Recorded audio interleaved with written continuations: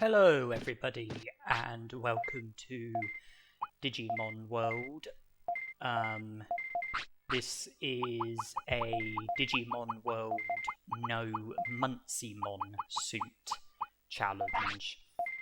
A challenge where I'm only allowed to have one lifespan. In that lifespan, I have to reach 100 prosperity points, which means that I have to recruit every Digimon. And in order to be able to reach 100 prosperity points, you have to Digivolve from Numemon to Monzaemon, because there's a robot Digimon in Toy Town who, if you speak to while you have Monzaemon as your Digimon, he unlocks a door which leads towards WaruMonzaemon, and by defeating WaruMonzaemon in battle, you are able to recruit Monzaemon as a Digimon. The area where you battle WaruMonzaemon is also one of the areas that Nanimon spawns at. So it's also a requirement for recruiting Nanimon, part of the requirement. And in total, that accounts for 4 prosperity points, 3 for Monzaemon, 1 for Nanimon. Therefore, if you're aiming for 100 prosperity points, you have to have Monzaemon as your Digimon at some point, so that you are able to recruit Monzaemon and also Nanimon. And the easiest way to have Monzaemon as your Digimon is to go to Toy Town with Numemon, go to the Monzaemon Suit, and Numemon will then Digivolve to Monzaemon. You will get a big stat boost, your lifespan will be increased. It will be as if you've Digivolved to an ultimate naturally, but it's a very easy way of getting Monzaemon. In this challenge, I do have to get 100 prosperity points, which means having to Digivolve from Numemon to Monzaemon. But in this challenge, I'm not allowed to use the Monzaemon Suit. Therefore, I have to Digivolve from Numemon to Monzaemon naturally. I'm only allowed one lifespan, like I said. I've started the game with Agumon. I have to Digivolve from Agumon to Numemon, and I have to naturally Digivolve from Numemon to Monzaemon. I'm not allowed to use the Monzaemon Suit in Toy Town, and that's where the challenge is coming from. The challenge of having to Digivolve to Monzaemon naturally, instead of getting him the easy way by using the suit in Toy Town. Now I've got my brains and speed up to 100, and I'm mindful of Coelamon at the Cola Point. In order to encounter Coelamon and have him take you to the tropical jungle, I believe you have to go to the Cola Point between 3 PM and 7 PM. I think it's currently 4 PM. So that will be enough training for the moment. Obviously I trained to make my stats better, but I also did it to pass time, and I'm now going to be focused on going to the Cola Point and go into the tropical jungle, and before that I need to obviously battle and recruit the Agumon down here in the native forest. But with 100 brains, I have the attack command. With 100 speed and Spitfire as my technique, I should have a decent attack speed. My attack frequency should be pretty good. Here we go.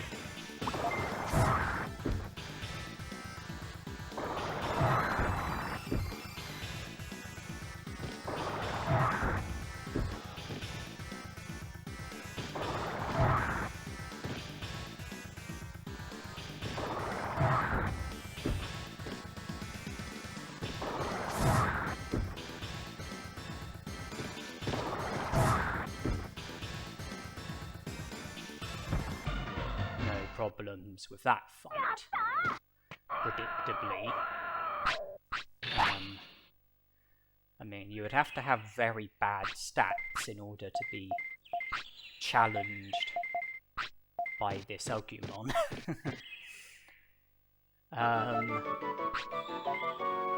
So yes, that's enough training for the time being. The focus is on having Coelamon take me to the tropical jungle.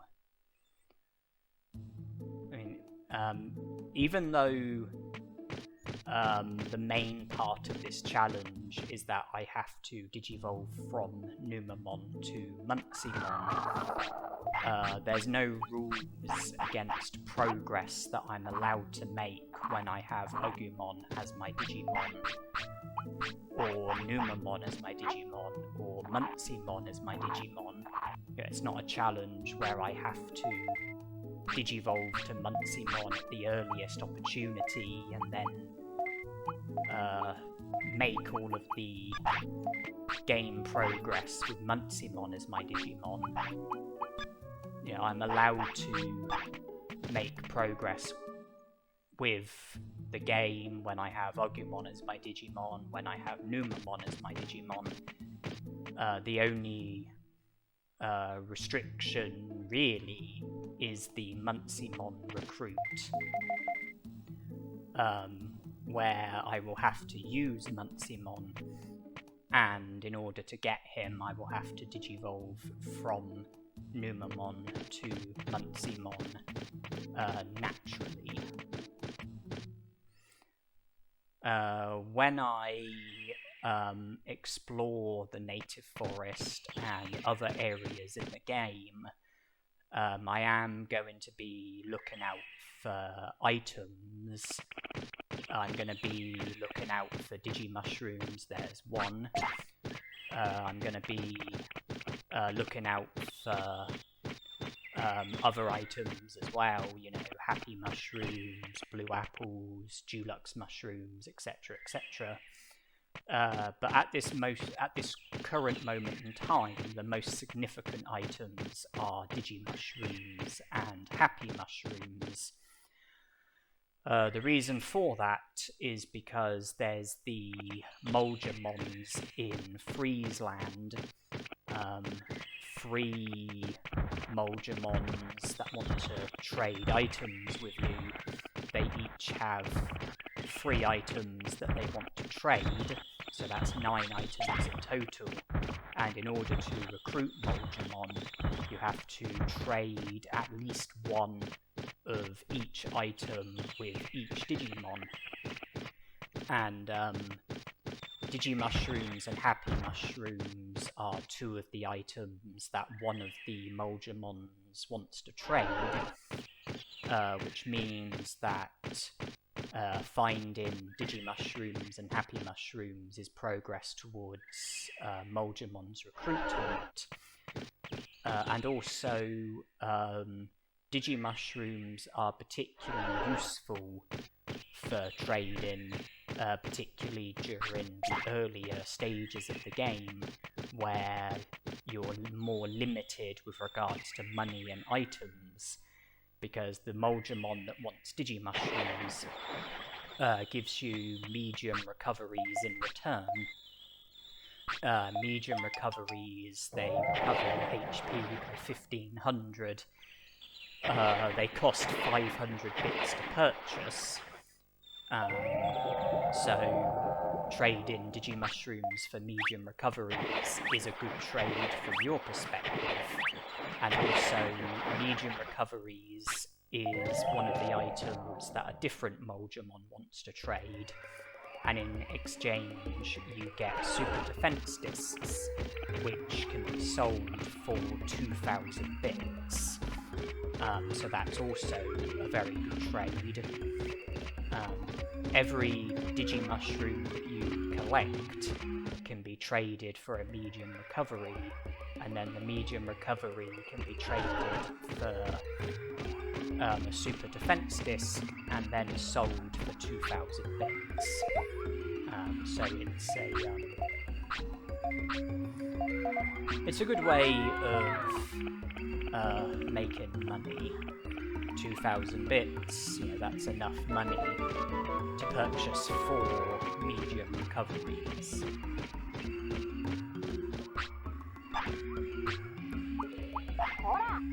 And instead of letting Agumon sleep, I would like to keep him awake against his will, because that way time will go by less quickly, and that means that I will have more time to make progress with Agumon as my Digimon. I'll comment more on that in a minute, but I just want to focus on the Middle Forest, because I don't currently have a Happy Mushroom, and as well as recruiting Centarumon, I would like to obtain a Happy Mushroom from the Middle Forest, which can be done.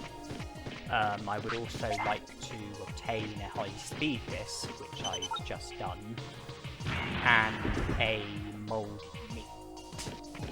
And I don't want to successfully recruit Centarumon until I have all 3 of those items, so I'm going to intentionally go to the wrong exit until I have a moldy meat, Happy Mushroom, and high speed disc. I have a high speed disc already, but I need to continue for a moldy meat and Happy Mushroom.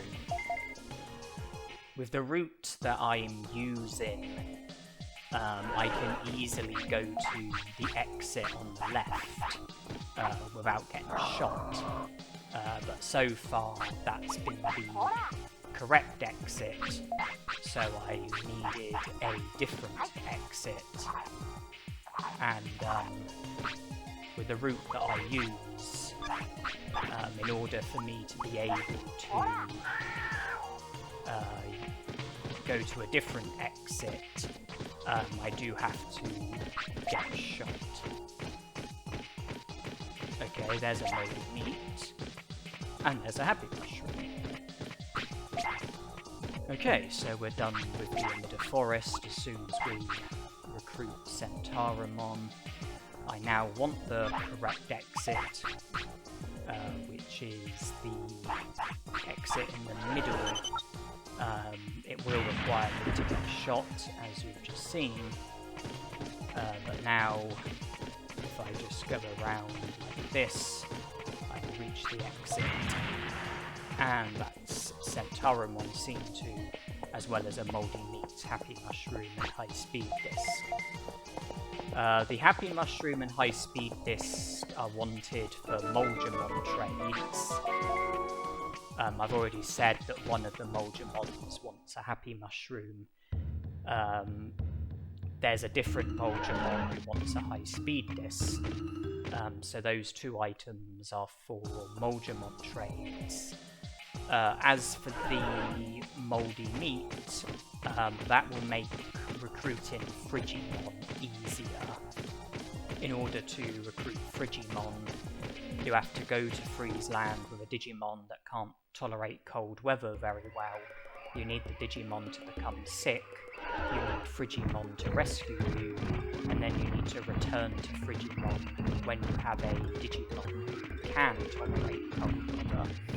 And the easiest way to get sick is to feed your Digimon a mouldy meat. There's a 100% certainty that feeding a mouldy meat to your Digimon will result in your Digimon becoming sick. Agumon is a Digimon who can't tolerate cold weather very well, so by going to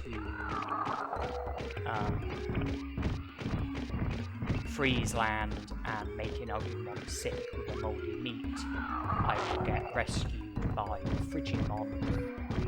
That will be the first step of Frigimon's recruitment scene 2. And then by returning with either Numemon or Monzaemon,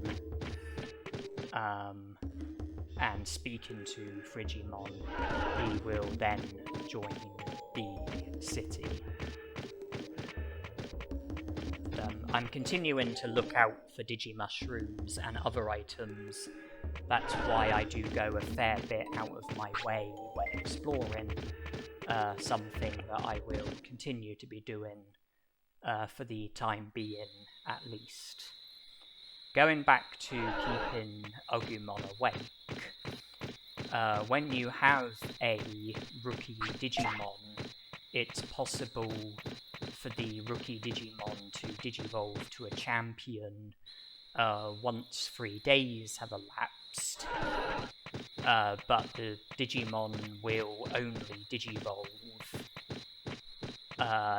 if you are fulfilling enough of the requirements in order for the Digimon to Digivolve to a natural champion.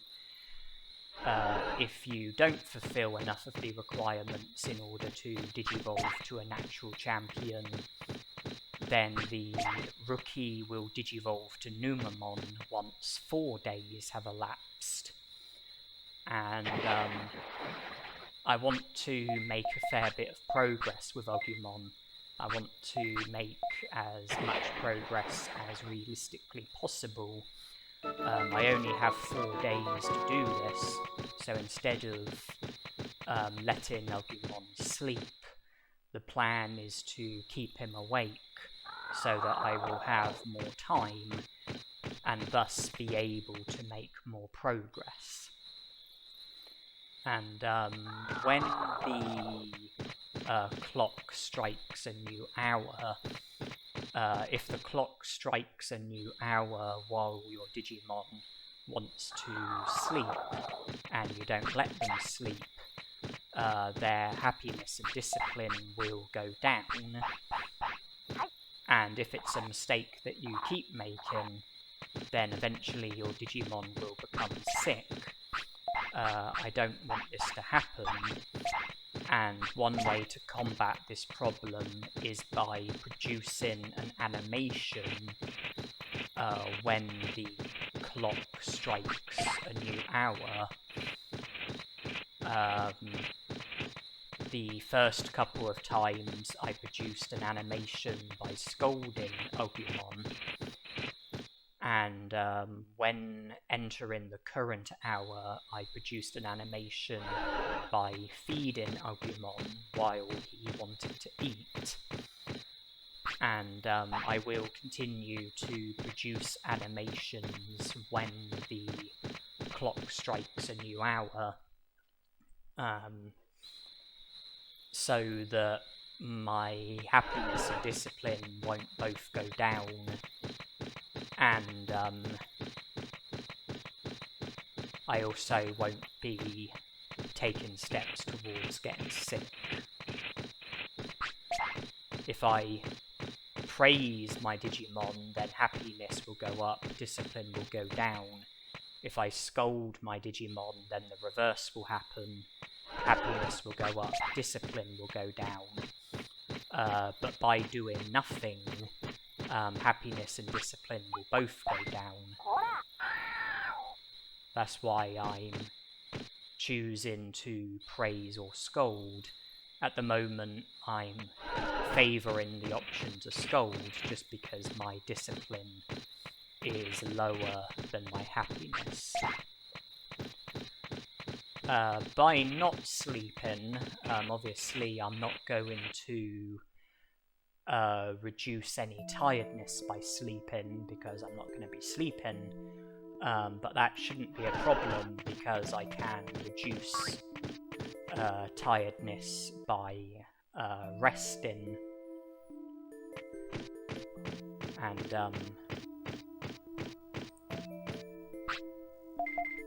you can rest in Digimon's house. There's the chair that you can rest at, but resting at the clinic is more effective.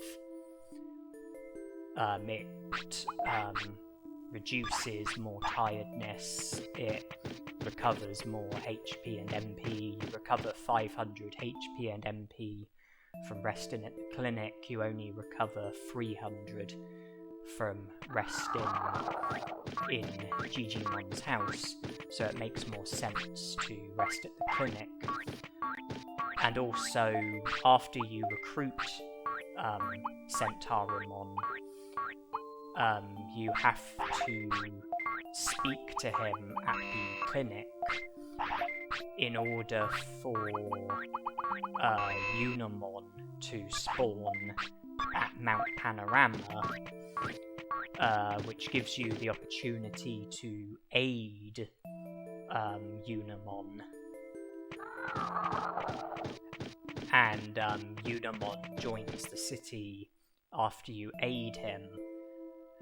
So recruiting Centarumon and speaking to him at the clinic is also progress towards Unimon's recruitment.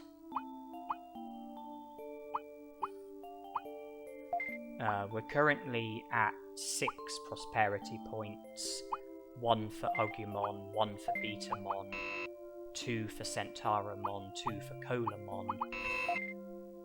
Betamon and Betamon and Coelamon have opened the basic item shop, where I can sell unwanted items and make money from it. And the variety of items that you can purchase is not great, but I can at least sell unwanted items. And there are basic items that I can buy, such as small recoveries, medium recoveries, MP floppies, meat, autopilots. Yeah, the items that Tokamon gave me, some of them I've held on to, but some of them, the value that I can sell them for, in my mind, outweighs the usefulness that they have to offer.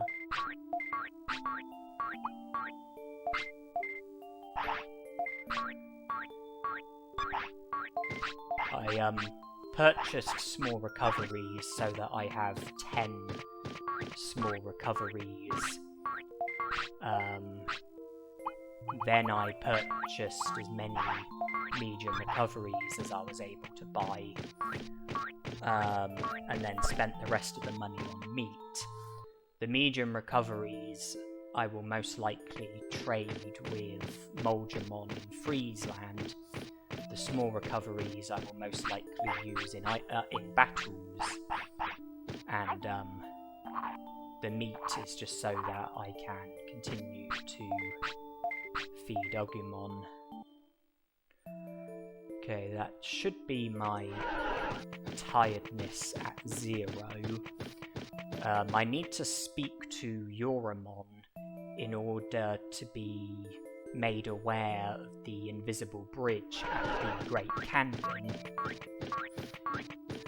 in order for WaruMon to mention about the invisible bridge, you need to have a minimum of 6 prosperity points, which I do, but WaruMon is not available right now.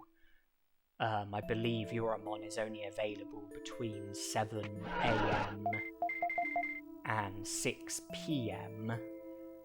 I think it's currently 3 AM. We're only 1 hour away until Agumon no longer wants to sleep. 4 AM is the hour that he would normally wake up at, which is only the next hour. I passed some time by resting, and now I'm gonna be passing the time by training. And I'm not just doing it to pass the time, I'm also doing it to improve my stats. And I'm not going to feed Agumon because I would like to have the care mistake of not feeding him. Something that I did the first 2 times that he wanted to eat. And I'm gonna do it this time as well. But then after that, I will no longer have a need to not feed him because my number of care mistakes will be where I want it to be. And the purpose of the care mistakes is to do with the fact that I'm aiming to Digivolve to Numemon. There are 4 things that influence Digivolutions: stats, weight, care mistakes, and bonus condition. And in order to be able to Digivolve to a natural Digimon, you have to fulfill a minimum of 3 of the requirements. I'm aiming to not Digivolve to any of Agumon's natural champions, which means that I can't fulfill 3 of the requirements for any of his Digimon. Well, any of his natural champions. I can't fulfill any more than 2 of the requirements. I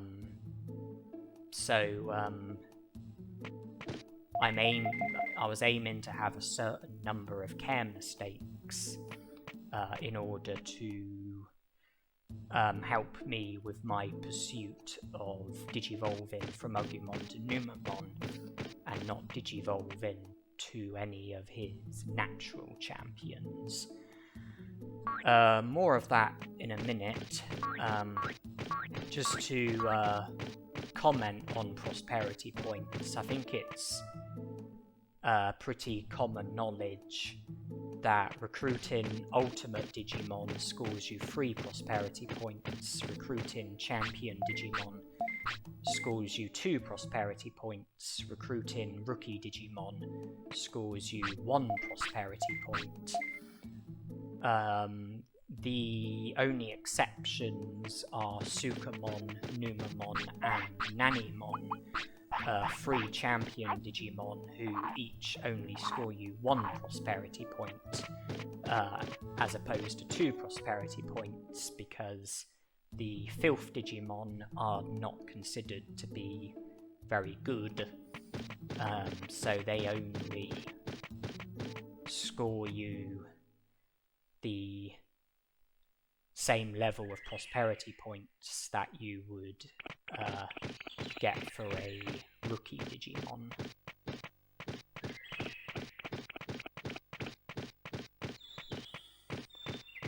Anyway, I trained, then I rested, and I'm now focused on going to the drill tunnel and defeating Drimogemon, which will set up the opportunity for me to speak to a different Drimogemon and make progress towards the lava cave. I'm also interested in defeating Palmon and Kunemon, because I would like to recruit them. I would like to get the item chips that they drop. I would like to get the money that you get from defeating them. But before Palmon and Kunemon, my focus is on Drimogemon.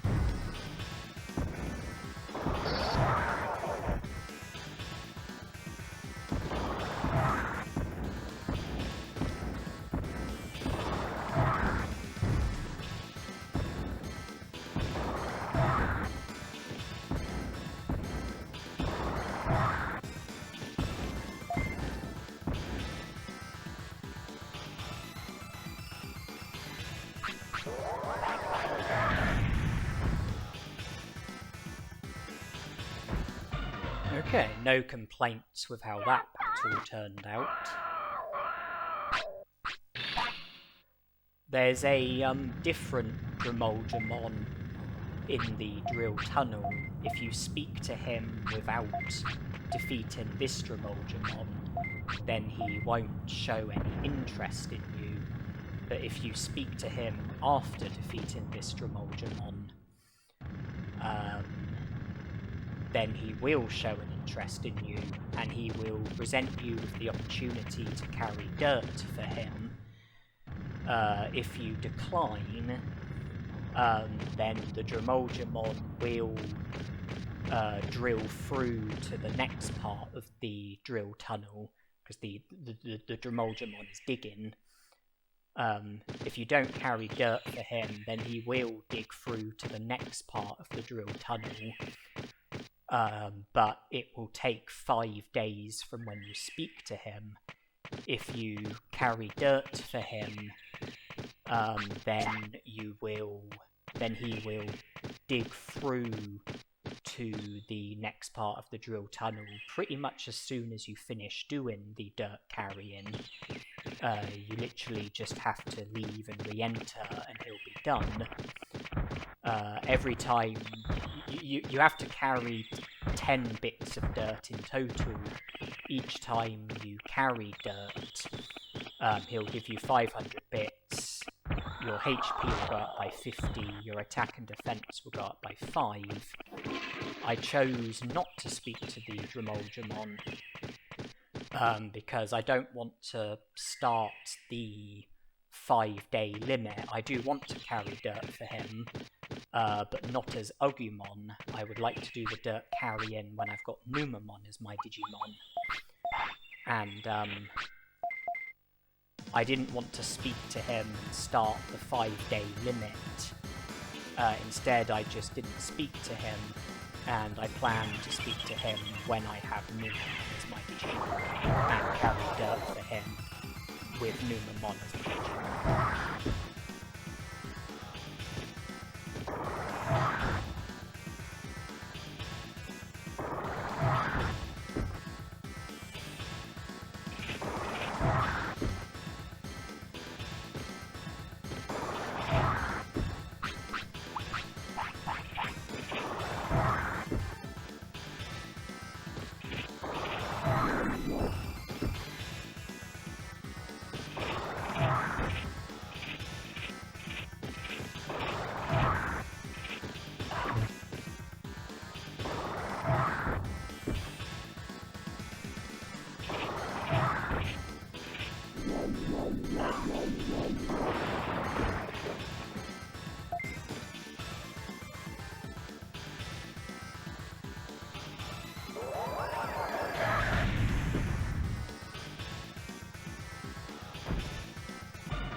I don't want to speak too soon, but I do feel like battles are going well so far.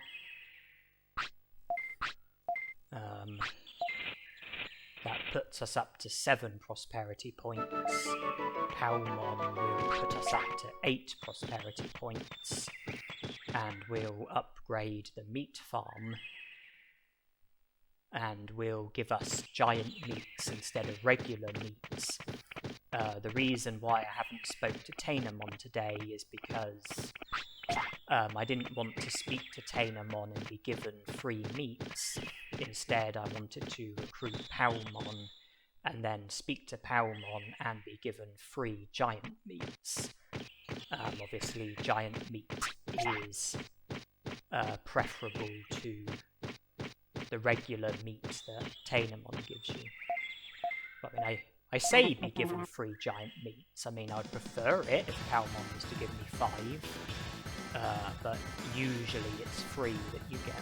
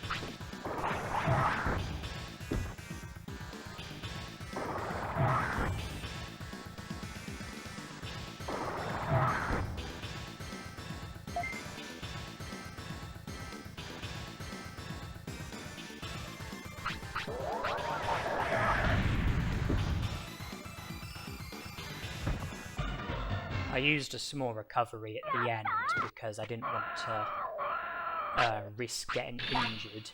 If you finish a battle with low HP, then that increases the risk of your Digimon getting injured from the battle. Also, finishing a battle with higher tiredness also increases the risk of you getting injured from the battle. My HP was about half, I think. I mean, I suspect I probably wouldn't have gotten injured. You know, HP was about half. Tiredness probably isn't that high. But I just, you know, played on the right side of safety. And at least my HP is now pretty much full. Well, there's no pretty much about it, it is full. And I'm thinking ahead. I plan to go to the Great Canyon, Great Canyon entrance, should I say, use the invisible bridge, go to the Great Canyon, explore further from there, Misty Trees, Gecko Swamp, Gear Savannah, Trash Mountain, Mount Panorama, and I plan to battle and defeat the Otamamon while I'm there. When I have, well, the Otamamon at the Gecko Swamp, I plan to battle him when I'm there, when I have Agumon as my Digimon. So obviously I want my HP and MP to be as full as possible for the battle, because defeating him results in you having access to the Volume Villa, where Shogun Gekomon informs you of Cherrymon, which makes it easier to encounter Cherrymon, and he will clear the fog in the misty trees, and he will also step aside, giving you access to Toy Town,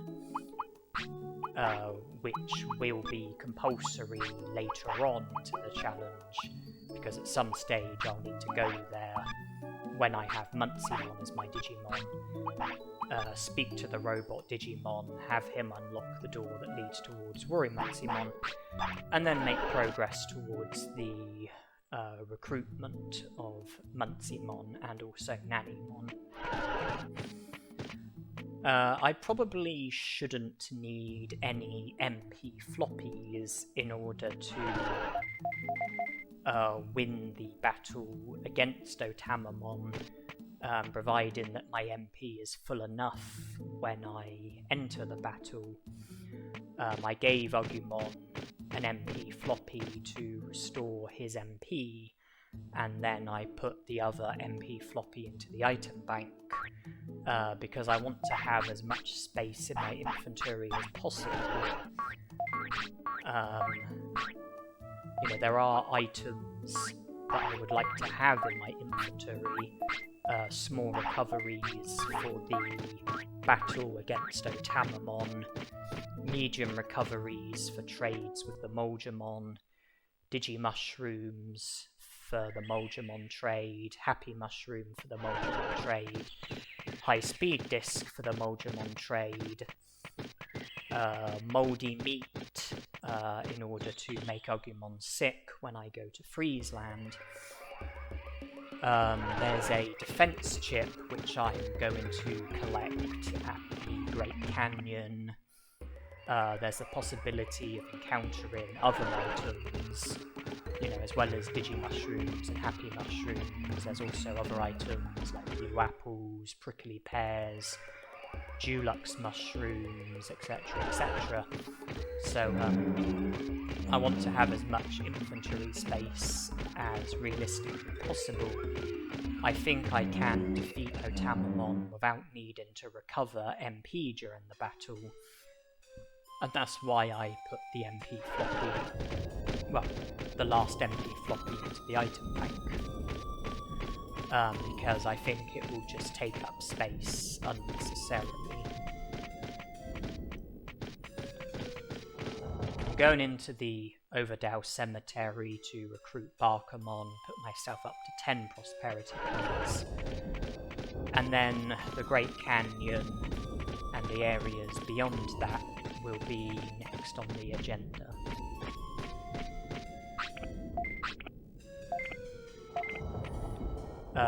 Recruiting Palmon upgrades the meat farm. Palmon's recruitment is also progress towards Vegimon's recruitment, because when you recruit Palmon, Tinmon steps aside from the meat farm and is located elsewhere. And if you speak to Tinmon when you have a minimum of 9 prosperity points, she mentions about a strange plant that's growing in the tropical jungle. And on day 15, a rain plant will be located next to Tinmon.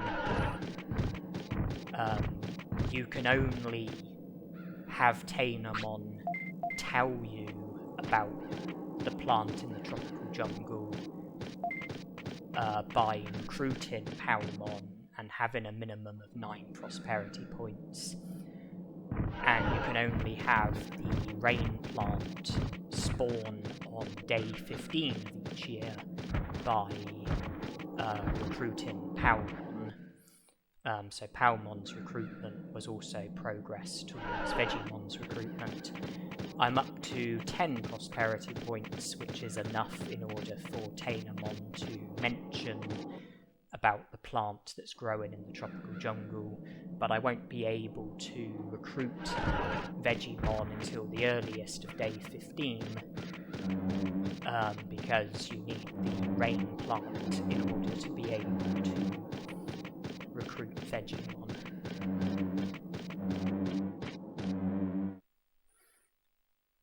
I'm sort of trying to spend Agumon's active hours training and then trying to do other things while he wants to sleep. You know, such as exploring areas, recruiting Digimon, making sure trying to produce an animation where each time the clock strikes a new hour.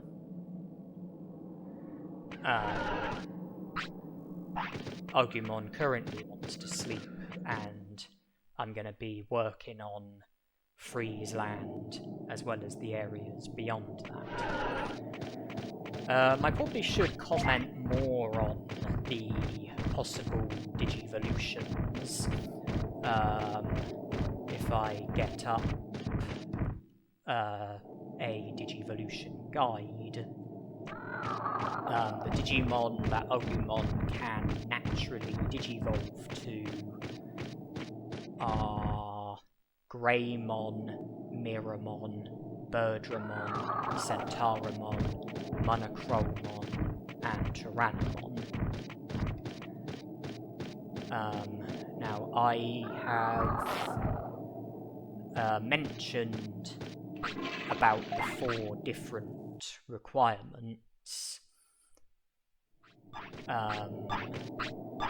Stats, pair mistakes, weight, and bonus condition. And the bonus condition can involve a number of different things. Bonus condition can be linked to happiness, discipline, battles, techniques, as well as the individual Digimon that you have. The bonus condition could be for your happiness to be at a certain amount, it could be for your discipline to be at a certain amount, it could be for the number of battles that you've had to be above a certain number or below a certain number. It could be for you to know a certain number of techniques, or it could be for your Digimon to be a specific Digimon. And Digimon can have more than one bonus condition. You know, they could have like 2 or 3 bonus conditions. The bonus condition could be for happiness to be a certain amount. It could be for discipline to be a certain amount. It could be for you to have had a certain number of battles. But in order to fulfill the bonus condition, you don't have to fulfill all of the bonus conditions. You only have to fulfill one element of the bonus condition. So if the bonus condition is linked to happiness, discipline, and battles, you don't have to fulfill, you know, the happiness element, the discipline element, the battles element. You only need to fulfill one of the elements. So in that instance, either happiness or discipline or battles. And the bonus condition is only one of the requirements, it only counts as one. So it doesn't matter if you fulfill one of the elements for the bonus condition, or 2 of the elements, or 3 of the elements, it only counts as one. Which means that in order to Digivolve to a natural Digimon, you will have to fulfill a minimum. If you were to fulfill the bonus condition, then you would have to fulfill a minimum of 2 of the other requirements in order to be able to Digivolve to a natural Digimon. There are 4 things that influence Digivolutions. You have to fulfill a minimum of 3 of them, and it doesn't matter which 3 it is. You know, you can foul to fulfill one of the requirements. You know, you can foul at stats and succeed at the others. You can foul at weight and succeed at the others. You can foul at care mistakes and succeed at the others. You can foul at the bonus condition and succeed with the others. You know, as long as you fulfill 3 of the 4 requirements, then a natural Digivolution will be possible. And your Digimon will be able to Digivolve. Your rookie Digimon will... Okay, this is not going very well. This is not looking very good. I'm 5 points down, I need to win. Which means I need to make the difference of 6 points. And I'm not going to do it by doing that. Okay, I fouled at Penguinmon's recruit, but it's not the end of the world. If I come back with a fish, I will be able to challenge him again. And hopefully win against him. And therefore recruit him. As I was saying, you need to have a rookie Digimon for a minimum of 3 days in order for it to be able to Digivolve to a natural champion. You have to fulfill a minimum of 3 of the requirements in order for the rookie Digimon to Digivolve to a natural champion. There's no point fulfilling 3 of the requirements before you've had the rookie Digimon for 3 days, because it won't Digivolve if 3 days haven't elapsed. Yeah, you need to be fulfilling 3 of the requirements once a minimum of 3 days has elapsed. If you're not fulfilling 3 of the requirements for any of the natural champion Digivolutions, once 3 days have elapsed, then the rookie won't Digivolve.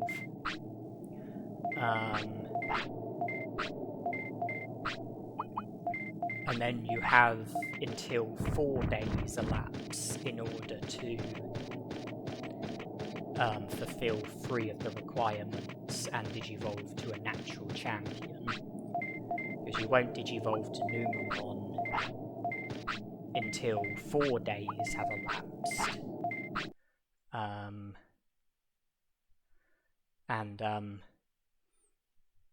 You know, if 3 days go by and you haven't fulfilled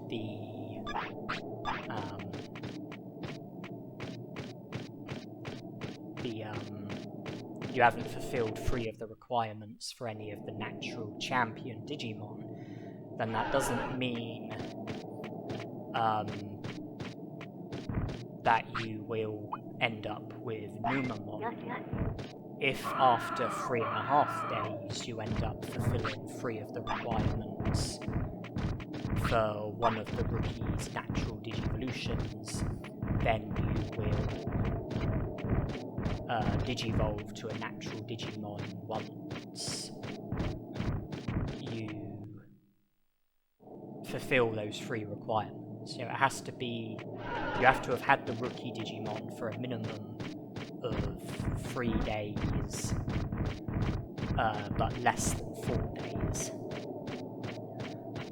And the Digivolution counter isn't 100% accurate or reliable, because when you let your Digimon sleep, the number of hours that the Digivolution counter goes up by is fixed, and it's not always consistent with how many hours you actually sleep for. When a baby Digimon sleeps, I believe that the Digivolution counter goes up by 1 hour, and I believe it's certain that a baby Digimon will only sleep for 1 hour, meaning that there won't be any inaccuracies there. When an in-training Digimon sleeps, the Digivolution counter goes up by 3 hours. Okay, good. Agumon finally wants to eat, so I can finally give him the mold meat and get rescued by Frigimon. When an in-training Digimon sleeps, I believe that the Digivolution counter goes up by 3 hours. But it is possible for an in-training Digimon to sleep for as little as 1 hour, or as many as 4 hours, depending on when you put the in-training Digimon to sleep. With Rookie Digimon, I think the Digivolution counter goes up by 8 hours when you let your Digimon sleep. And with Champion Digimon, I think it goes up by 9 hours. But the number of hours that you sleep for might not be consistent with this. So the Digivolution counter might not be 100% accurate or reliable.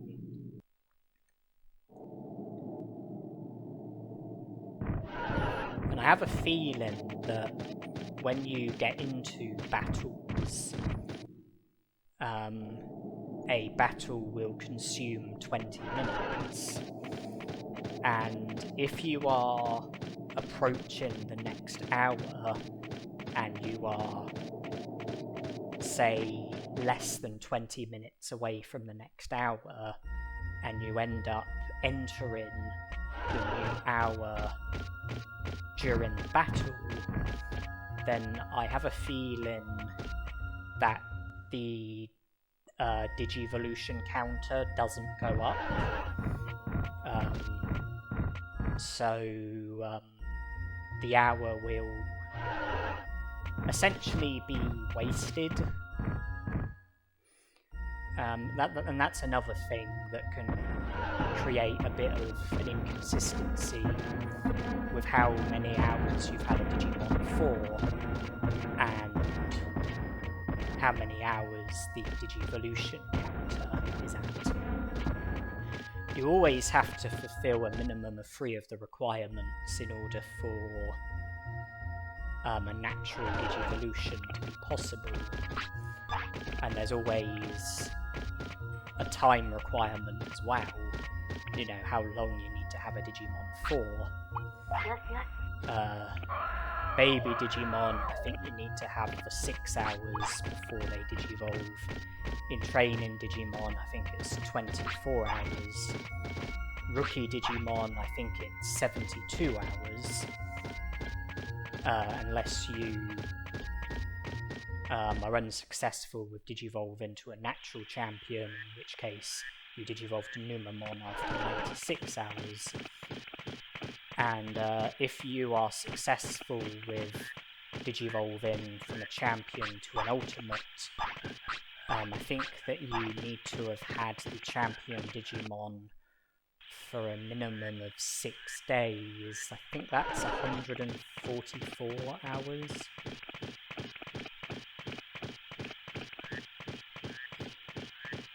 But going back to the Digivolution guide, I mentioned that Agumon can Digivolve to Greymon, Mirrormon, Birdramon, Centarumon, Monzaemon and Tyrannomon.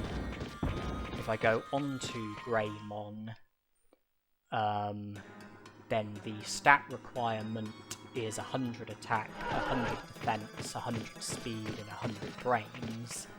And unlike the bonus condition where you only have to fulfill one of the elements in order for it to count, with the stat requirement you have to fulfill all of the elements in order for it to count. So, in order to fulfill the stat requirement for Greymon, you would need attack, defense, speed, and brains to all be at a minimum of 100.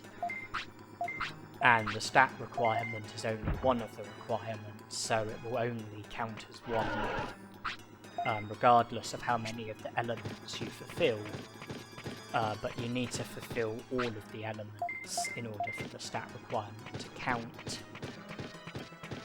The care mistake requirement for Greymon is a maximum of 1.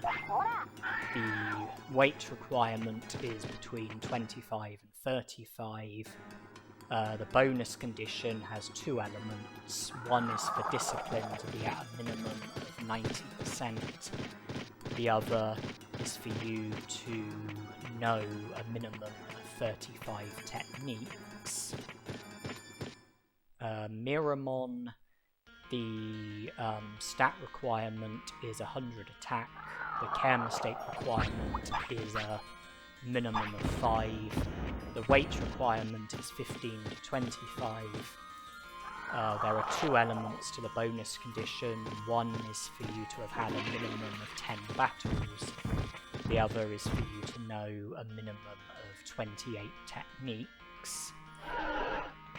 Moving on to Birdramon, the stat requirement is 100 speed. The care mistake requirement is a minimum of 3. The weight requirement is between 15 and 25, and there are 2 elements to the bonus condition. One is for you to know a minimum of 35 techniques. The other is for your rookie Digimon to be Biyomon. Centarumon, the stat requirement is 100 brains. The care mistake requirement is a maximum of 3. The weight requirement is between 25 and 35. There are 2 elements to the bonus condition. One of them is for discipline to be at a minimum of 60%. The other is for you to know a minimum of 28 techniques. Bringing our attention onto Monzaemon. The stat requirement is 1000 HP, 100 defense, and 100 brains. The care mistake requirement is a maximum of 3. The weight requirement is 35 to 45. There's 2 elements to the bonus condition. One of them is for you to have had a maximum of 5 battles, or to know a minimum of 35 techniques. And then lastly, Tyrannomon. The stat requirement is 1000 HP and 100 defense. The care mistake requirement is a maximum of 5. Weight requirement is 25 to 35. And there's 2 elements to the bonus condition.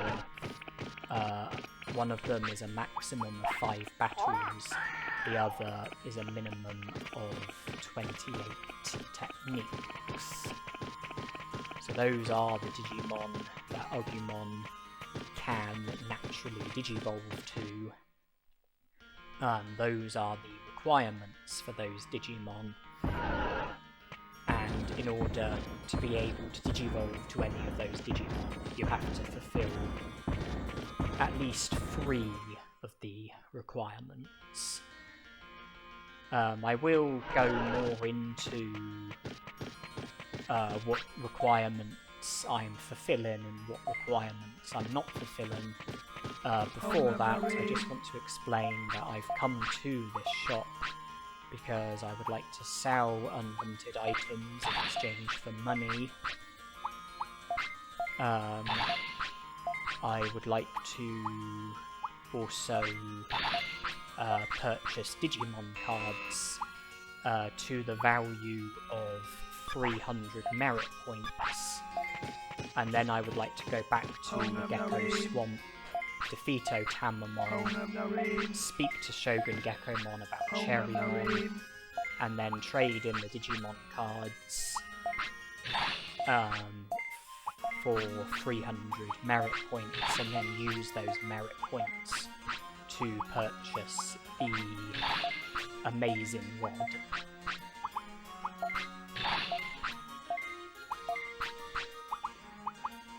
I'm not interested in Penguinmon. I was interested in the others. Now I'm just buying packs of 3 until I get the value of 300 merit points. Okay, so 100, 130, 160, 190, 220, 230, 240, 250, 260, 270, 280, 285, 295, 310, 315, 325, 330.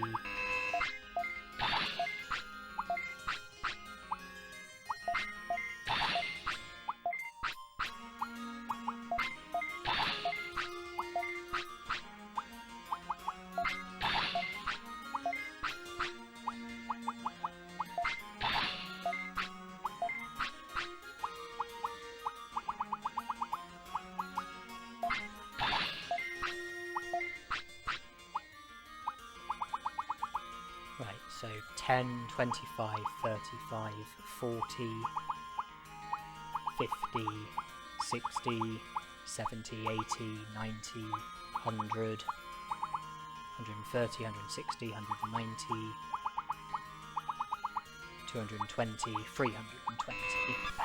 I wasn't interested in the Digimon cards that are only worth 1 point. I sold them, and then with my other Digimon cards I had the value of 330 merit points. I decided to sell 2 of the cards that are worth 5 points, so that I now have the value of 320 merit points. I can use the 300 merit points to purchase the amazing rod, and then the 20 merit points left over to purchase a super recovery, and then I can sell the super recovery for 1250 bits. That to me was more appealing than selling 4 more of the Digimon cards that are only worth 5 points. Okay, now I'm backtracking to the Gecko Swamp in pursuit of Otamamon. I want to defeat Otamamon, I want to speak to Shogun Gekomon, I want to get the amazing rod, then I want to come back to the Gear Savannah and travel through Mount Panorama. Bakemon made it 10 prosperity points. I screwed up with Penguinmon's recruit, but Sukamon made it 11, Biyomon made it 12, Elecmon will make it 13, Unimon will make it 15, so that'll be 15 prosperity points once I return to the city. Oh, spiny green.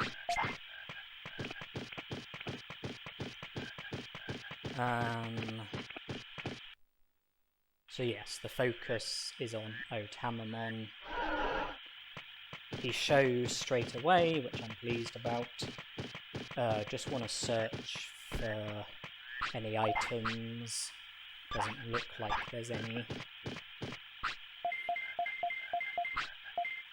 So we proceed with the battle.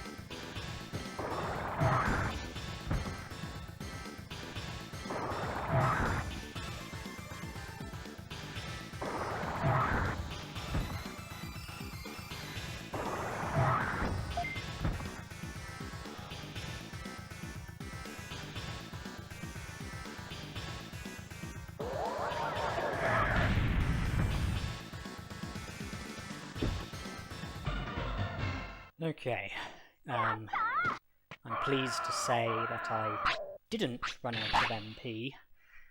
If I did, then I would have had a bit of a problem. But that wasn't the way of things. I mean, had he interrupted my finish, then maybe things might have been different.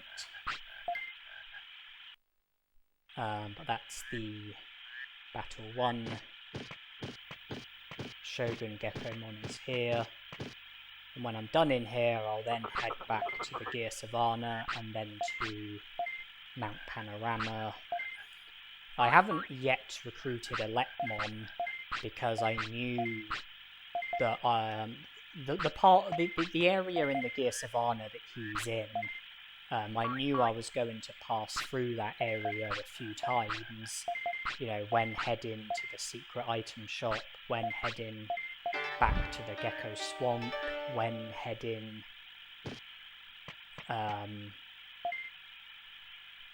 back through the Gear Savannah, when heading for Mount Panorama.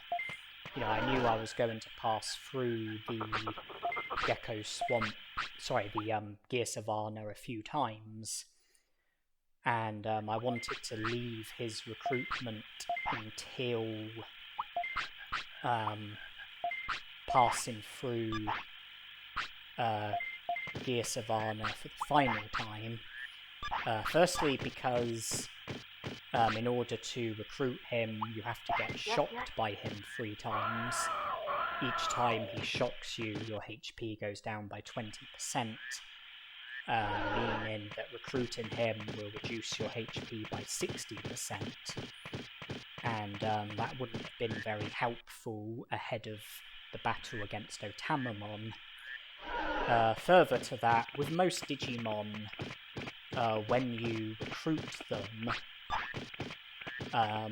the area that they are in, you then end up with random Digimon that roam around in that area. Elecmon was no exception to this. If I had recruited Elecmon at an earlier opportunity, then there would be random Digimon roaming around who would get in the way a bit. I'm not great at avoiding Digimon, but until Elecmon gets recruited, there's not going to be any random Digimon roaming around in the area that Elecmon is in. So by waiting until the last opportunity to recruit Elecmon, I don't need to have any concerns about avoiding random Digimon in the area that Elecmon spawns in. But I am now going to be recruiting him because I'm done with the Gear Savannah. I'm going to be heading to Mount Panorama, and then from Mount Panorama back to the native forest, and then back to the city. When I was done purchasing Digimon cards, I purchased medium recoveries, but I only purchased 98 instead of 99.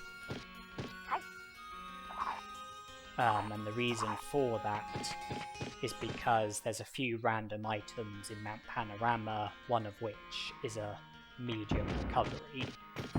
If I had 99 medium recoveries, then I wouldn't be able to obtain the medium recovery in Mount Panorama, but by having 98 I will be able to obtain the medium recovery in Mount Panorama, and it will put me up to 99. I chose to give Agumon a small recovery. That's mostly in case I accidentally get into an unlimited battle. By recovering my HP, I should be able to run away from the battle without getting defeated. Unless I wish to see the battle through, and I'll be entering the battle with a fuller amount of HP, which will be safer. I still have small recoveries left over, which is good because I will be able to aid Unimon with one of the small recoveries. I believe that you have to give Unimon either an item that recovers HP, or a bandage, or a medicine. I've got small recoveries. I can just give one of them to him, and that will be the job done. You can probably tell that I am still continuing to look out for Digimushrooms as well as other items. The reason for that is because I'm not done with doing trades in Friesland with the Monzaemons. So Digimushrooms still have value. That's why I'm looking out for Digimushrooms. And I'm looking out for other items as well. Things like Happy Mushrooms, Blue Apples, Dulux Mushrooms, etc. Because even though I don't plan on trading any more Happy Mushrooms with Monzaemon, and even though things like Blue Apples and Dulux Mushrooms and things like that can't be traded, they do still have value.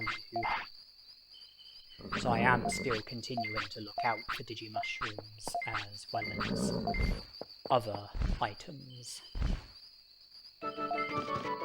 So I went over the Digivolution requirements. I can only fulfill a maximum of 2 of the requirements for each of Agumon's natural champion Digivolutions. To comment on care mistakes, there are 3 things that constitute a care mistake. One of them is your Digimon messing on the floor. One of them is failure to feed your Digimon. When your Digimon first signals the food bubble, you have an hour and a half to feed your Digimon.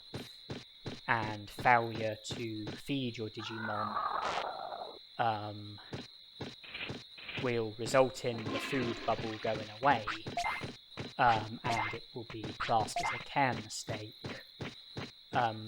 The other care mistake is when your Digimon wants to sleep. I believe that you have to let your Digimon sleep on the first hour in which it presents you with the sleep bubble. If you are unsuccessful with this, then it will count as a care mistake. But I have a feeling that it only registers as a care mistake when you wake up, which means that if I'm right about that, then if you don't let your Digimon sleep at all, then it won't count as a care mistake. Because I think the care mistake only registers when you wake up, but if you don't let your Digimon sleep at all, then your Digimon won't wake up. So I think that not sleeping at all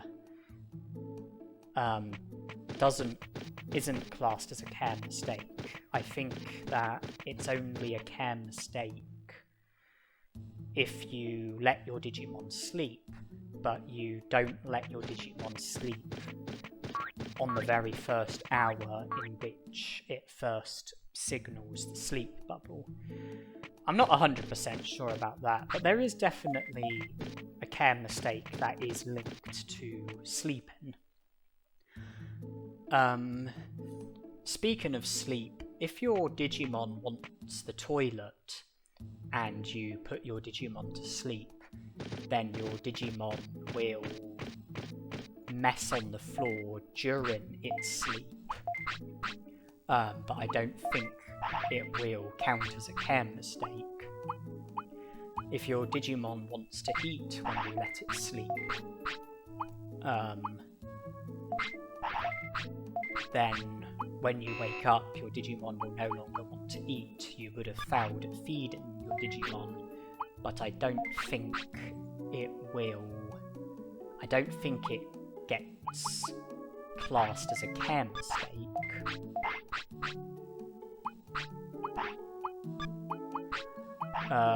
If you rest when your Digimon wants to eat, and the food bubble goes away as a result of you resting, I don't actually know how that affects care mistakes. I don't know if it's classed as a care mistake or not. What I do know is that if your Digimon wants to eat and you train, and while training you pass the last opportunity to feed your Digimon, so in other words, after training, if the food bubble, goes away during the training, if you pass the 90-minute stage during training, then your Digimon will no longer want to eat, and the care mistake will count as double. It will count as 2. The first 2 times Agumon wanted to eat, I didn't feed him, and I passed the last opportunity to feed him while training.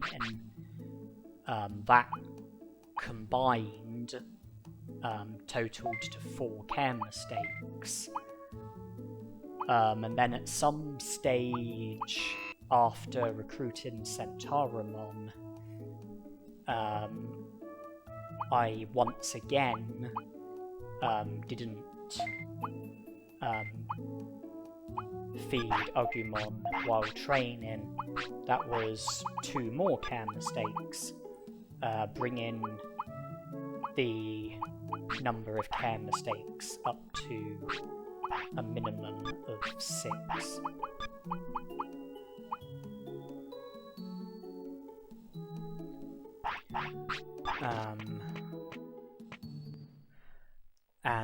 I did that intentionally. I wanted to have a minimum of 6 care mistakes because by having more than 5 care mistakes, I would be failing at all of the care mistake requirements, apart from the care mistake requirement for Numemon and Birdramon.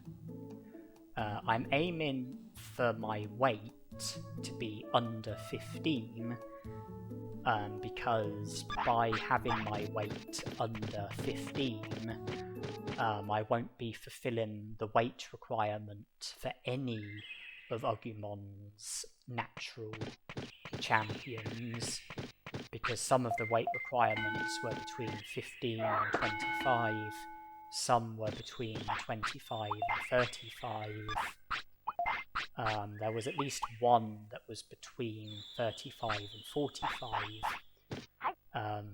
So in order to not fulfill the weight requirement for any of Agumon's natural champions, you need your weight to either be above 45 or below 15. I'm choosing to go about it by having my weight under 15. That way I won't be fulfilling the weight requirement for any of Agumon's natural Digivolutions, and that means that for all of Agumon's natural Digivolutions, I will only need to foul at one of the other requirements for each Digimon in order to not fulfill enough of the requirements in order to be able to Digivolve to that Digimon. because failing weight will mean that there's only 3 other requirements, and failing at just one of those will mean that you'll only be fulfilling a maximum of 2 of the requirements for the Digimon,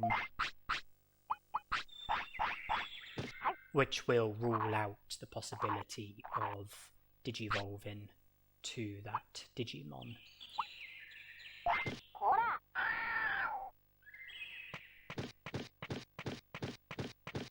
Oh, I'm sweating. Okay, need to rest. Overdid it at the gym a bit. And, by, having a minimum of 6 care mistakes, I'm failing at the care mistake requirement for every Digimon apart from Numemon and Birdramon, which means that for all of those Digimon, Centarumon, Tyrannomon, Monochromon, and Greymon, I'm only going to be fulfilling a maximum of 2 of the requirements, which completely rules them out, because I won't be fulfilling the weight requirement or the care mistake requirement for any of those Digimon. I will be fulfilling the care mistake requirement for Numemon and Birdramon, but not the weight requirement, and then that leaves the stat requirement and the bonus condition, and I have to not succeed at both of those in order to keep the number of fulfilled requirements under 3. The stat requirement for Numemon is 100 attack. I am fulfilling that. The stat requirement for Birdramon is 100 speed. I am fulfilling that. So I am fulfilling the stat requirement and care mistake requirement for both Numemon and Birdramon, not fulfilling the weight requirement for either of them. Then that leaves the bonus condition. I have to foul at the bonus condition for both Numemon and Birdramon. If I go back onto the stat requirements, bonus condition for Birdramon, there's 2 elements. One of them is to have a minimum of 35 techniques, which I definitely won't fulfill. The other is to have Biyomon as your Digimon, which I definitely won't fulfill, so that eliminates Birdramon as a risk. As for Numemon, 2 elements to the bonus condition. One of them is to have a minimum of 28 techniques, which I definitely won't fulfill. The other is to have a minimum of 10 battles. That is a risk. So I need to ensure that the number of battles that I have with Agumon doesn't go any higher than 9.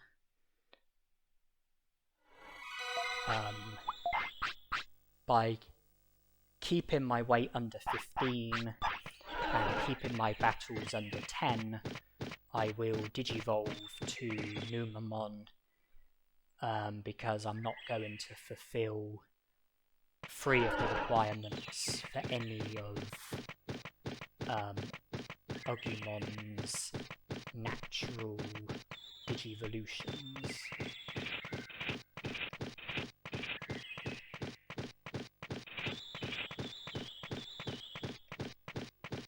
I'm also going on to the Digivolution requirement for Monzaemon, I won't go into details at the moment, but I'll just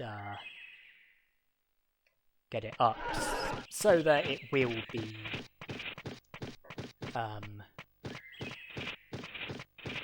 ready when I do want to go into details about it.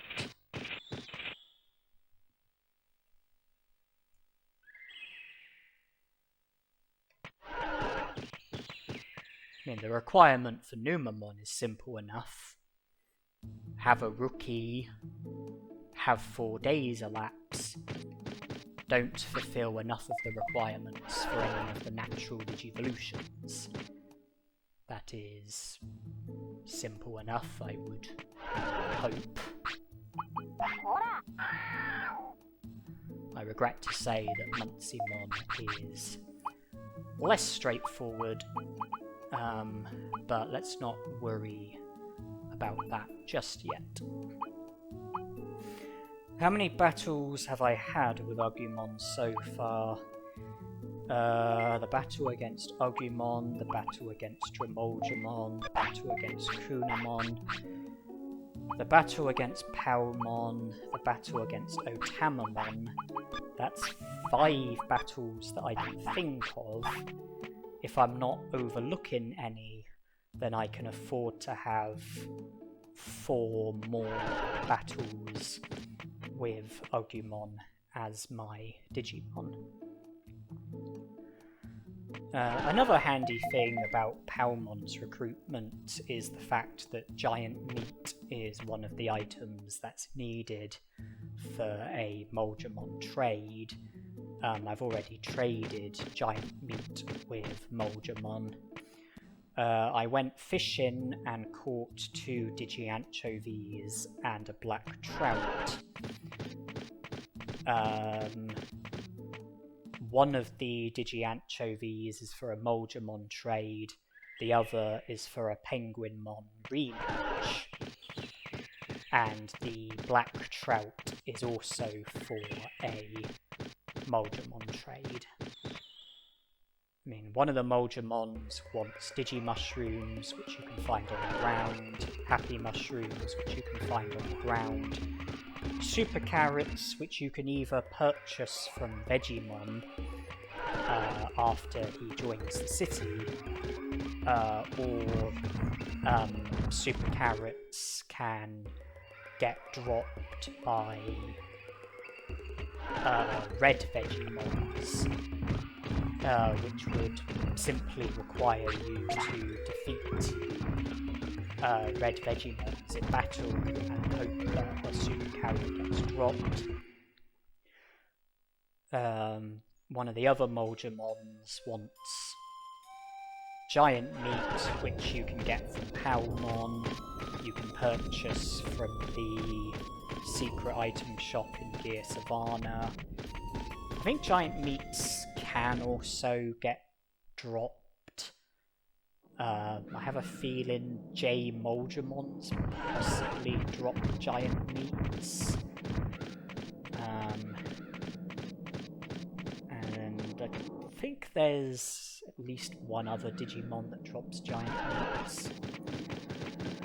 The Monzaemon also wants black trouts, which you can catch from the Dragon Eye Lake, or a high-speed disc, which I think you can buy from most item shops.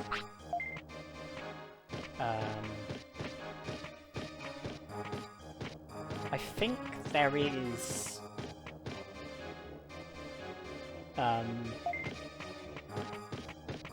at least one Digimon which does drop, or can drop high-speed discs in battles, though I'm not sure which one.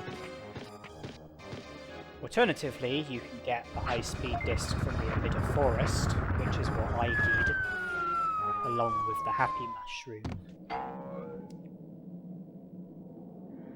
And then the final Monzaemon wants medium recoveries, which you can purchase from most item shops.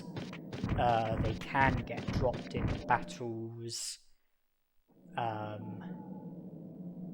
think by Mud Frigimons and Geckomons, and maybe other Digimon as well. You can also get medium recoveries by trading Digimushrooms in exchange for medium recoveries with the Monzaemon that wants Digimushrooms. The Monzaemon that I'm currently talking about also wants Digi-Anchovies, which you can catch from the Dragon Eye Lake, and then Omni Floppies. You can buy them from the item shop in the city, but you might need a certain number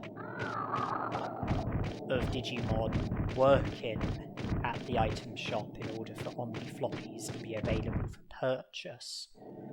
Or you might need a specific Digimon working at the item shop in order to be able to buy Omni Floppies from that Digimon. I don't know if Omni Floppies can get dropped in battles. I know that Omni Floppies can be found in a few of the computers in the game. Off the top of my head, one example is one of the computers in the Ice Sanctuary. Also, the Monzaemon that wants a Super Carrot, if you trade a Super Carrot with him, then he will give you an Omni Floppy in return. I've traded a Digimushroom and Happy Mushroom, but not a Super Carrot. I've traded a Giant Meat and a High Speed Disc, but not a Black Trout. I've traded a Medium Recovery, but not a Omni Floppy or a Digi-Anchovy. But a Super Carrot I will get from Vegemon once I recruit him. Omni Floppy I can get from trading the Super Carrot. Black Trout I have, it's just in the item bank. Digi-Anchovy I have, and I plan to trade it with the Monzaemon shortly, as well as all of the medium recoveries that I've got. And then I plan to go to the Monzaemon that wants Digimushrooms and trade all of my Digimushrooms for medium recoveries, then return to the city, sell all of the super defense discs which came from trading medium recoveries, sell the item that comes from trading a Digi-Anchovy. I think it's either a super attack disc or super speed disc. Purchase however many medium recoveries I need in order to bring my medium recoveries up to 99. Probably buy some other items as well.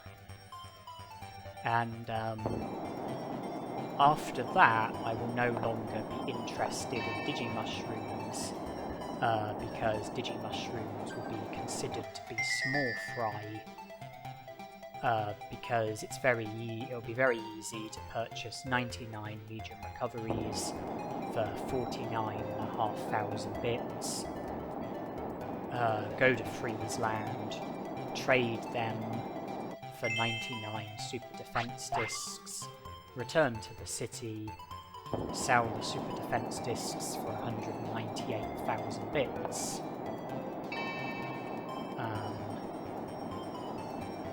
make a profit which is in the region of 150,000 bits. I think it's 148,500 to be exact. So by this stage, Digimushrooms are, well, will be small fry. You know, once I trade the Digimushrooms with the Monzaemon, I'll then no longer be interested in Digimushrooms.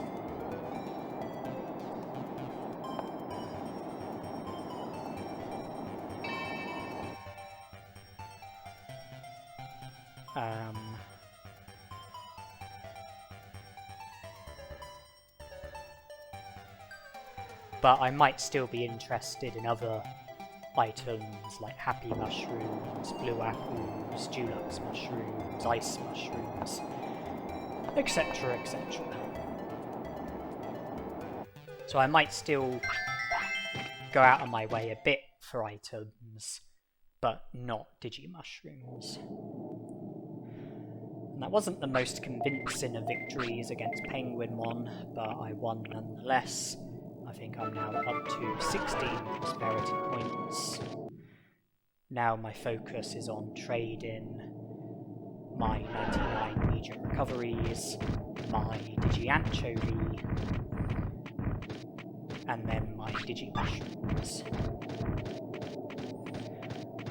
The reason why I'm not trading the Black Trout with the Monzaemon at the moment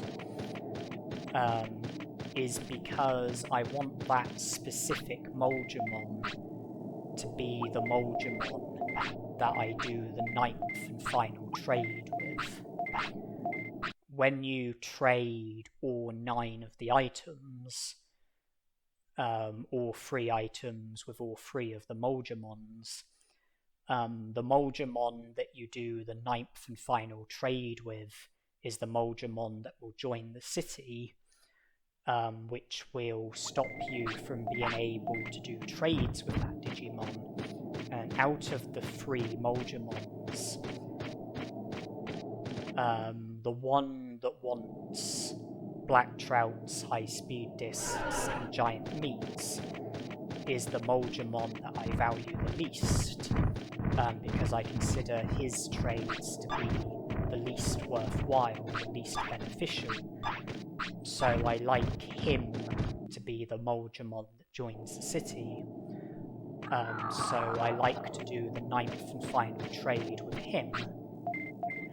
I've already traded 2 of the items with him, which means that if I was to currently trade the Black Trout, then I would be done with that Monzaemon, but not done with the 2 other Monzaemons, which means that one of those 2 Monzaemons would be the Digimon that would join the city, the Digimon who I would lose the ability to trade with. I don't want that, so I'm going to wait until I do all 3 of the trades with both of the other Monzaemons before trading a Black Trout with the Monzaemon who I want to be the Monzaemon who joins the city, the Monzaemon who I do the final trade with. The only 3 items left to trade is obviously the Black Trout, as well as a Super Carrot and an Omni Floppy.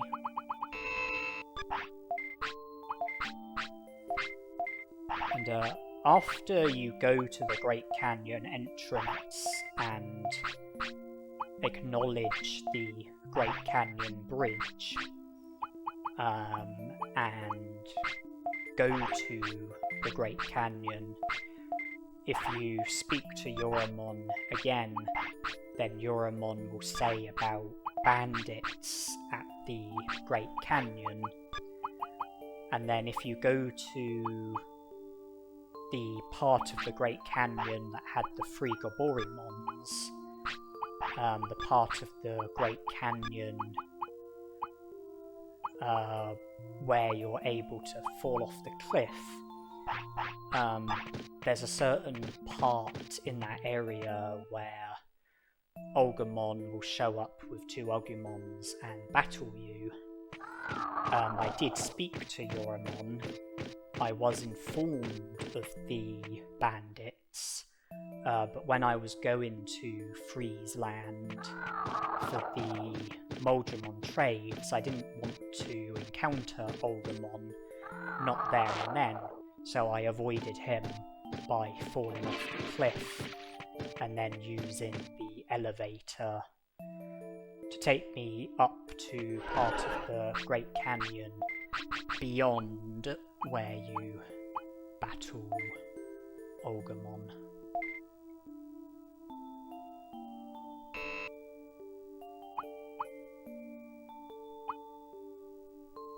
I mean, you don't have to fall off the cliff in order to have access to the lower part of the Great Canyon. I mean, initially, you won't be able to use the elevator in order to go down to the lower part of the Great Canyon. In order to be able to go down there, you either have to fall off the cliff like I did, and then by trying to use the elevator you can remove a rock from it, and then you will be able to use the elevator to go to the lower part of the Great Canyon in the future. But you don't have to fall off the cliff, because defeating Agumon at the Great Canyon results in you being able to use the elevator and go to the lower part of the Great Canyon, making it unnecessary for you to have to fall off the cliff. But I chose to fall off the cliff as a way of avoiding Agumon. Also, Angemon is a recruitable Digimon. Angemon gives you hints on the other Digimon's recruitments, and one of his hints, which I suspect is linked to Agumon. The hint only goes away if you fall off the cliff at the Great Canyon. If you don't fall off the cliff, then the hint will remain. Even if you have 100 prosperity points, the hint will still be there, and you will have to fall off the cliff in order for the hint to go away. And you know, I wanted to fall off the cliff so that it wouldn't feature in Angemon's hints when I recruit him. So it's day 4, which is my 3rd day of having Agumon, which means that today is the day in which he will be capable of digivolving to natural champion Digimon, and tomorrow is the day in which he will digivolve to Numemon.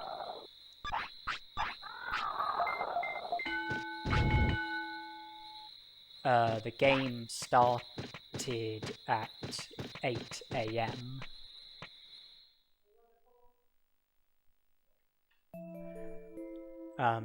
The game started at 8 AM. I haven't slept with... I haven't allowed Agumon to sleep, which means that there shouldn't be any inaccuracies with the Digivolution counter caused by sleeping. But if I've entered new hours while battling,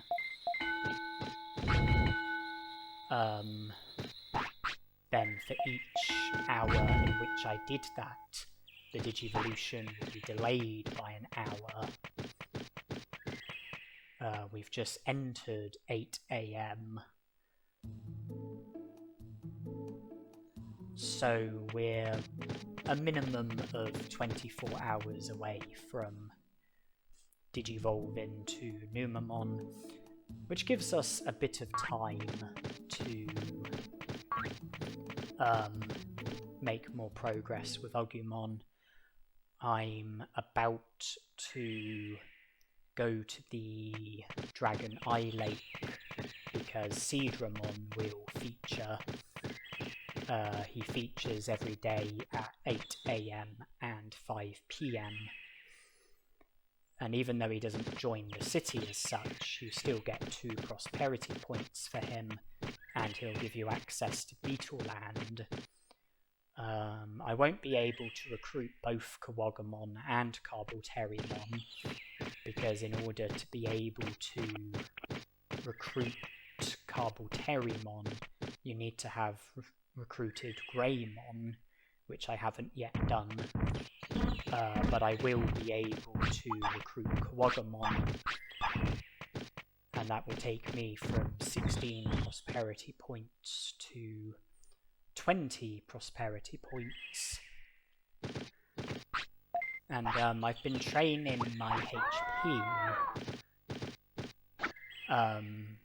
because, well, obviously I want to have better HP, and there are battles that I am hoping to get into with Agumon as my Digimon. I can only afford to get into formal battles with Agumon as my Digimon because I can't exceed 9 battles. I plan to battle and recruit Birdramon with Agumon as my Digimon, because Birdramon is a useful recruit because of the bird transport. I plan to battle Ogremon at the Great Canyon and the Ogre Fortress, because that will result in me being able to recruit Shellmon, who's also a useful recruit. Ogremon drops a HP chip in both of the battles, and when you defeat Ogremon for the second time, it results in you having access to a part of the Ogre Fortress where there are a number of items, 2 of which are item chips. And item chips will come in handy when I have Numemon as my Digimon. The item chips that I've been collecting, I've been putting into the item bank. Future item chips that I collect with Agumon, I also will be planning on putting into the item bank. And I will plan to give the item chips to Numemon when I have Numemon as my Digimon.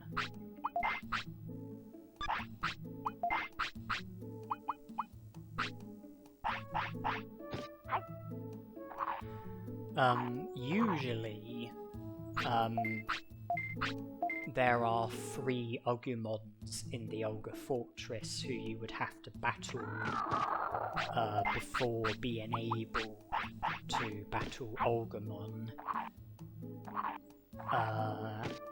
And also there's a Goborimon at the Great Canyon Bridge who you would normally have to battle in order to be able to recruit Shellmon. But fortunately the 3 Agumons and the Goborimon are both avoidable. which means that Birdramon and the 2 Ogremon battles will only bring my number of battles up to 8. That will enable me to have one other battle, and my plan is for the battle to be against Tyrannomon. He drops a HP chip, and defeating Tyrannomon will result in me having access to Meteormon, who I won't be able to battle while I've got Agumon as my Digimon, but I will be able to battle him when I have Numemon as my Digimon. He also drops a HP chip, and defeating Meteormon results in you being able to recruit Tyrannomon. Recruiting Tyrannomon results in you being able to encounter Nanimon on the spot that Meteormon was on. And if it's your first encounter with Nanimon, then he will drop the accessory which will enable you to carry 20 items instead of 10. That will come in handy. Further to that, Tyrannomon is one of the restaurant Digimon. I believe that his restaurant food increases your HP by 50, your defense by 5, your speed by 3, and that will also come in handy. I had the battle against Agumon at the start of the game because that's unavoidable. I had the battle against Drimogemon because I wanted to set up the dirt carrying for Numemon so that I will gain stats as Numemon from the dirt carrying, and then have access to the lava cave where there's quite a few item chips in there. Miramon himself drops an attack chip. He also works at the restaurant. His restaurant food increases attack by 5 and brains by 3.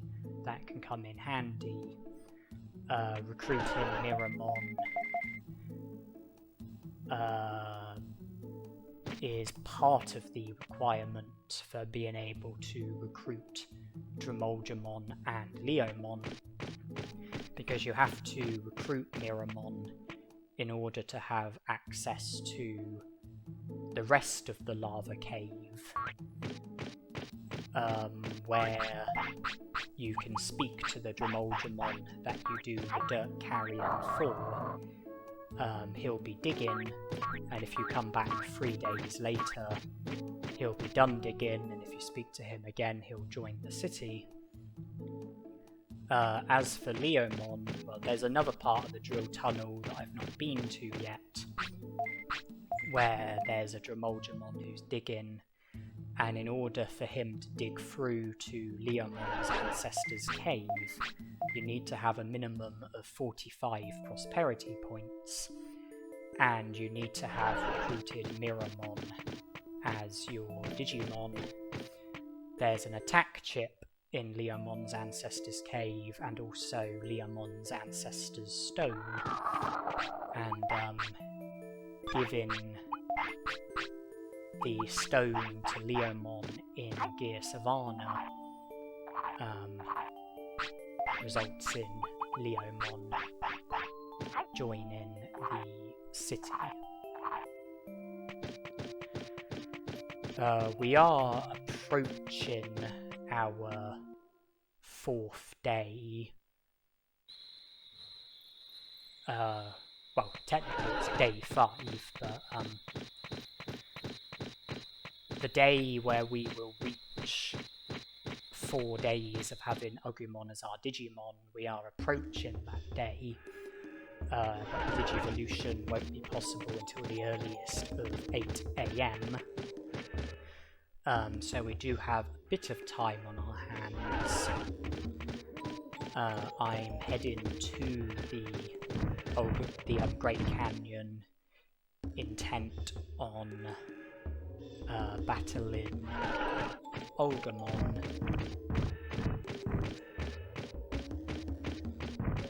I'm hoping to defeat him, collect the HP chip that he drops, then battle and defeat and recruit Birdramon. She will take me back to the city, and then I will want to leave the city because I will want to go to the Dino region for the Tyrannomon battle, and also the Ogre Fortress for the second Ogumon battle. The HP chip that he drops, the other items that are in the Ogre Fortress,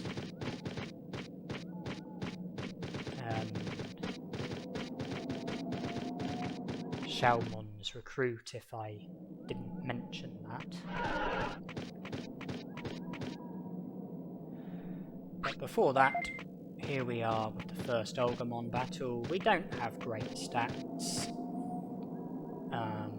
but I'm sure I will be able to win the battle. You know, I'm probably not going to mop the floor with these Digimon, but you know, I should at least win the battle.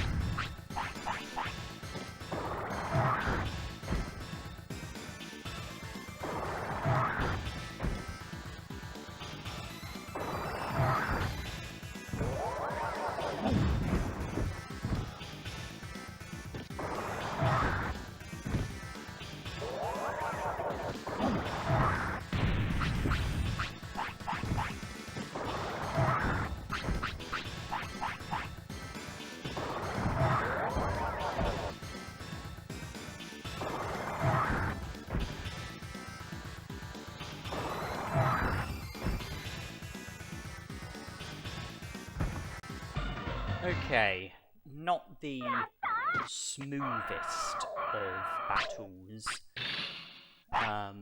but given the circumstances, I certainly wouldn't say that the battle was a total disaster.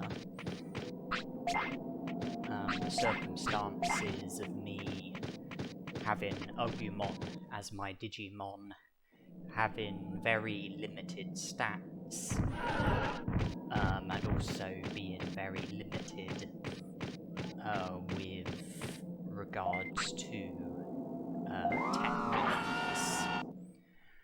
I could go to the Ogre Fortress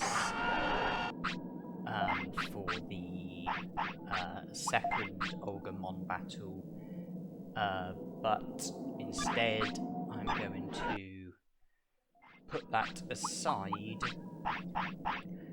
and Birdramon is going to be my next target.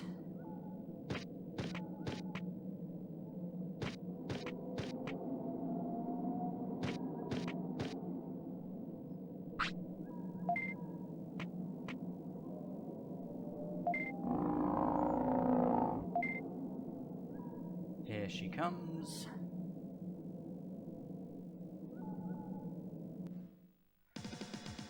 And she immediately resorts to confrontation and hostility.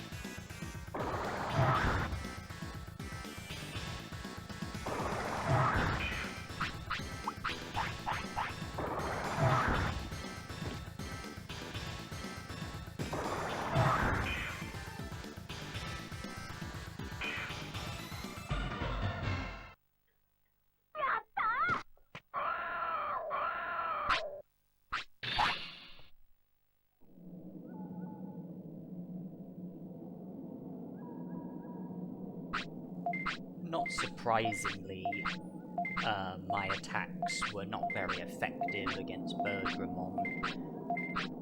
Being a fire Digimon, she's resistant to fire, and me attacking with nothing but Spitfire and Pepper Breath when I have a very low amount of attack, it's really not a surprise that you know, it took a lot in order to be able to damage Birdramon and defeat her.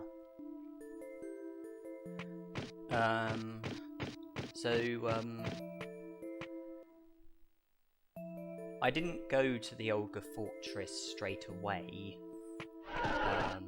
because there are things that can go wrong. There are random Digimon roaming around in the Ogre Fortress, and there's the risk of me running into an unwanted battle. I'm not great at avoiding random Digimon. Trying to skip the free Agumons can go wrong. My plan of avoiding the Goboremon requires me to go about it in a very specific way.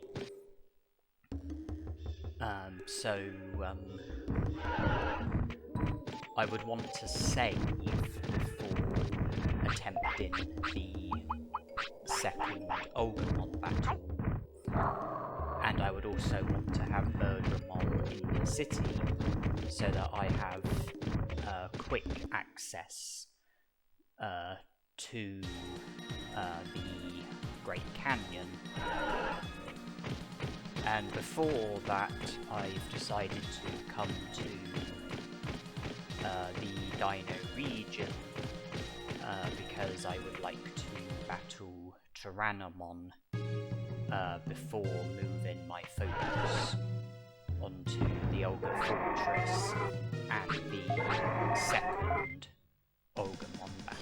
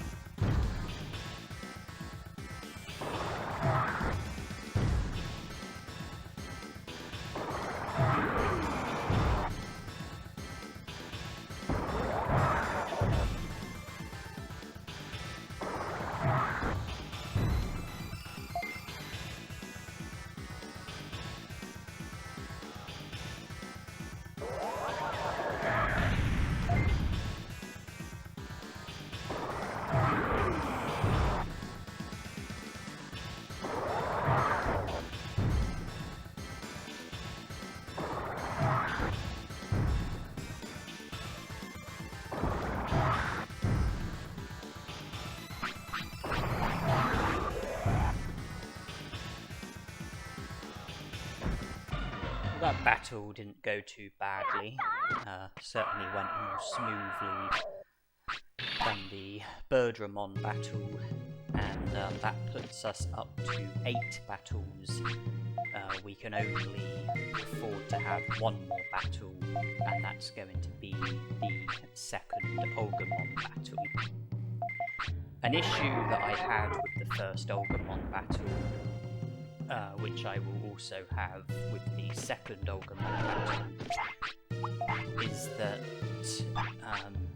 you want to make Agumon the primary target, because he has a lot more HP than the Agumons, so he's a lot harder to defeat. And not to mention that he's very prone to defeating the Agumons for you with his tremor technique. So the Agumons pose very little threat.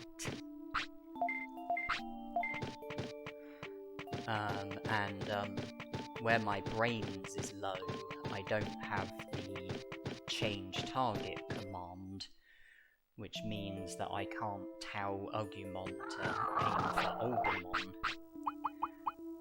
And where his brains is low, he is prone to randomly changing targets during battles, which I really can't do anything about. The only commands that I have are auto and attack.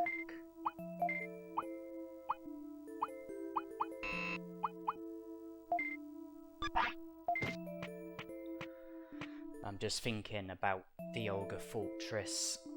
There are quite a lot of items there, so I do want to have a fair amount of space in my inventory, which is why I put some of the items into the item bank, clearing up space.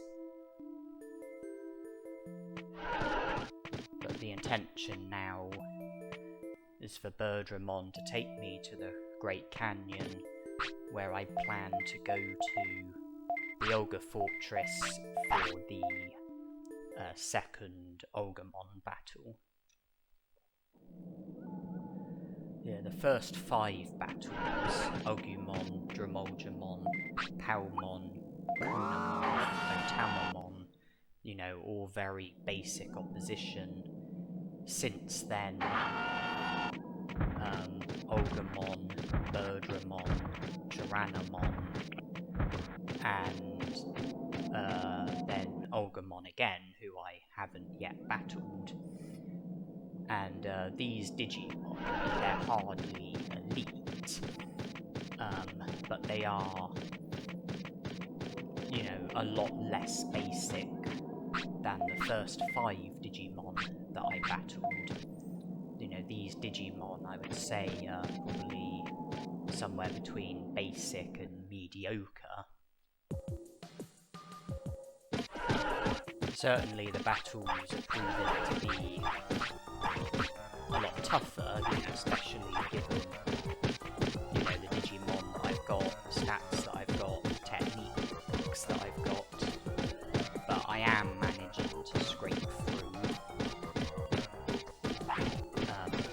I can only have 9 battles in total, and obviously I want to be having battles that are winnable, and at the same time battles that are significant, battles that can result in recruitments, battles that can be progress towards recruitments, battles that can earn me item chips as well as various other items.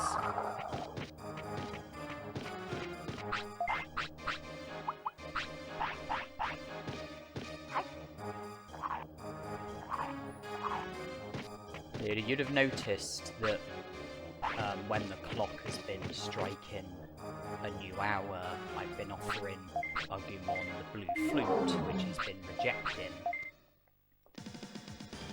That way I'm producing an animation and not at the expense of my happiness or discipline. So it's a better way of getting the necessary animation.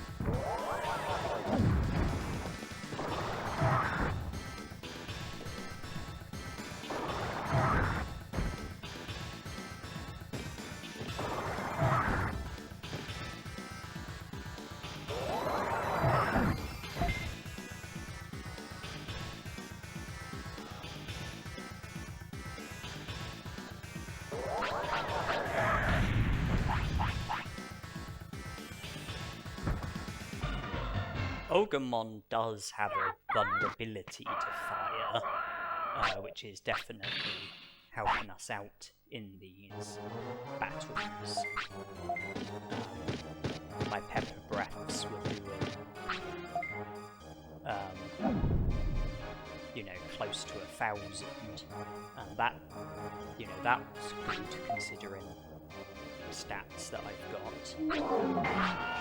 We are up to 9 battles now though, so I won't be able to have any more battles until we Digivolve. Now I made it up to Ogremon while avoiding all of the random Digimon, including the 3 Agumons. And now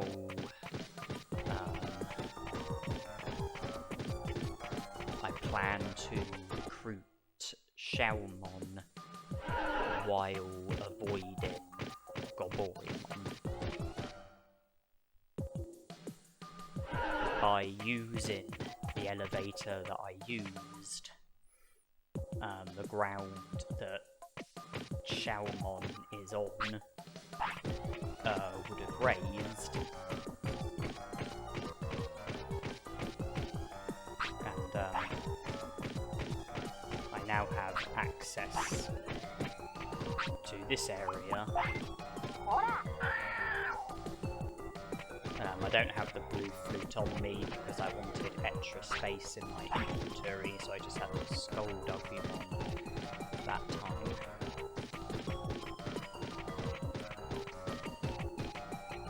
The items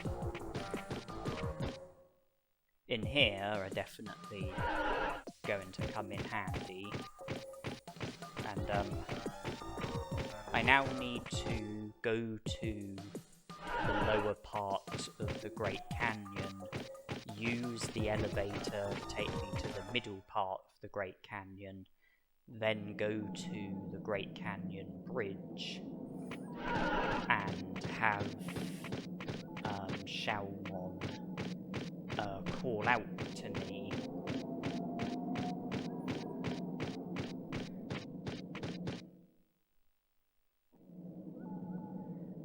And the interaction will come without the need of having to pass WaruMonzaemon, because of the way I'm going about things, and this Weedmon is making me nervous.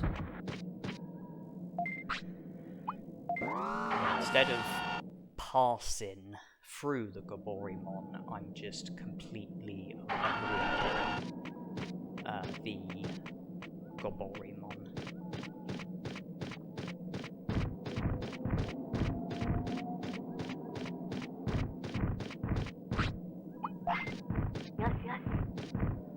Agumon no longer wants to sleep, so we no longer need to worry about producing animations each time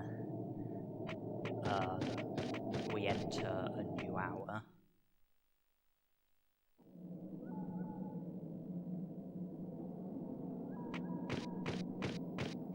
Oh wait.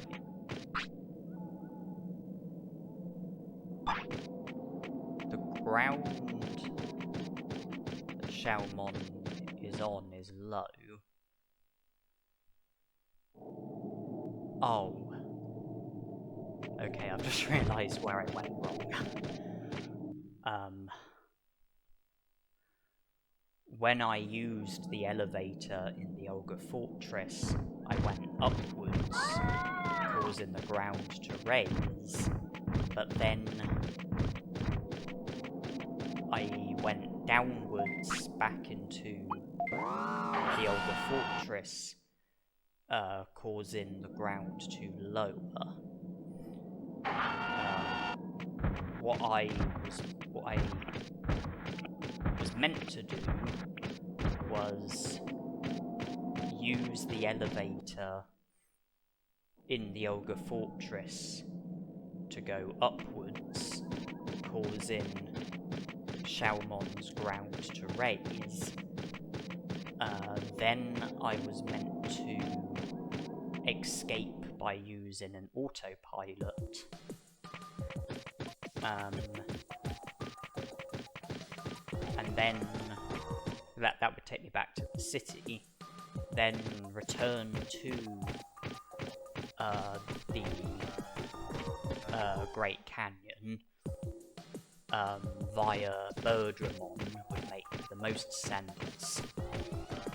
Go to the Great Canyon Bridge, the ground will be raised, and Shellmon will call out to me. So I made a bit of a mistake there.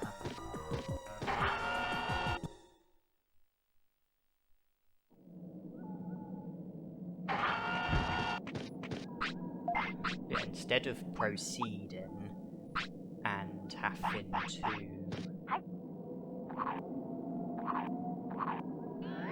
use the WaruMon skip, a skip that I'm not very good at, a skip that I'm very prone to failing at, I get the ground to raise by using the elevator, and then I escape by using an autopilot.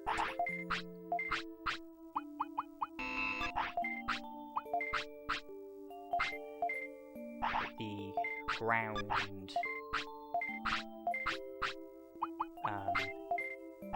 is raised, and if I go to the Great Canyon Bridge from Friesland, I'll be able to speak to Shellmon. He'll call for help, and then if I go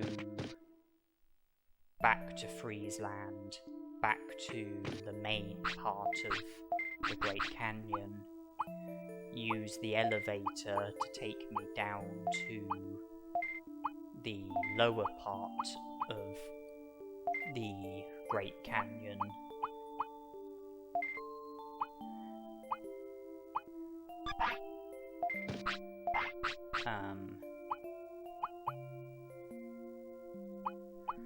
I can then go to the Ogre Fortress,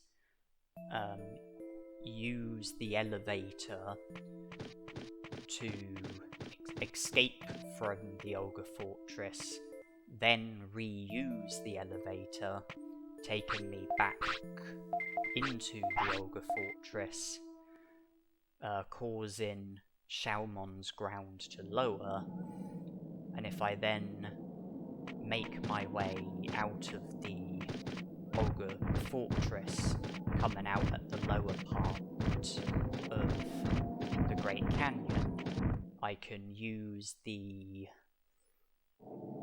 elevator to take me to the main part of the Great Canyon, and then from there I can go to Friesland, and from there I can enter the Great Canyon Bridge like I'm doing at the moment, and Shellmon will be here, he'll be free, and I'll be able to recruit him.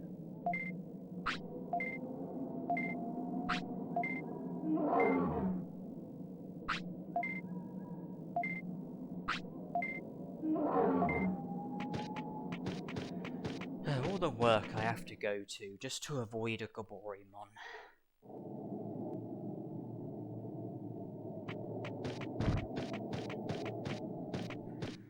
Anyway, it's the day that we are going to Digivolve.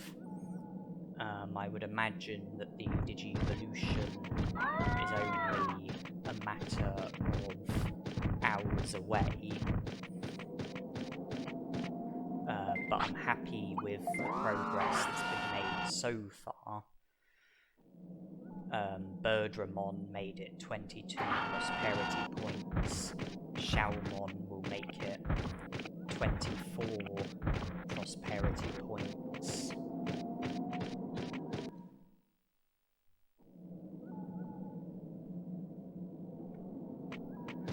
The Birdra transport will come in handy very much. Shellmon is needed. Oh, so okay. Having Shellmon recruited is part of the requirement for being able to recruit Betamon and Skullgreymon.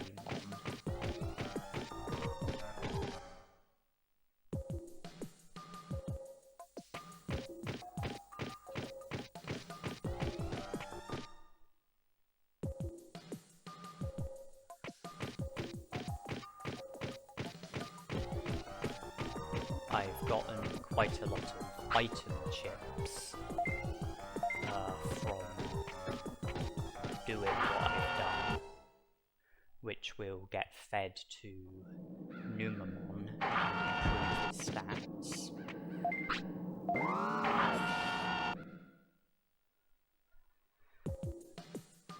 I'll be able to do the dirt carrying with Numemon, which in total would give me 5,000 bits, 500 HP, 50 attack and 50 defense.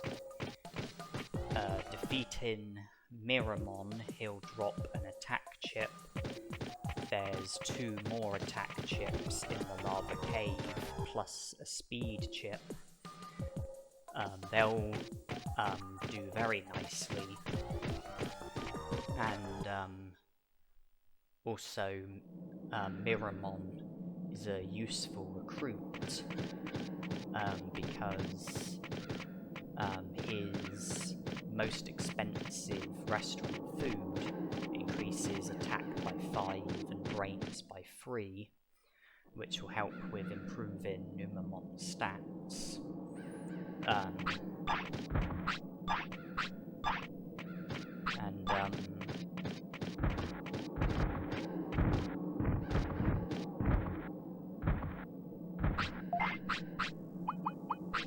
The fact that I've defeated Tyrannomon means that in order for me to recruit Tyrannomon with Numemon, I just need to defeat Meteormon, then I can recruit Tyrannomon and also encounter Nanimon. The ability to carry 20 items instead of 10 will come in handy. And Tyrannomon is also a pretty good restaurant Digimon. I think his most expensive food boosts HP by 50, defense by 5, and speed by 3.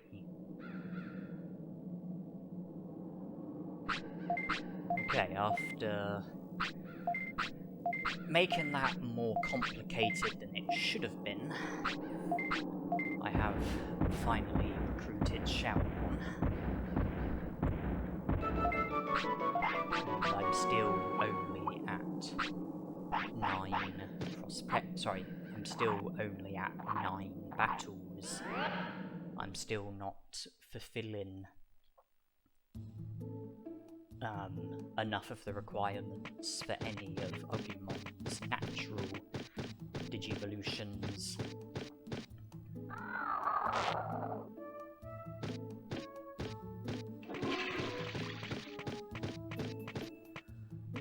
Numemon shouldn't be too far away.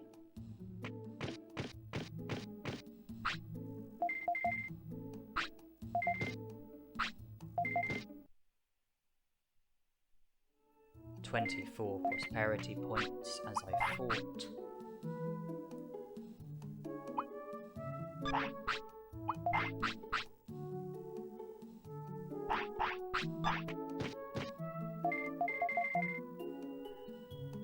The main focus now is simply on digivolving from Agumon to Numemon.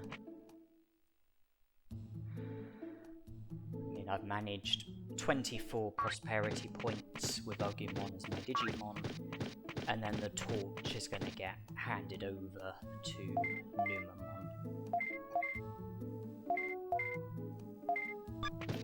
Okay, so I had enough prosperity points in order for there to be the article which is connected to Betamon when I went to Mount Panorama and acknowledged the crop circle. By recruiting Shellmon and having a certain number of prosperity points, there was the article which is linked to Betamon. And by going back to where the crop circle was, there will be a second one, and if I acknowledge it, then that will be the next step towards Betamon's recruit. And then if I go back to Shellmon's board, when I have a minimum of 45 prosperity points, there'll be another article connected to Betamon. And then by returning to the crop circles again, there will be a much larger number of crop circles. Betamon will then show up and will then join the city.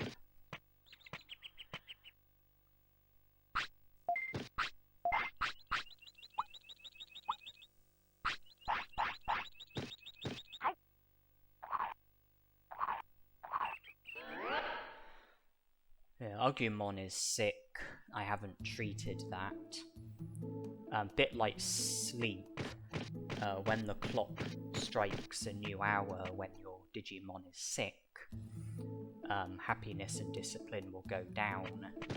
So I've been producing animations to combat this problem.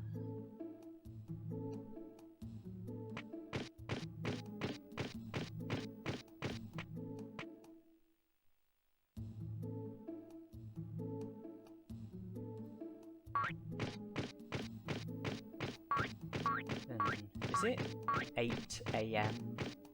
I think it's 8 AM, but I haven't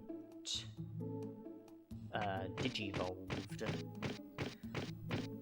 Despite the fact that I haven't messed up the Digivolution counter by sleeping.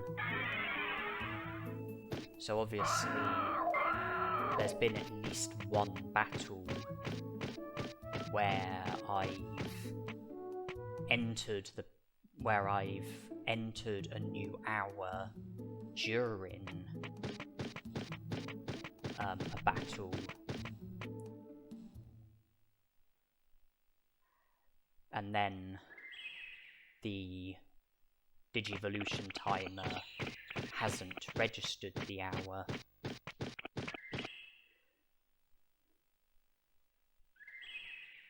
But I would imagine at the very most I'm only a few hours away from Digivolving to Numemon. Sickness has been treated. Let's pass the time by training brains.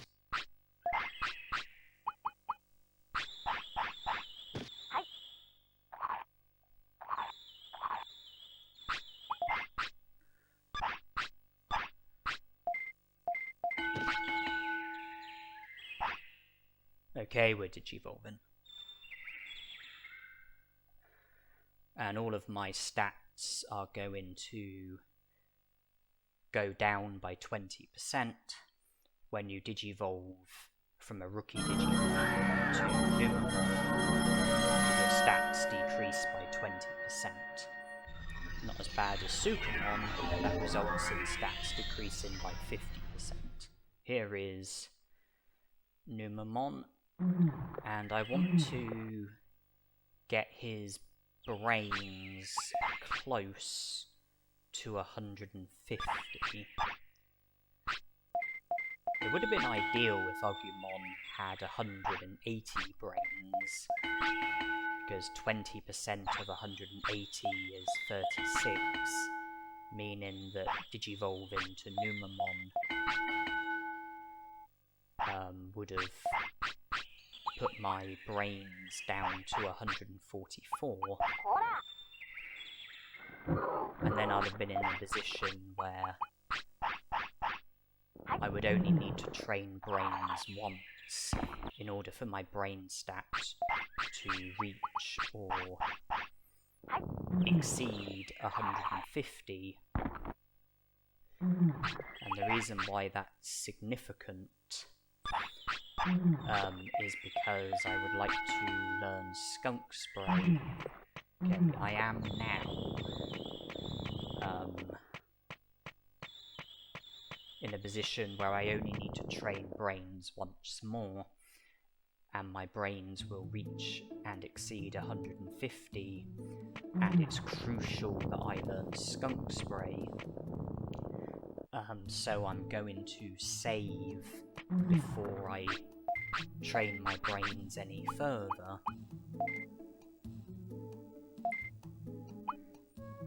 And if I don't learn Skunk Spray, I will reset and try again. And I will keep resetting and keep retrying until I learn Skunk Spray. I can't say that I'm interested in Skunk Spray.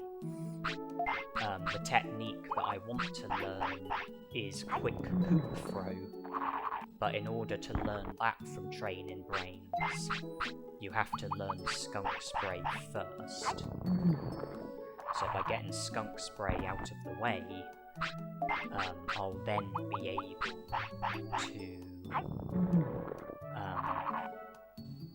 learn Quick Poop Throw, a technique that I'm interested in, but that won't be possible until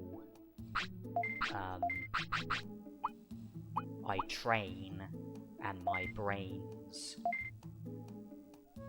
reaches and exceeds 250. But that's not too bad, because I have a brain chip, so the brain chip will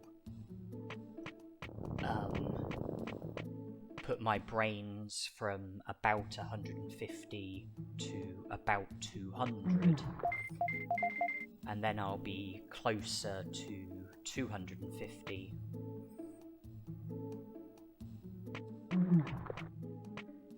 And then I won't have to train too many times in order to find myself in a position where I only need to train brains once more in order for my brain stat to reach or exceed 250, and I'll make sure that I will save first before training, like I've done here with my pursuit of Skunk Spray.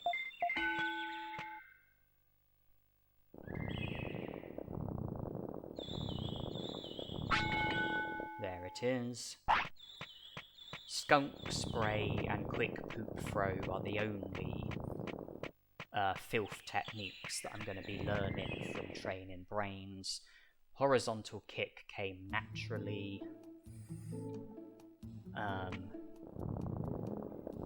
I wasn't interested in Skunk Spray, but had to learn Skunk Spray before being able to learn Quick Poop Throw.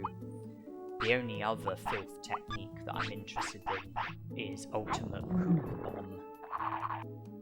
But when it comes to learning filth techniques from Training Brains, Ultimate Poop Bomb is the last technique that you learn, meaning that I would have to learn all of the other techniques first from Training Brains, and I have no desire to do that. So once I learn Quick Poop Throw, I won't be interested in learning any other filth technique from Training Brains.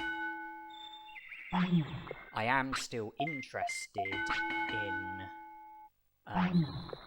Ultimate Poop Bomb, though, and it's possible for me to learn it from the Numemon that you battle in Factorial Town in the sewer. He only uses Skunk Spray and Ultimate Poop Bomb. I won't be able to learn Skunk Spray from him because I already have Skunk Spray. I'll only be able to learn Ultimate Poop Bomb from him, and that is what I will plan to do.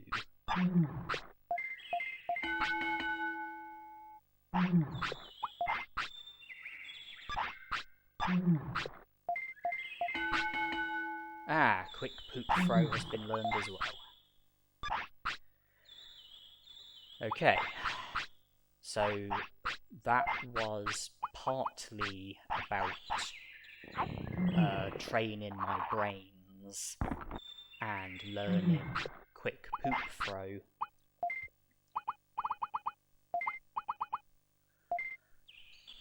My focus is now steered away from learning techniques.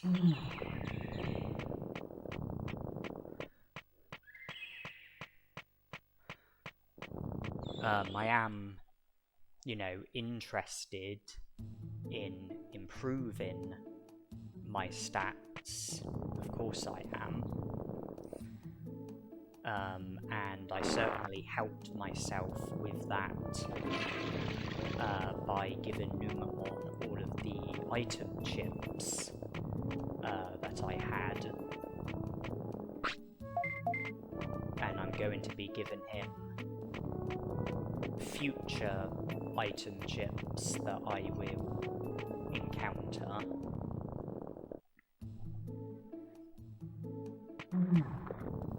I know I could have given the item chips to Agumon, but it just worked out better to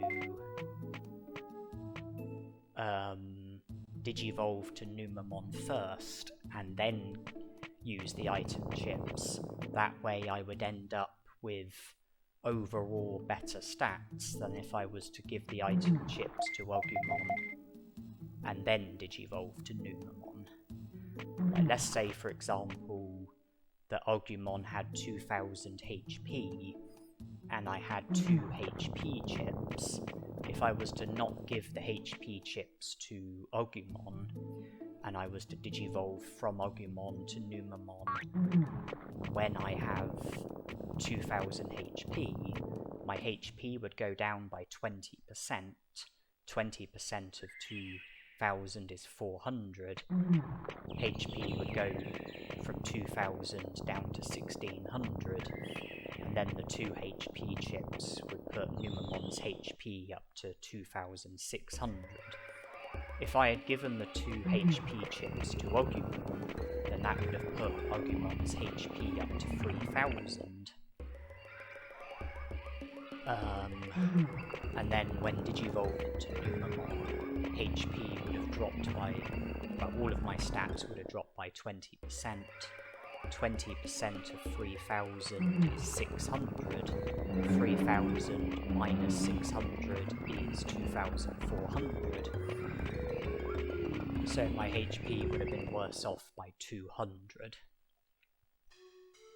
I knew that it made more sense to hold on to the item chips, not give them to Agumon, Digivolve to Numemon, and then use the item chips. And I put all of my items into the item bank, and the reason for that is because I'm coming here for Greylord's Mansion. Numemon is a virus Digimon and can therefore enter Greylord's Mansion. I can see to the first part of Skullgreymon's recruit by finding my Otamamon and aiding him, and there are also quite a lot of items in here, including 2 brain chips and a MP chip. That can be used to put Numemon's brains up by 100 and MP up by 500, plus other items which might or might not come in handy. I can either sell them or put them into the item bank, or keep them in my inventory should I consider the items to have value.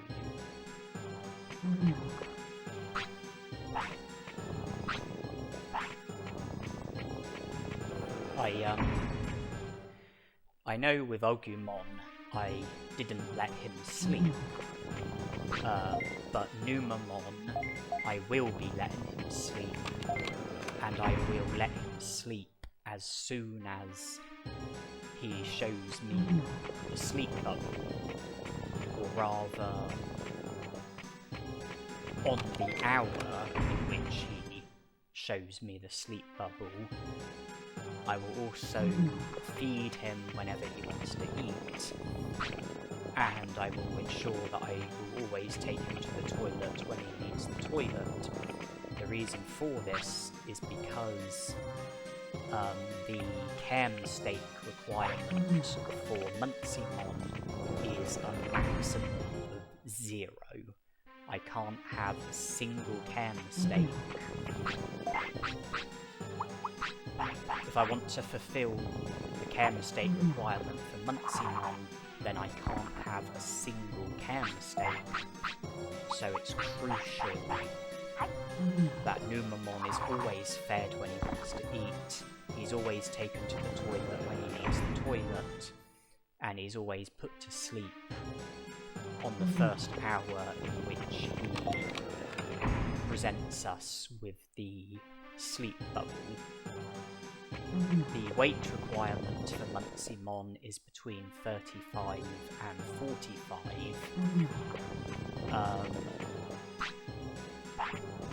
The general food that I have, such as meats and giant meats, they alone might not be enough in order for us to easily get Numemon's weight up to the required amount.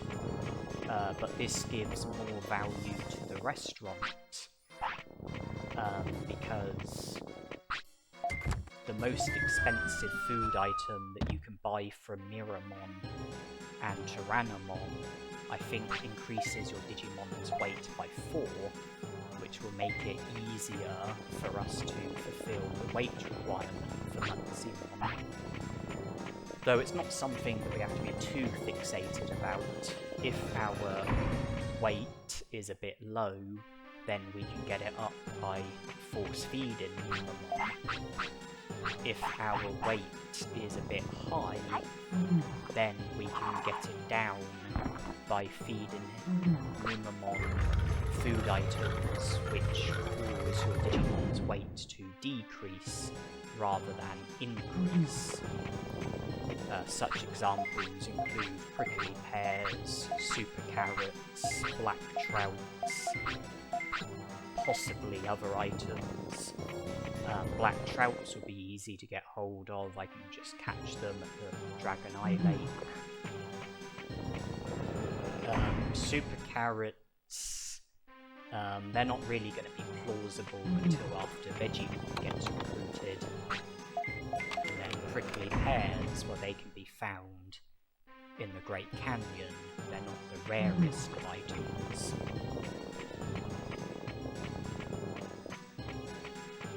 The bonus condition for Monzaemon is very strict. There's 2 elements. One is to have a minimum of 50 battles. The other is to have a minimum of 45 techniques. I'm definitely not going to have 49 techniques. As for having 50 battles, well, it's doable, but it's certainly not going to be ideal. It's going to be boring and repetitive and time consuming. As for the stat requirement for Monzaemon, it's all about the freeze. The stat requirement for Monzaemon is 3000 HP, 3000 MP, 300 attack, 300 defense, 300 speed, and 300 brains. I have to fulfill 3 of the 4 requirements, and my plan is to ignore the bonus condition and fulfill the stat requirement, the weight requirement, and the care mistake requirement. The care mistake requirement is very strict. You know, there's no room for error with that. The weight requirement isn't too bad. I think it should be easy enough to fulfill.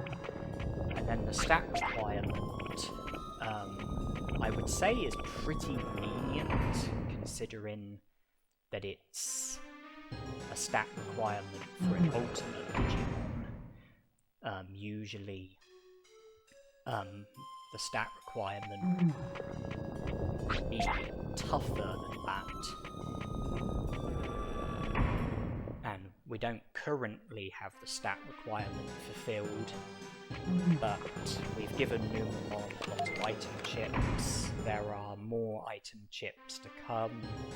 The dirt carrying and the drill tunnel will improve our stats. We can do more training in the gym, that will improve our stats. So I should be able to fulfill the stat requirement, should be able to fulfill the weight requirement. I'm cautious of the care mistake requirement, but know that it is achievable. And then the bonus condition I would rather steer clear of.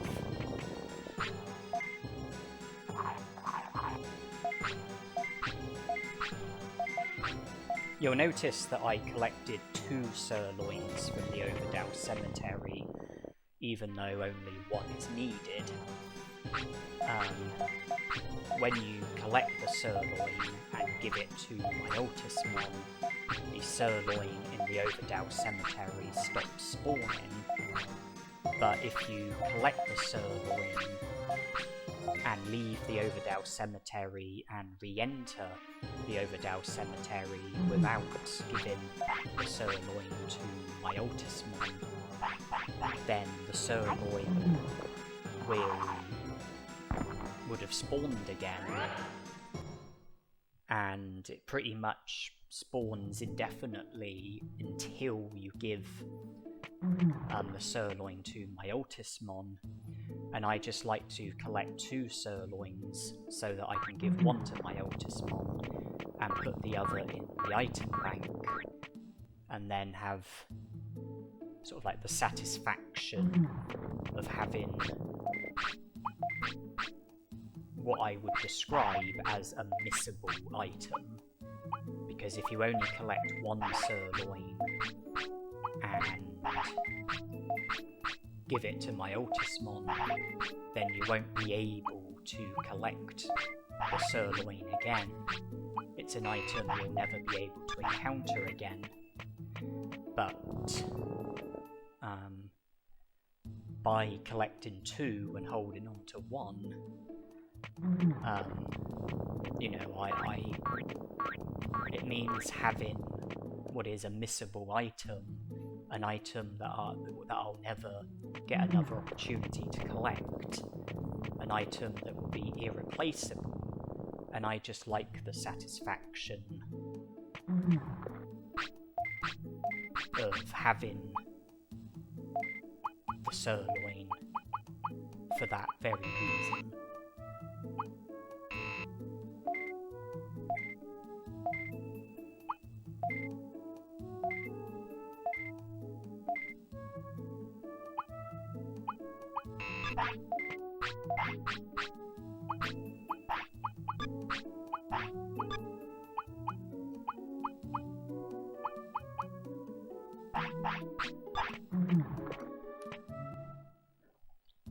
I explained why I didn't give my item chips to Agumon and gave them to Numemon instead, because that way it would turn out that I would end up with better stats overall. And that's also the reason why why I didn't do the dirt carrying with Agumon. Because if I had done the dirt carrying with Agumon and gained the stat boosts and then Digivolve to Numemon, my stats would be less good than what they would be if I was to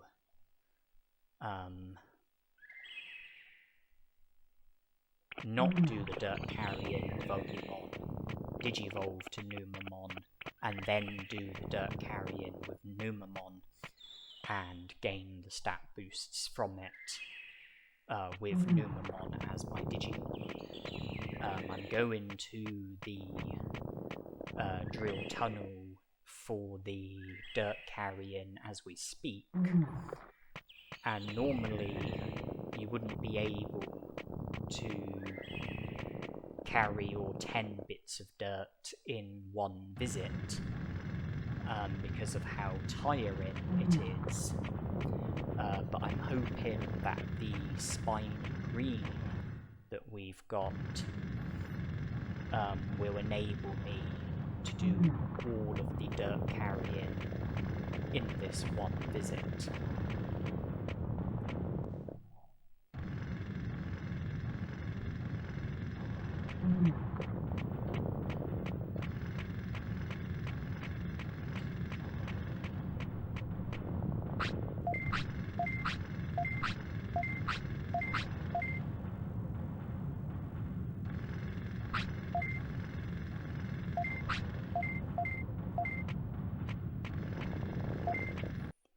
Now, watching me carry dirt is not the most exciting thing in the world, therefore I decided to speed the video up, something that I have done at other points throughout this challenge and will continue to do throughout this challenge.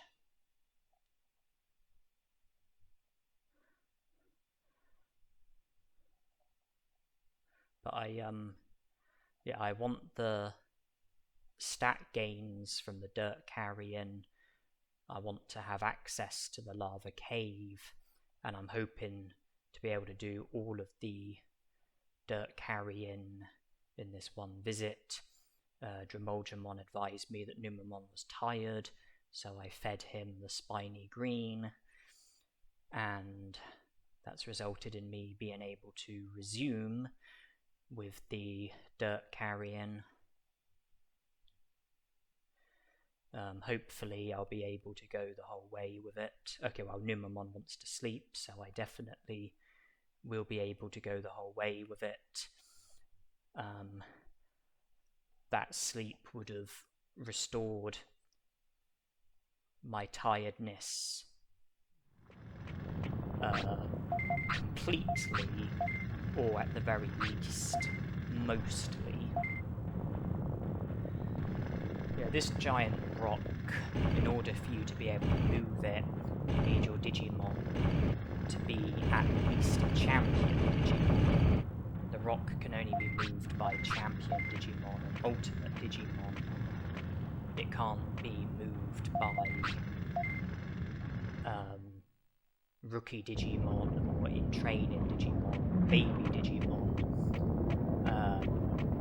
But Numemon is a champion Digimon and therefore was able to move the boulder no problem. The battle against Miramon is coming up.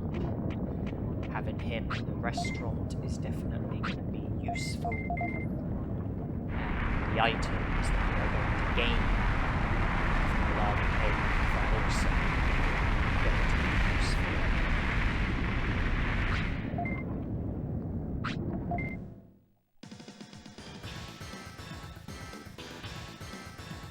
I believe we're still at 24 prosperity points. I think Shellmon was the last recruit.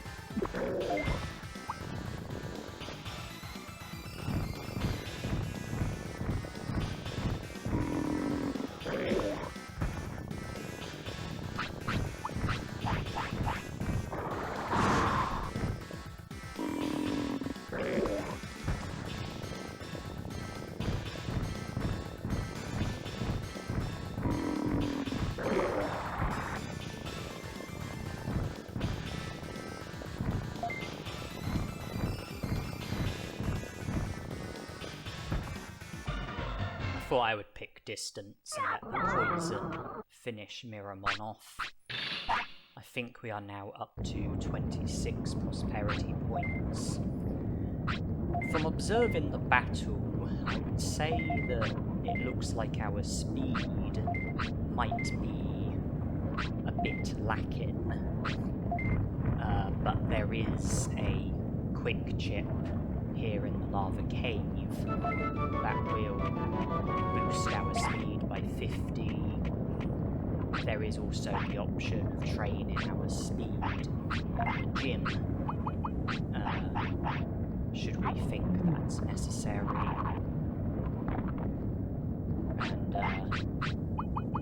And the attack chip that Miramon dropped, plus the one that I collected from the computer, plus another one which I'm going to be collecting from a different computer, that all in all will put our attack up by 150.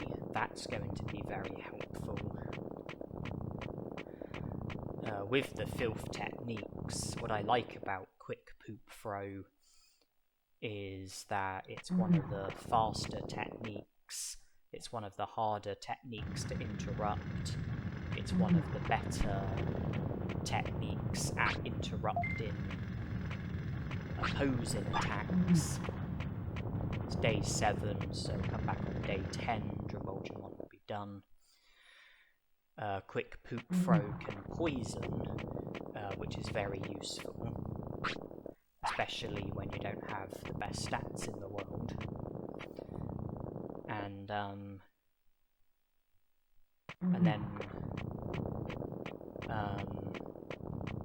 it's not the most expensive technique with regards to MP consumption, and when it comes to value for MP, I think it's one of the better filth techniques.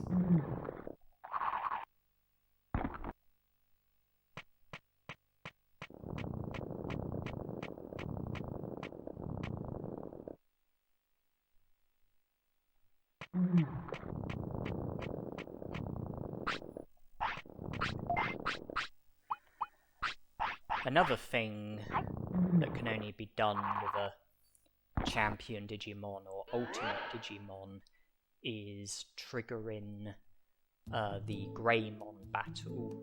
You have to speak to Digimon when you have a minimum of 15 prosperity points. You also need your Digimon to either be a champion or an ultimate. If you speak to Digimon with a rookie Digimon in training Digimon or baby Digimon, then it won't trigger the Greymon battle regardless of how many prosperity points you have. You need to have either a champion Digimon or an ultimate Digimon, as well as a minimum of 15 prosperity points.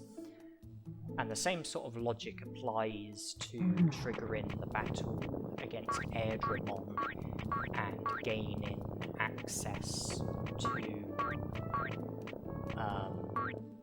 Mount Infinity.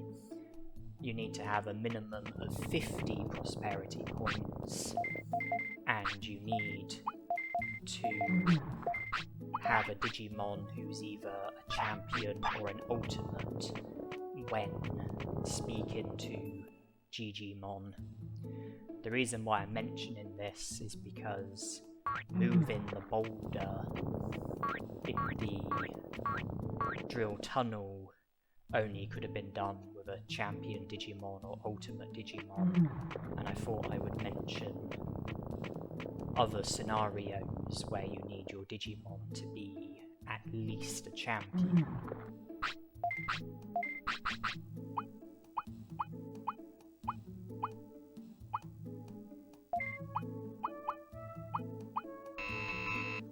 Two protective floppies, they might come in handy, but I'll probably reserve them for battles where they're most likely to serve me most effectively. The battle against Piximon makes sense. Status Harm is very prone in that battle. Danger Sting and Bug have a high rate of causing flattening. Fusion Storm has a high rate of causing confusion.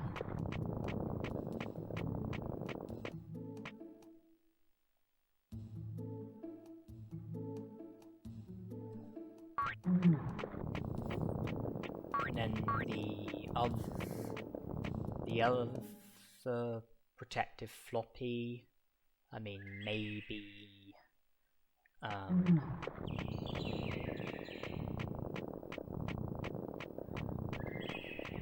thinking Seadramon or Digitalmon will probably make the most sense. And Seadramon uses Thunderbolt, which has a fair rate of causing paralysis. Megaton Punch, which has a fair rate of causing paralysis. Digitalmon uses Thunderbolt, which has a fair rate of causing paralysis.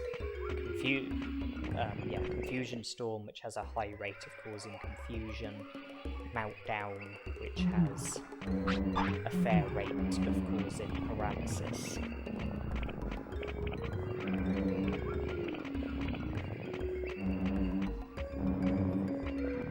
I'm heading to the Dino region because I would like to defeat Biyomon, be presented with another HP chip, be able to recruit Tyrannomon because his restaurant food will have value as well as Miramon's. And it would also be nice to be able to have my first Nanimon encounter and get the accessory which will enable me to carry 20 items instead of 10. For the time being, Quick Poop Throw is the technique that I'm going to be using, but that will change once I have access to Factorial Town, once I have the battle against Numemon ahead of me. I will save before the battle, and if I don't learn Ultimate Poop Bomb from the battle, I will reset and try again, and will keep resetting and keep retrying until I learn Ultimate Poop Bomb. And then from there, it will be about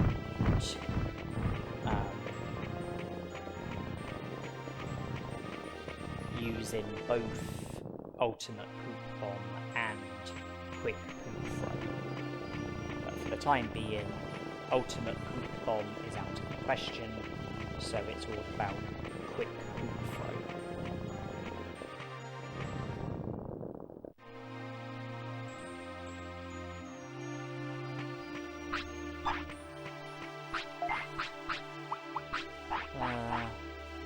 I don't think I was successful with turning left.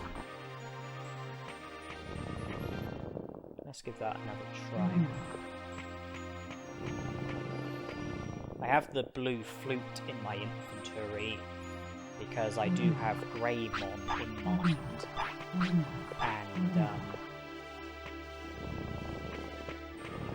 if I defeat and recruit Greymon, I will then be able to go back to Beetleland and recruit Tyrannomon. Hence why I've got the blue flute in my inventory.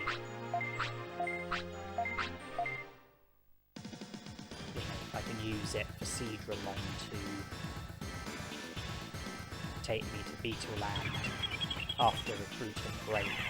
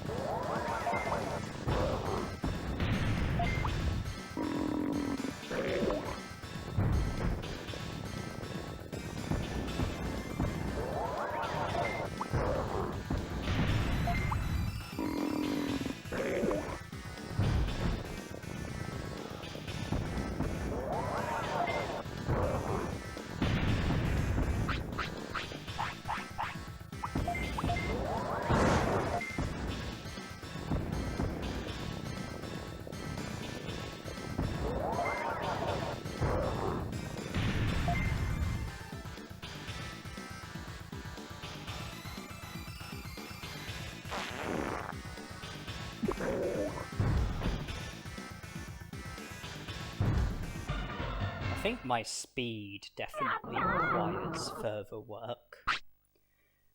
And like I say, it's a bit of a shame that Poison didn't decide to show up until the later stages of that battle. Now I just want to comment on what just happened there. When Biyomon says about checking out the island, if I go through that bit of text quickly, then the game is very prone to freezing, but by pausing on it, it reduces the risk of the game freezing.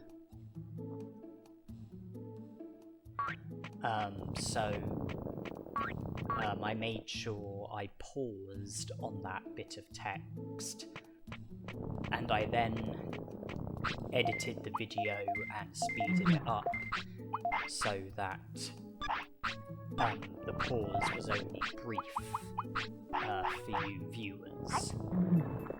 I have similar problems with the Leomon in Gear Savannah when he says about you being able to count on him, plus the Digimon in Grey Lord's Mansion who says about saying hi to my Otamamon, as well as the Digimon in Mount Infinity when he says about not wanting a ruler. I always pause on those bits of text for about 30 seconds in order to reduce the risk of the game freezing. If I go through it at standard speed, then the game will be a lot more likely to freeze.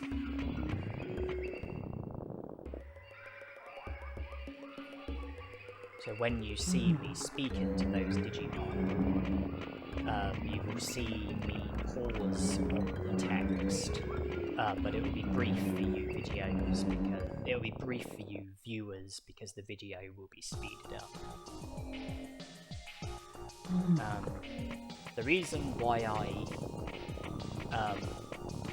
went back to the city with an autopilot was because Numemon's appetite kicked in, and I wanted to eat at the restaurant, gain the extra stats, the 5 attack and 3 brains, and also gain the extra weight.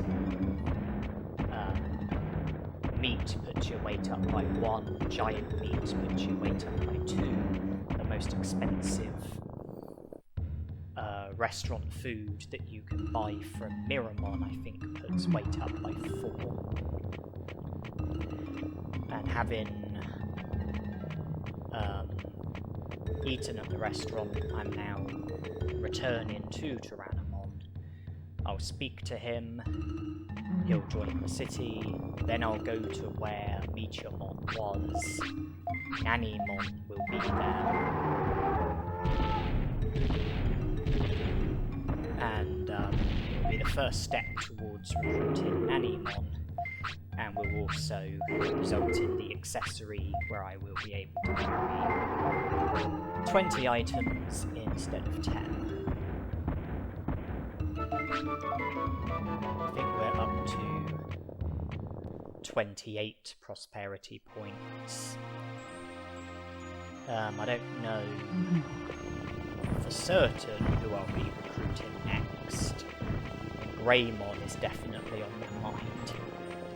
He drops an attack chip, which will, put my attack up by another 50, and I'll then be able to recruit Tyrannomon, which means that the green gym equipment will be more effective. I am also mindful training my speed though. With the battles that I'm having, speed is a stat that I'm seeing a problem with.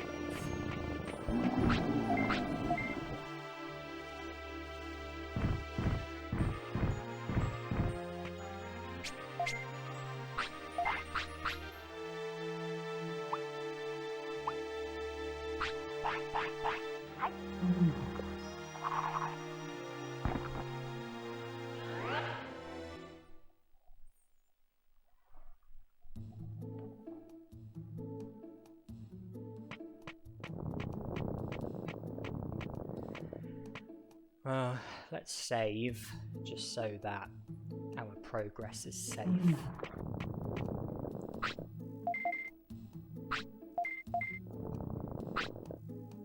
"28" as I thought, and Greymon will now feature.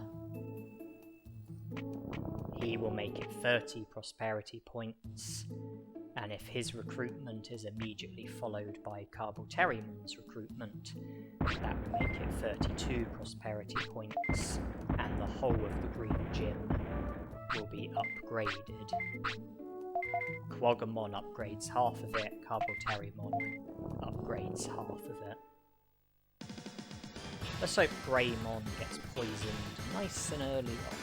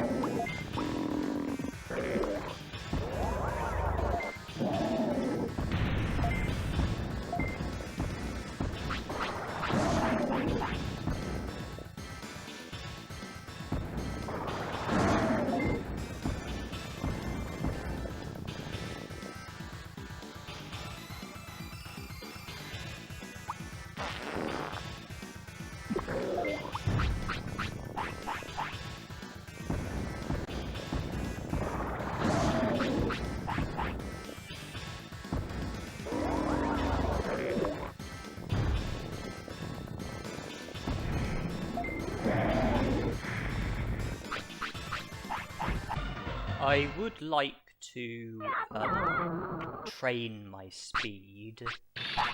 It's only 170. Before I train my speed, I'll recruit Carboterimon. I don't know if Carboterimon is the Digimon who upgrades the speed equipment in the gym, or if it's upgraded by Kuwagamon, but by having both Kuwagamon and Carboterimon in the city, speed will definitely be upgraded because all of the equipment will be upgraded. So I'll go to Beetleland, recruit Carboterimon, and then I'll know that the speed equipment in the gym is definitely upgraded.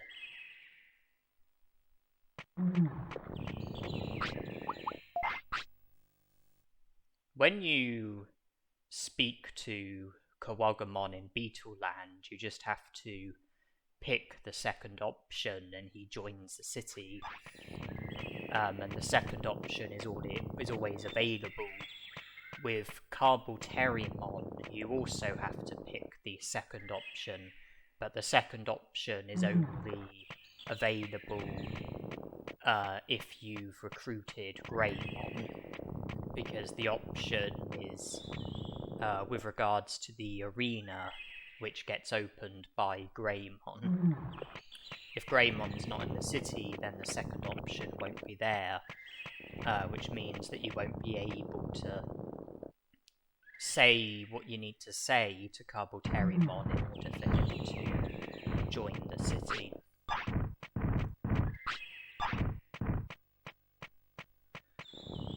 I mean, I recruited Seadramon, I went to Beetleland and recruited Kuwagamon. I knew that I wouldn't be able to recruit Carboterimon as well, but I wanted to at least have Seadramon and Kuwagamon have easy access to Beetleland and at least have gym upgrades that Kuwagamon is responsible for.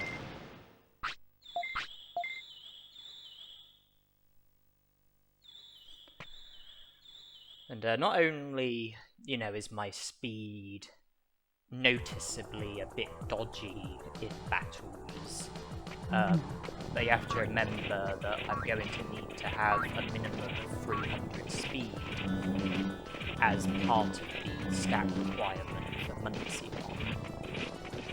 So it's not just about making my speed better for battles, it's also about progress towards being successful with Digivolving to Monzaemon.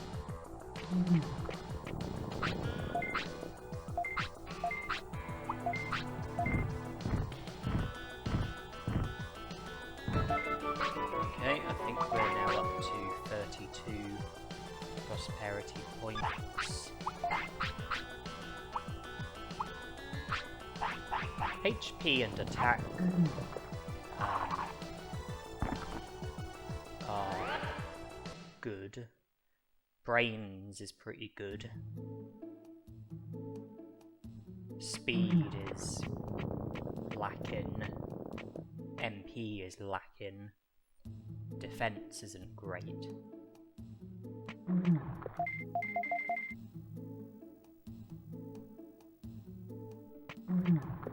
But we digivolved to Numemon when we were 4. It was day 5. In order to be able to digivolve from a champion to an ultimate, you need to have had the champion for a minimum of 6 days, which means that digivolving to Monzaemon won't even be possible until the earliest of day 11, when our Digimon will be 10. It's only day 7 at the moment.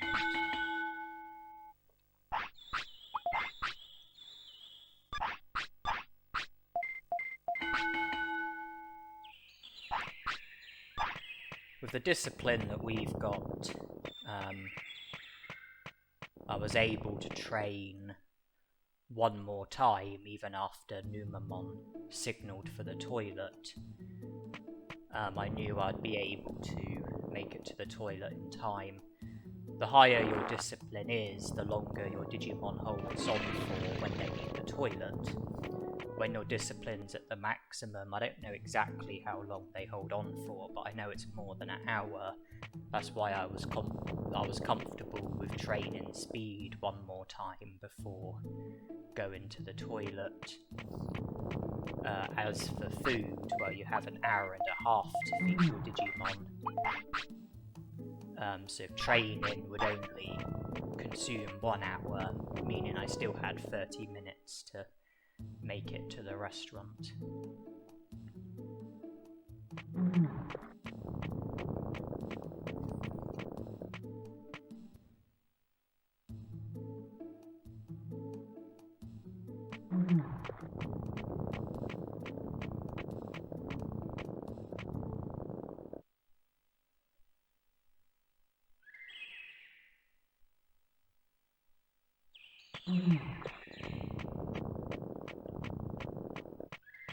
Numemon will probably want to sleep on the next hour.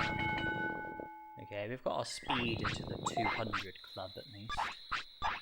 And we have to make another trip to the restaurant.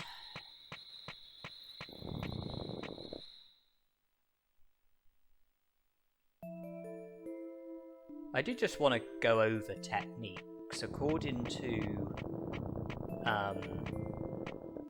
a guide that I'm using, when I learned the filth techniques with Numemon, Skunk Spray and Quick Poop Throw, apparently learning Skunk Spray had a 24% chance of being successful, whereas Quick Poop Throw apparently had a 23% chance of being successful.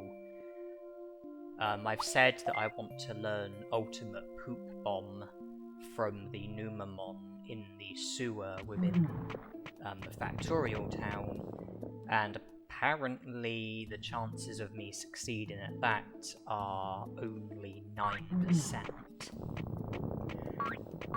Which, you know, means that I might have a fair bit of frustration with learning Ultimate Poop Bomb from the battle.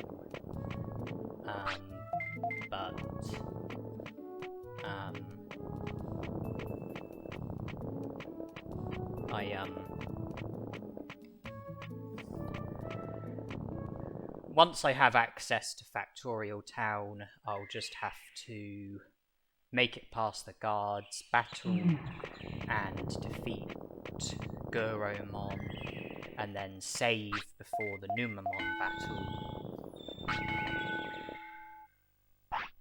And if I'm not successful with learning Ultimate Poop Bomb, then it's just going to be a case of reloading and trying again until I do eventually succeed.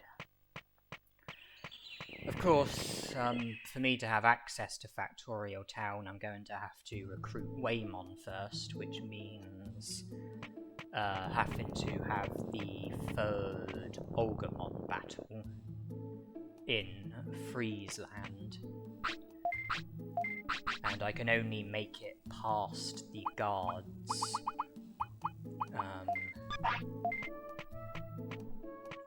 at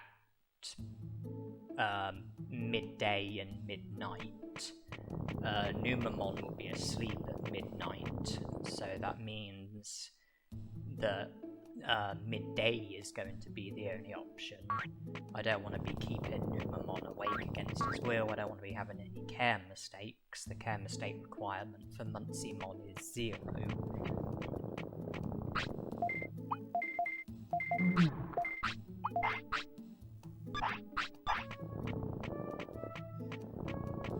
My weight is within the range of 35 to 45, which does mean I am fulfilling the weight requirements for Monzaemon.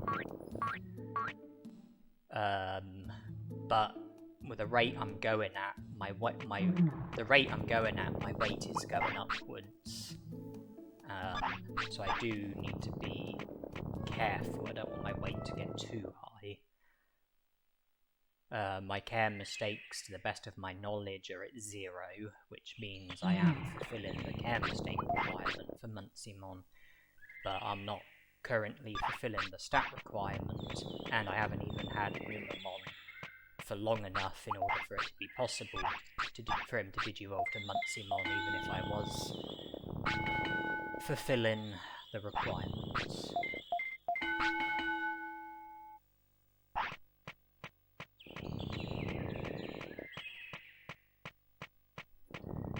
Yeah, making it past the guards in Factorial Town, I'm only going to be able to do that at midday.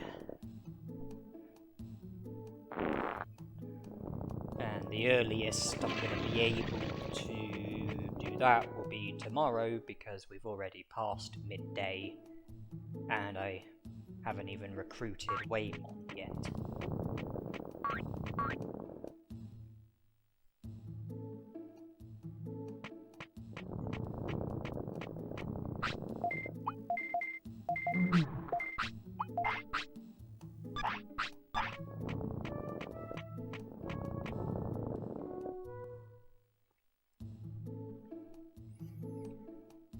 I'd like to think about where to go next with recruitments. There's still Betamon in the Gear Savannah, there's still Agumon in the Misty Trees. Those are basic opponents. I haven't yet recruited Frigimon, but I am totally equipped to recruit him. All I have to do is return to him and speak to him, and he'll join the city. I haven't had the first Garulamon battle yet. I mean, that would be a lot tougher than Betamon and Agumon, but, you know, with the stats I've got, the items that I've got, I don't doubt that I should win against Garulamon easily enough. There's Waymon, like I've mentioned. There's also the Ice Sanctuary and Agumon. Numemon is not a vaccine type, which means that I can't naturally enter the Ice Sanctuary, but that's not a problem because there is the Ice Sanctuary skip, which enables you to enter the Ice Sanctuary with any Digimon, so I can use the Ice Sanctuary skip and enter the Ice Sanctuary with Numemon, defeat the Digimon, the random Digimon in the final room, go into the light, and then recruit Agumon. I have a feeling Coelamon won't be possible, because I think Numemon typically goes to sleep at about 9 PM and sleeps until 7 AM, and by that point I think it's too late for Coelamon. I think Coelamon is only available between 4 AM and 6 AM, so I think Coelamon will have to be done with Monzaemon, as will the battle against WaruMonzaemon, of course, which will result in the the recruitment of Monzaemon and probably Nanimon as well, because the Nanimon encounter in the Toy Town will probably be the final encounter by that stage. But I am hoping to see to most of the remaining game with Numemon as my Digimon. I feel that that creates more of a challenge. I feel that delaying the Monzaemon Digivolution for as long as possible and using Monzaemon for as little as possible sort of adds more of a challenge than Digivolve into Monzaemon at the earliest opportunity and then doing most of the game with Monzaemon. And I've got my speed up to 250, so I'm done training for now, and like I said, I'd like to make some progress, more progress with recruitments, starting with Betamon.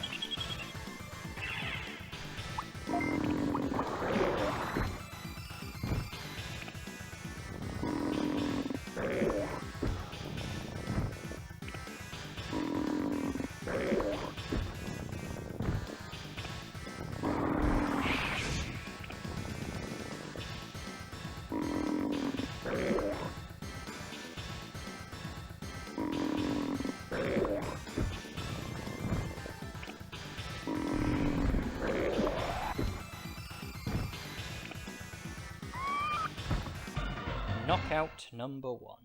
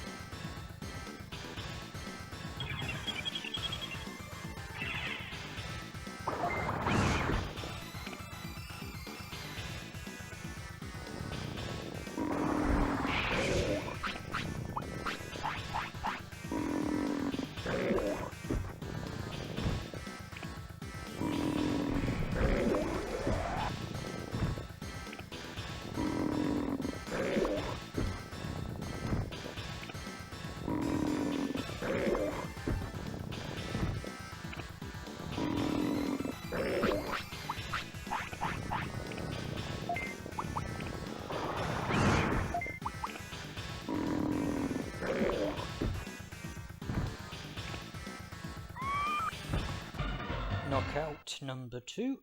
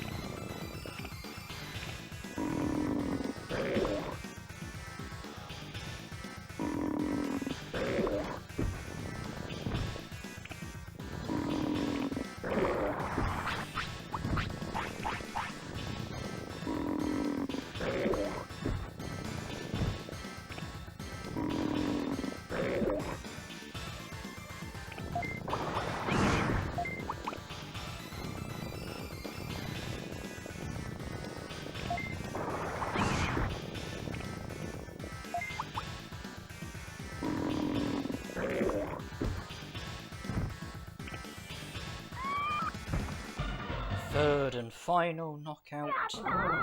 Betamon is down and out.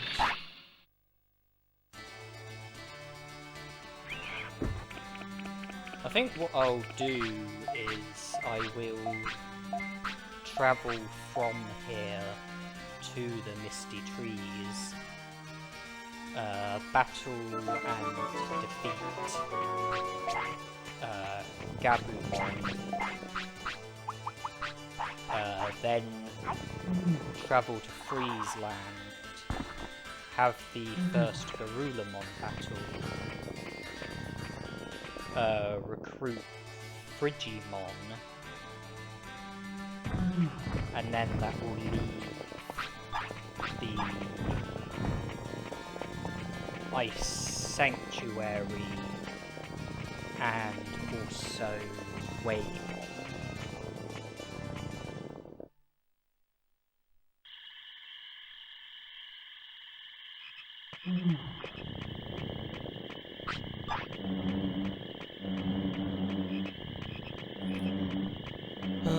Swamps riddled with pesky dragonflies.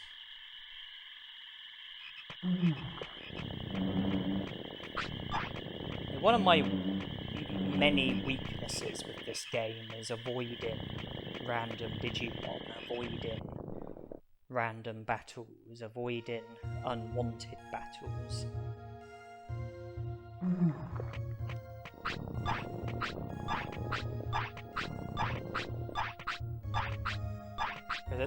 There's many things in this game that I struggle at, and I think avoiding random Digimon is one of the things that I'm a real expert at failing at, along with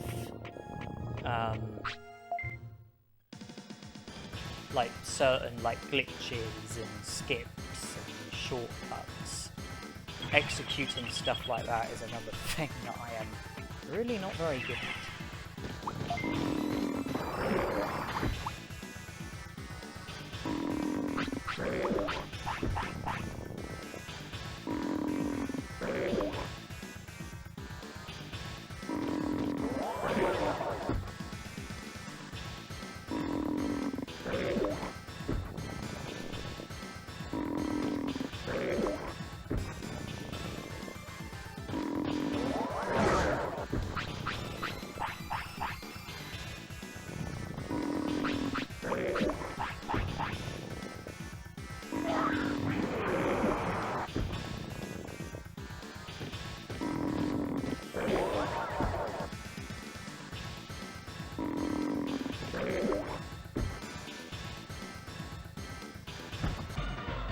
Life. Now, if I want to go to Factorial Town tomorrow, then I do need to be mindful of time and do need to be pursuing Waymon sooner rather than later.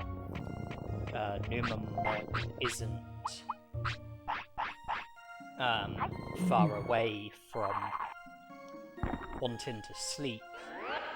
When he wakes up, it will be 7 AM, only 5 hours away from midday. And obviously midday is when I need to be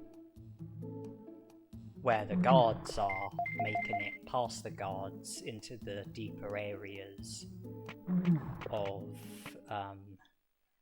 Factorial Town. Yeah, the recruitment of Waymon has to come before that.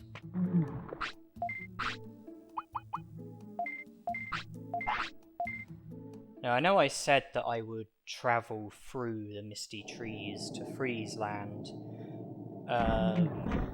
but I think Numemon ended up getting lazy legs and wanted to go back to the city and save, and then have Birdramon fly us to Friesland. It's pretty impressive that Numemon can have lazy legs, considering he doesn't have legs. Yeah, maybe it's obvious that I'm the lazy one and I'm just trying to blame it on Numemon. But it doesn't really work very well because Numemon is well assisted by his alibi that he doesn't have legs and therefore can't get lazy legs. So yes, it was me that got lazy legs, and also just wanted to save as well.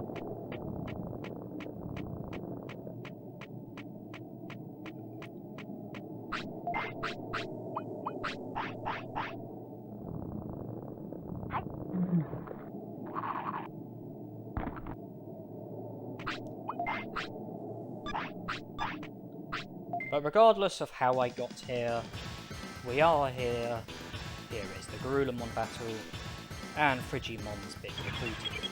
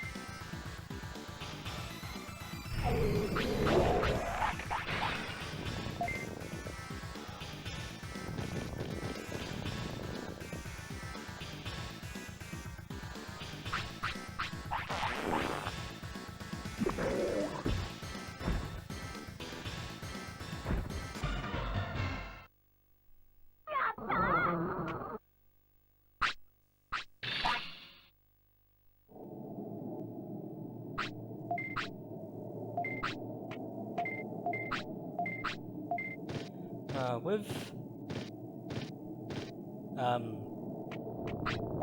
the stats and techniques that I've currently got, I do feel that the second Coelamon battle could be quite the disaster. But we don't have to have the rematch tomorrow. Yeah, we can leave it until a later day if we want to get better stats.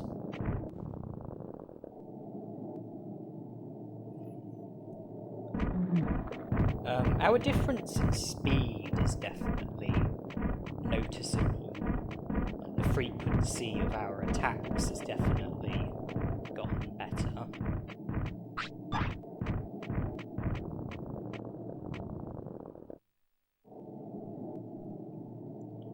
I guess 250 speed is good enough for quick poop throw, but I feel that it won't be good enough for ultimate poop bomb. I feel that we would probably be needing a minimum of 300. But if we learn ultimate poop bomb from Numemon in the sewer, then he will join, but he will create the secret item shop in the city,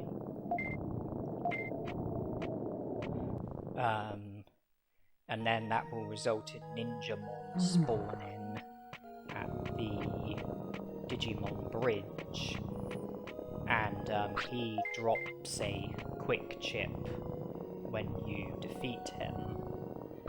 That will help put our speed up. There's also Monzaemon at the Mount Panorama. He drops a quick chip as well. So we definitely have ways of making our speed better without needing to do more training.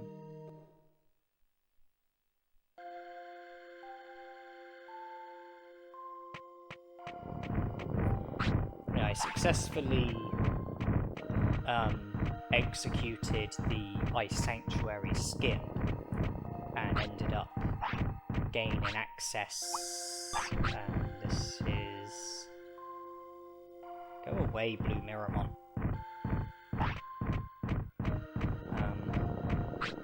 As I was saying, I've successfully made it into the Ice Sanctuary.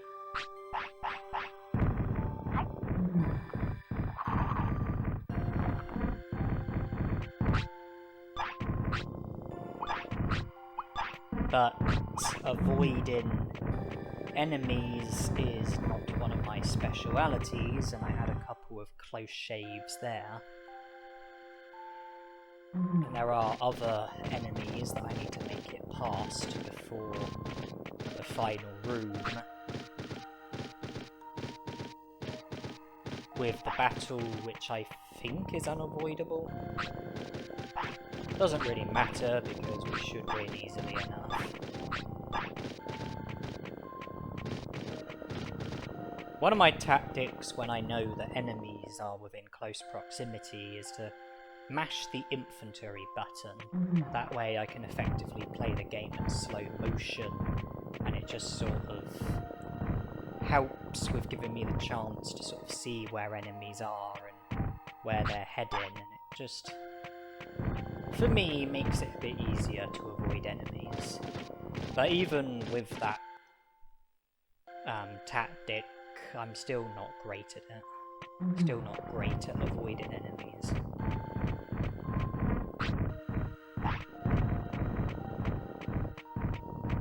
And when I watch the speedrunners do this game, you know, they don't need to use the infantry tactic, and they do a much better job at avoiding enemies than I do.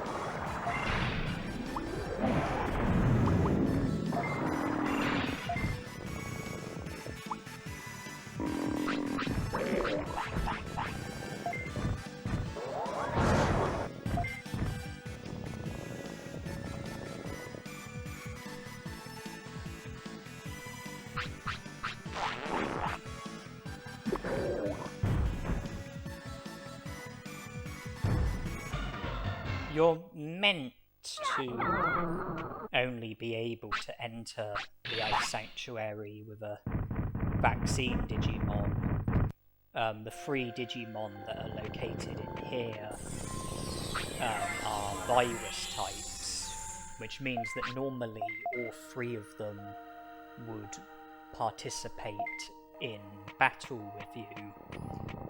But when you enter the Ice Sanctuary the unintended way and enter with an unintended Digimon who also happens to be a virus Digimon,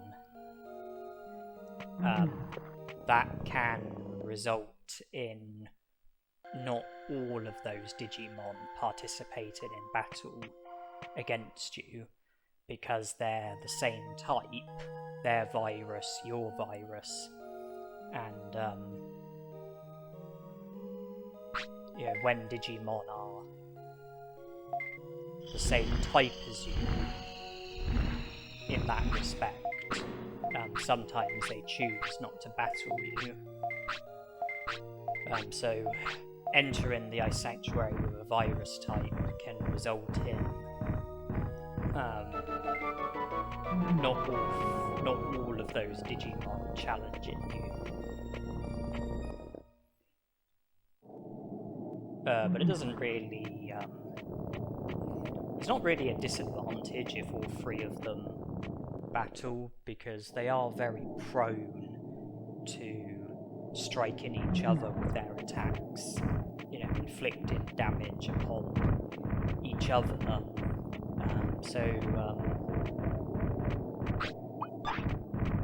They do inadvertently assist you a fair bit in the battle. Now we've got a bit over 2.5 hours until midday. I haven't yet recruited Waymon, but I am in Freeze Land.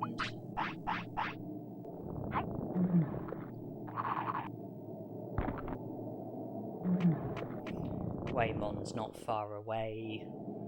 I can return to the city with an autopilot after the battle, and then I should have more than enough time to make it to the guards in Factorial Town ahead of midday.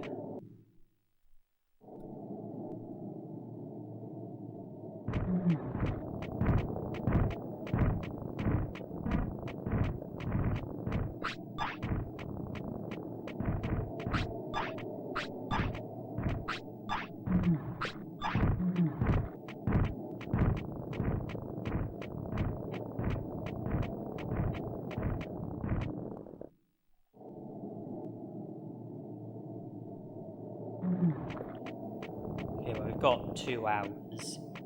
About half an hour will be consumed from making it to Ogremon, having the battle, autopiloting back to the city. So that will give us about an hour and a half. That's more than enough time, so it's looking pretty good.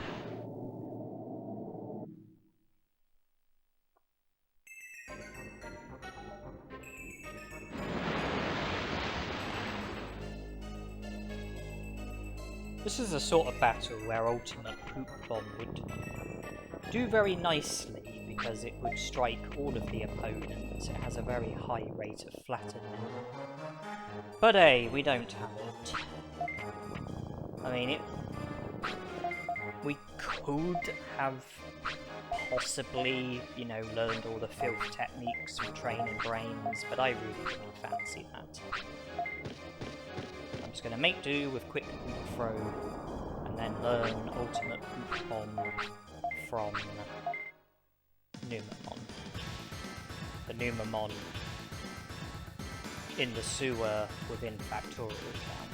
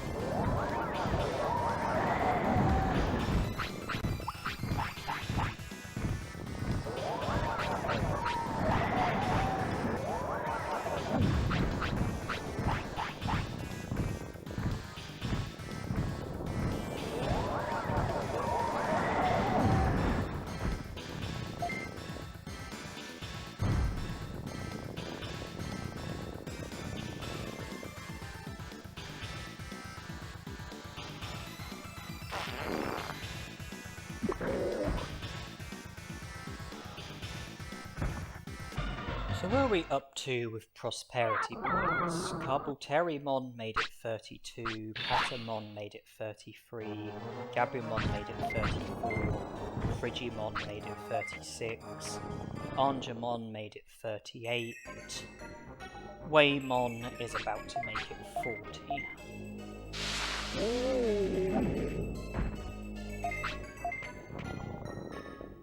I think I have enough prosperity points in order for Shellmon's notice board to have the article about my Ultismon, which will enable me to proceed with the next part of Greylord's Mansion and recruit Skullgreymon. I don't have enough prosperity points in order for there to be the article about Betamon, nor do I have enough prosperity points in order to have access to Biyomon's Ancestor's Cave. The requirement for both of those things is 45 prosperity points.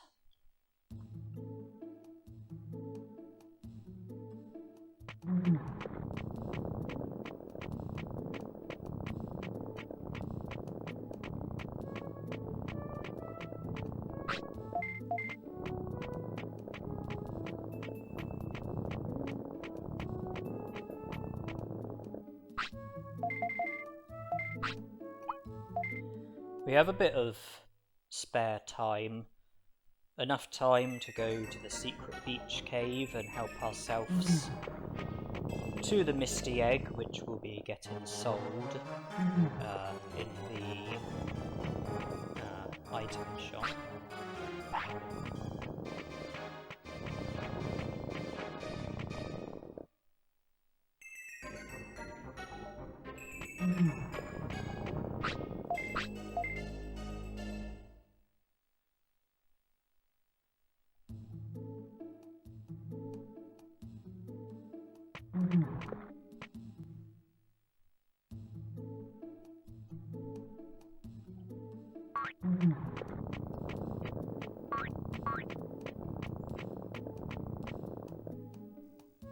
Okay, the article about my Otamamon.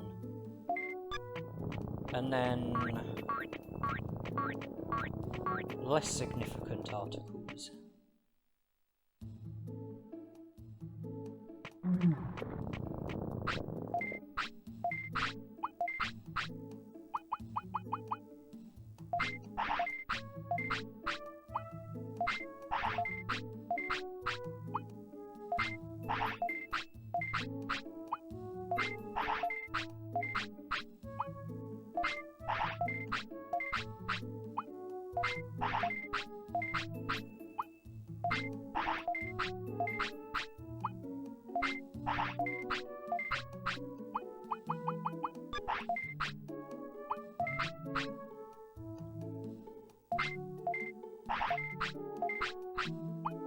One good thing about Factorial Town is that machine Digimon are vulnerable to filth.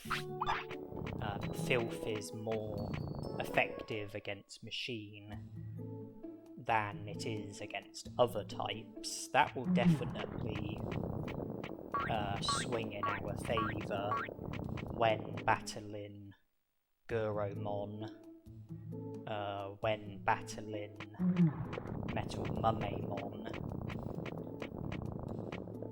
It won't serve us any advantage against Numemon, but that battle is insultingly easy. 40 prosperity points as I thought. Frigimon, Garulamon, Cocotorimon. Nice hints. Yeah, the battle against Numemon is insultingly easy. The only challenge is going to be learning Ultimate Poop Bomb.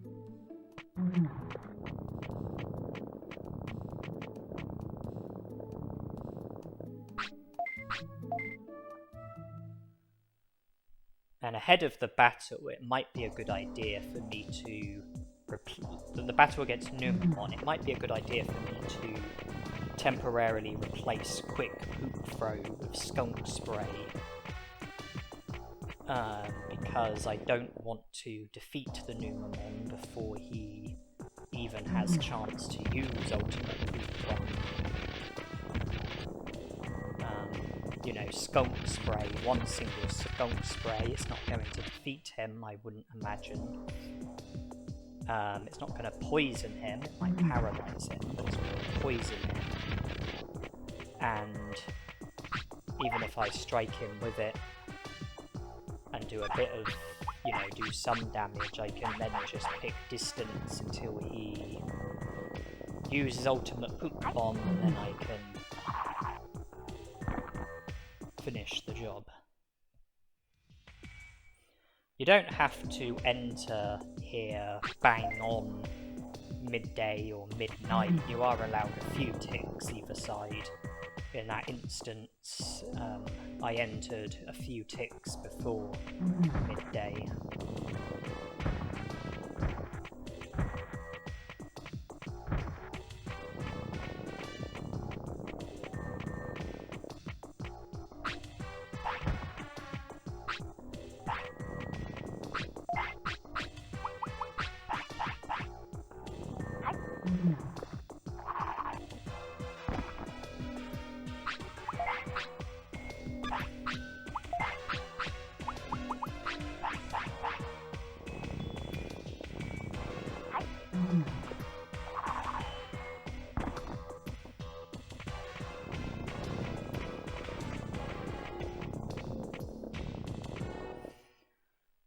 Yeah, when you learn a technique from a battle, obviously the Digimon that you're using has to be capable of learning the technique.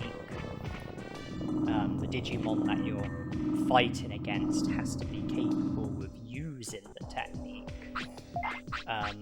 But in order for you to be able to learn the technique, you don't need to get hit by the technique.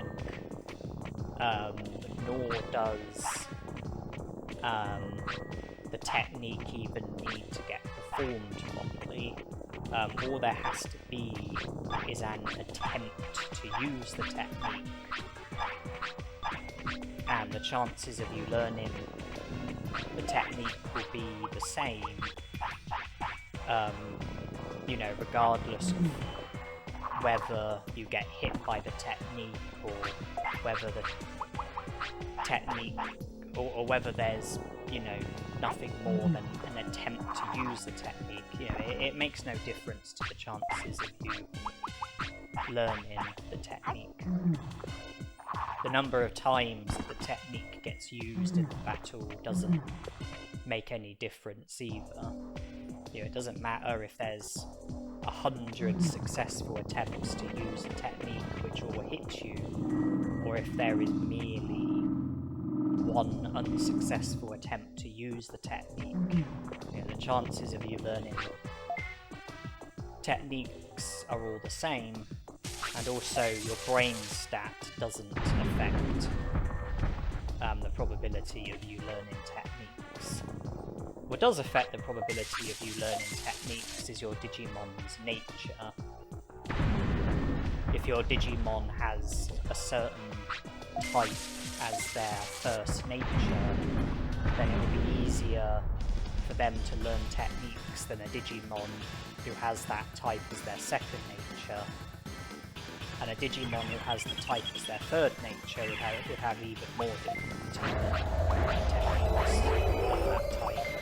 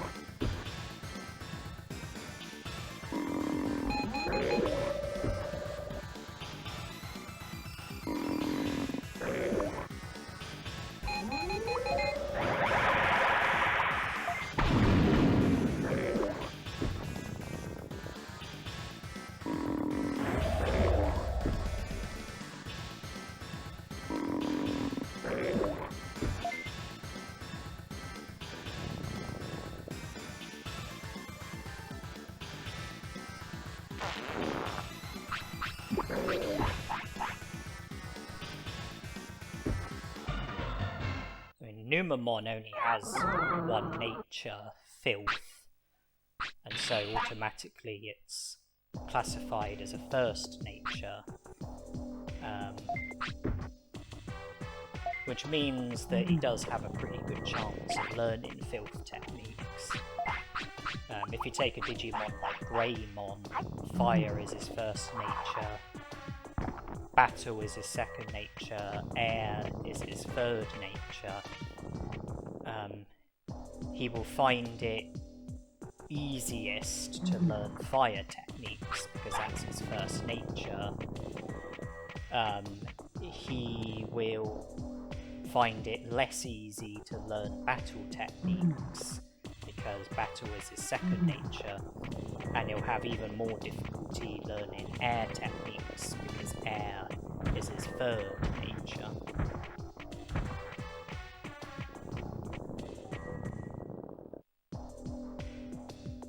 I do want to go back to the city and save before having the battle against Numemon, because I want to ensure that I'm successful with learning Ultimate Poop Bomb. But before I go back to the city and save, I do just want to make as many necessary preparations as possible. Defeating Guromon was one of the preparations. Speaking to Andromon was another preparation. And I haven't actually been to the sewer yet. So if I go there, if I enter the room that Numemon's in, there'll be the dialogue that you would normally have when you enter the sewer for the first time. You know, this is before making it past the guards.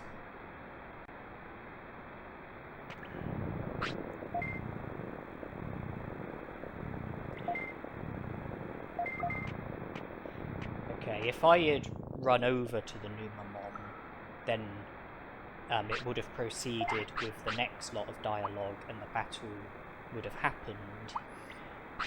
If I re-enter, well, instead of doing that, I chose to leave, and if had I re-entered, then the game would have carried on with the second lot of dialogue and the battle would have proceeded. So I've returned to the city, I'm going to save, and all I need to do is enter the part of the sewer that Numemon is in, and the battle will proceed. So I've made all of the preparations that can be made.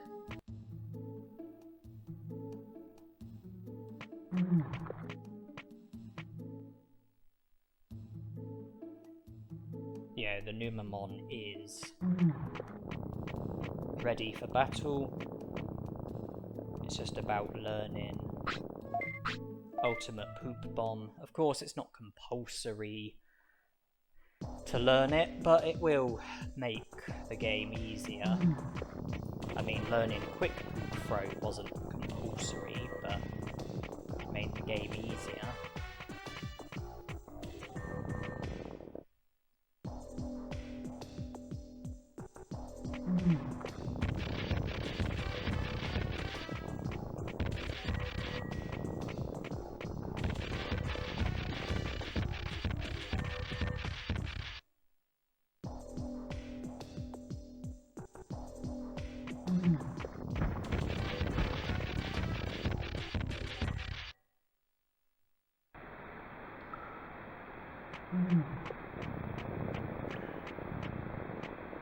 Here we go with the dialogue, or cutscene, whatever you wish to call it.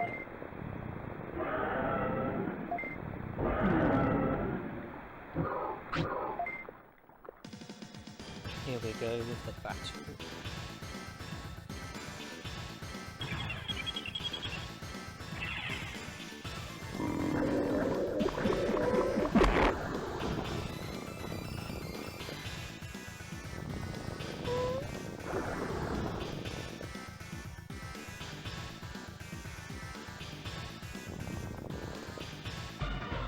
Okay, so Battle 1, MP chip will get dropped And we learn Ultimate Poop Bomb as well.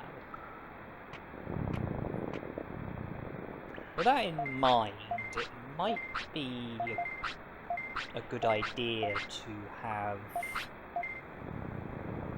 to get our brain stat up to 500, because if we're going to have Ultimate Poop Bomb and Quick Poop Throw both equipped, then having the enabled technique, which comes from having a minimum of 500 brains, we will be able to directly command Numemon and directly tell him what technique to use, which I think will serve us better than just having the attack and moderate commands.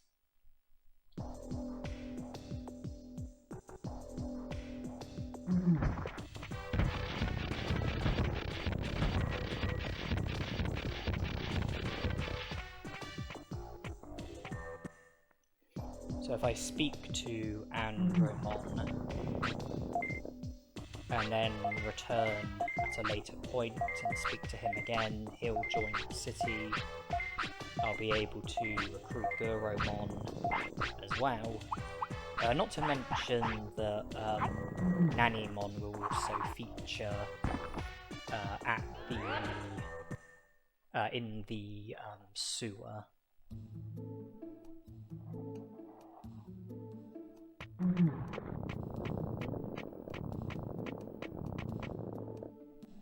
So after all that, I've only gained 1 prosperity point so far from Numemon, but I've made progress towards Andromon, Guromon, Nanimon.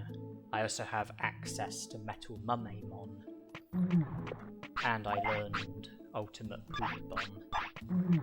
Brains is 435, so I need another 65 in order to reach 500 brains and have the enabled technique.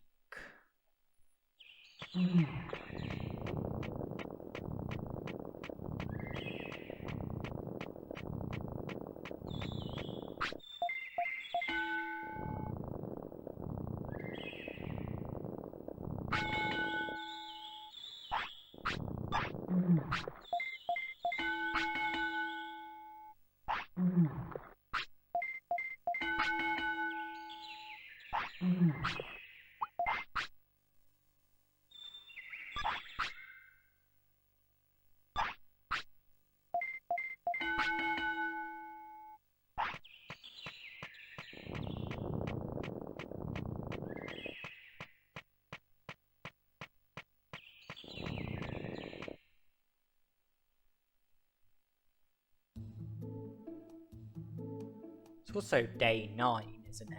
But almost day 10. Which means that we are close to being able to recruit Drimogemon. We spoke to him on day 7, which means that he'll be done on day 10.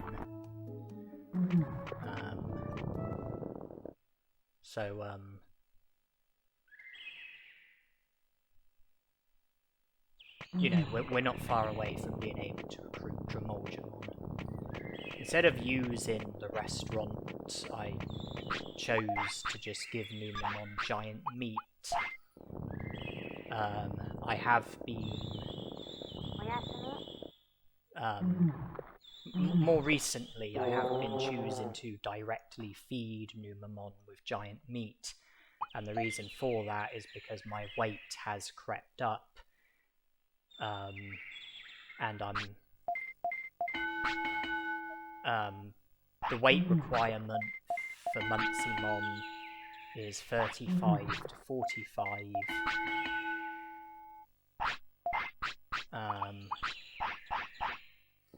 And my weight did sneak above that. And probably is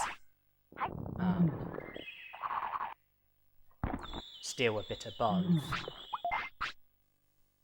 51. Yeah, my weight has gotten a bit too high, so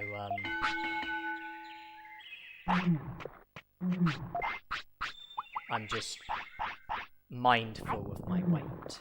I don't want it, but well, I mean, it's already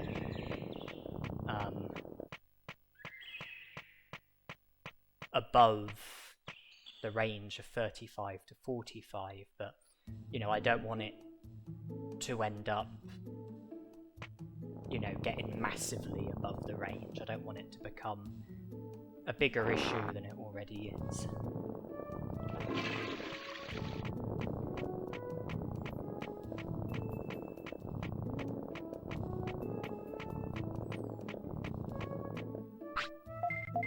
Anyway, I've got 500 brains, I've got the enabled technique. Drimogemon, we are able to recruit. Ogumon, we are able to recruit. We don't currently have access to Leomon's Ancestor's Cave, because we only have 41 prosperity points as opposed to 45 prosperity points. But the recruitment of Agumon would bring it up to 43. The recruitment of Drimogemon would bring it up to 45. So we would then have access to Leomon's Ancestor's Cave. But before that, let's fight Ninjamon.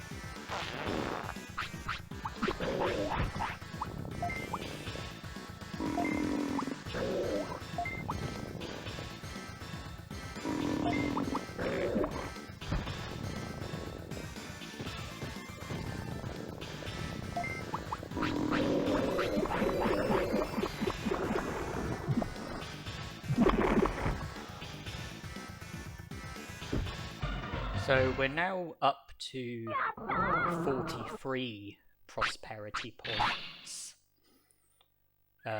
which means that we only need to recruit Agumon in order to go up to 45 prosperity points and then be able to access Leomon's Ancestor's Cave, recruit Leomon, and also have the article on Shellmon's notice board regarding Betamon But I'm going to put the drill tunnel aside, and I'm going to focus on Greylord's Mansion and recruiting Skullgreymon. It's just, Greylord's Mansion can only be accessed by virus Digimon. Numemon is a virus Digimon. Monzaemon isn't. He's a vaccine Digimon. So I would like to... Greylord's Mansion is a loose end that I would like to tie up, because we need to have Skullgreymon recruited before we can consider Digivolving to Monzaemon, because Monzaemon won't be able to gain access to Greylord's Mansion. So let's just get Skullgreymon recruited, and then we will no longer be dependent on Numemon for anything. But that doesn't mean that I will rush with Monzaemon, with the Digivolution of Monzaemon. I mean, as Numemon, we've got Quick Poop Throw, we've got Ultimate Poopmon. If we were to Digivolve to Monzaemon, then I think we would only have Sonic Jab. And if we wanted better techniques, then we would have to learn them. And you know, there's quite a lot of machine Digimon ahead of us. Tepamon, Skullgreymon, Metal Monzaemon, Megadramon, Metal Greymon, Machine Dramon. You know, Filth is effective against Machine.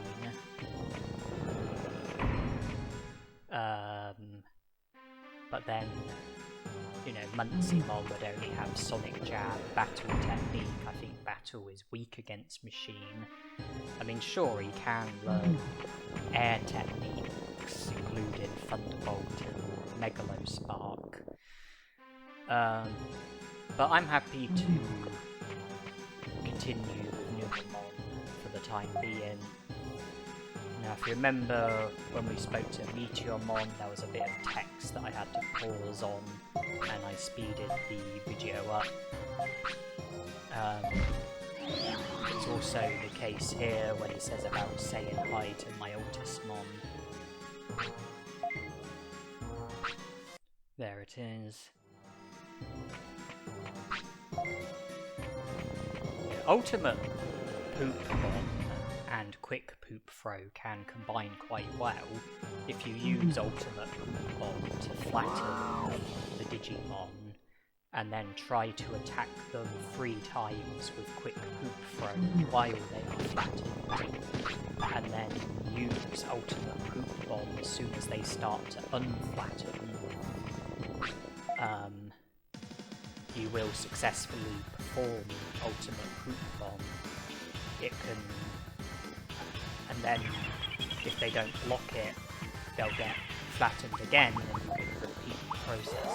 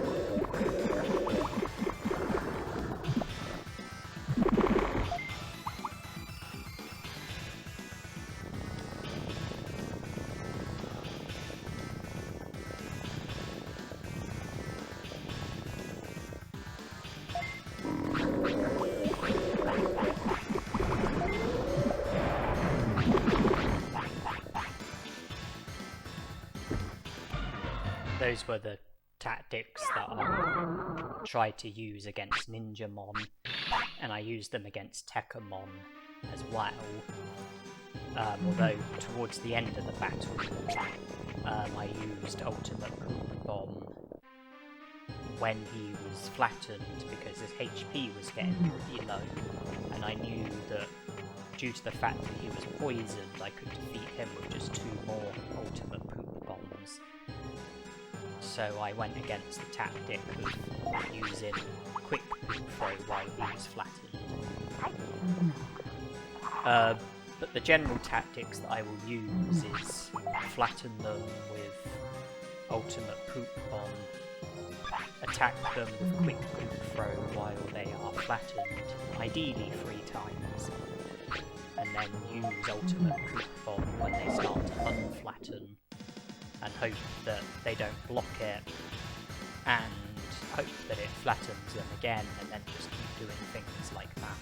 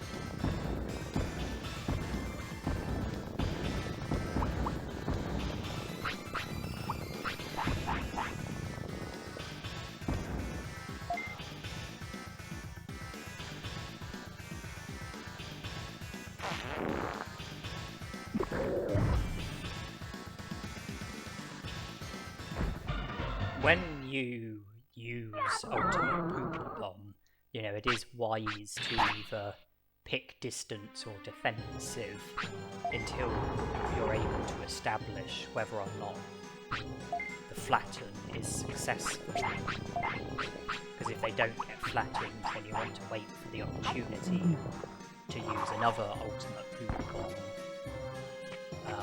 you know, to try and flatten them. And if they are being flattened, then you want to wait till the right moment before you attack with Quick Poop Throw.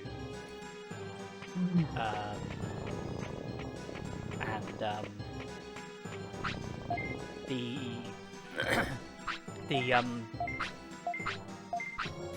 main purpose of Quick Poop Throw is to try to poison them.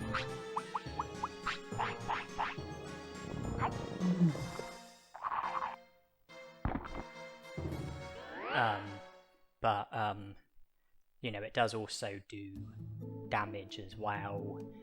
It causes your finish gorge to fill up.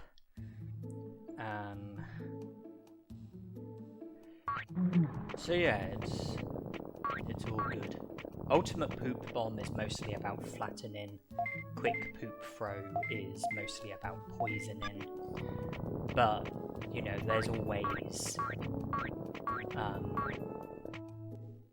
it's always partly about, well, there's always the element of, you know,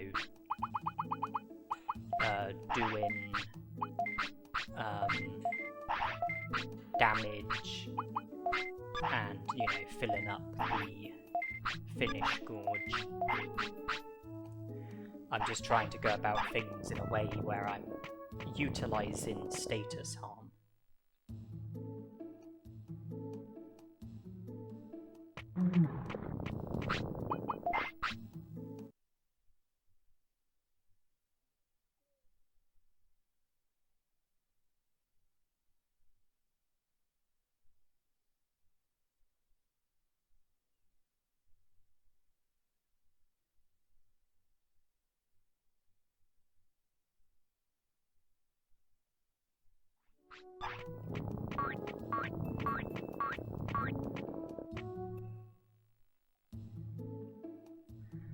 No, Skullgreymon has put us up to 46 prosperity points. There was the article about Veidamon. We will also have access to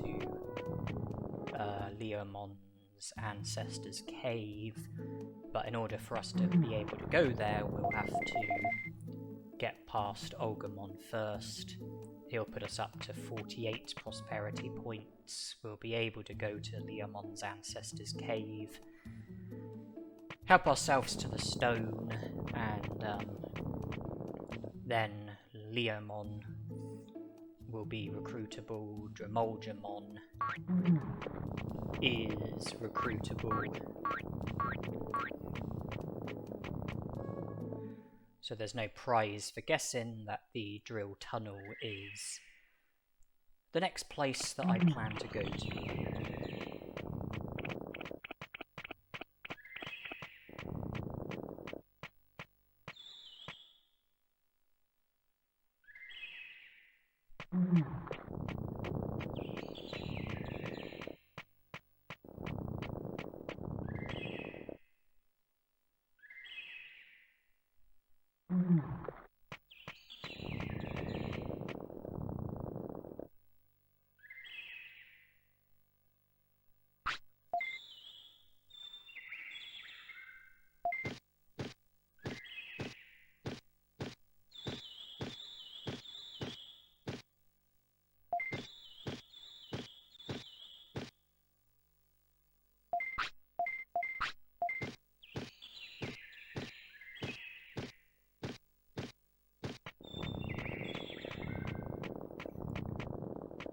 Agumon, Leomon and Drimogemon combined will put us up to 52 prosperity points. Enough for Betamon to spawn at the native forest, and enough for Digimon to mention about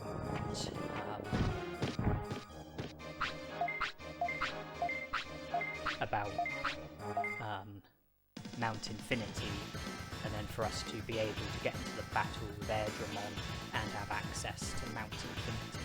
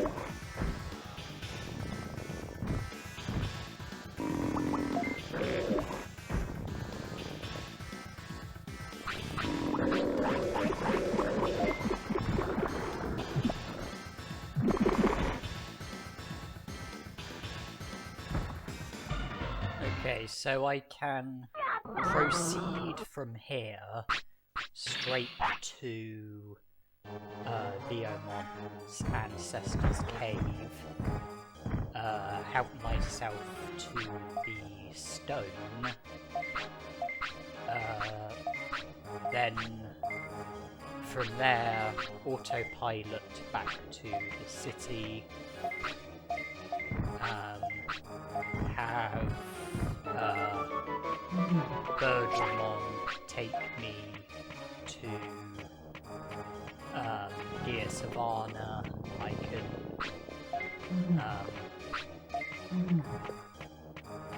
go to Biyomon, recruit him. Then I can go from the Gear Savannah to Mount Panorama, enter the drill tunnel via Mount Panorama, recruit Drimogemon, and then go back to Biyomon's ancestor's cave and speak to Nanimon. Because recruiting Biyomon is what results in Nanimon being in here. Recruiting Waymon is what results in Nanimon being in the Ogre Fortress. I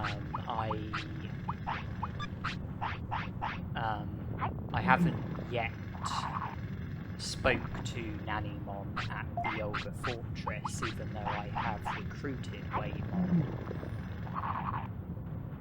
Recruiting Monzaemon is what results in Nanimon being in the room where you encounter WaruMonzaemon, but that's in the future. As for the sewer, I'm not sure if you have to recruit Andromon in order for Nanimon to feature at the sewer, or if you just need enough time to have passed in order for Andromon to have recovered the data.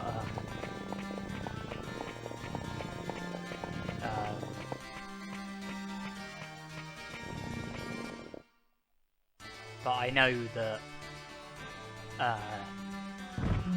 once I recruit Andromon, Nanimon will definitely be in the sewer.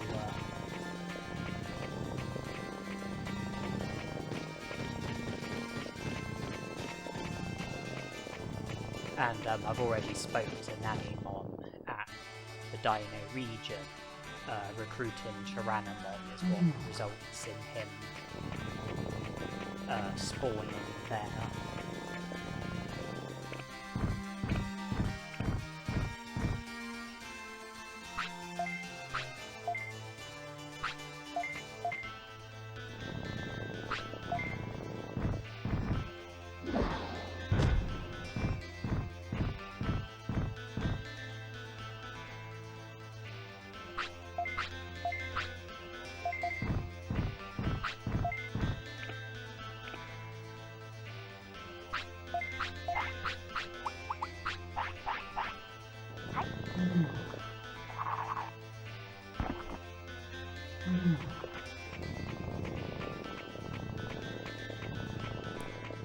I'll have to pause on the bit of text where Biyomon says about us being able to count on him.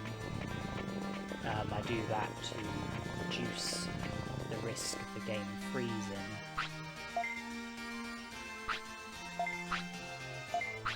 Just like with Meteormon in the Dino region, Devimon at Greylord's Mansion, I also have to do it with Devimon in Mount Infinity as well. So there it is, but I made it brief by speeding it up. And we are now at 50 prosperity points. enough for Digimon to mention about Mount Infinity if we speak to him, which will result in the battle against Seadramon and us having access to Mount Infinity. But I won't be pursuing Mount Infinity just yet. I want to see to other recruitments first. I want to make other progress first. Drimogemon is next on the list. And then what else is there? There's Betamon. There's Andromon, Guromon, Monzaemon, Piximon, Vadamon, Numemon.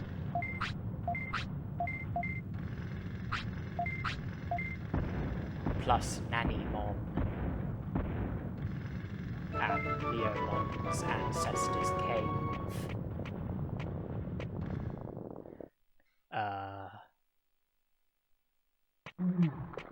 As well as the Ogre Fortress and the sewer.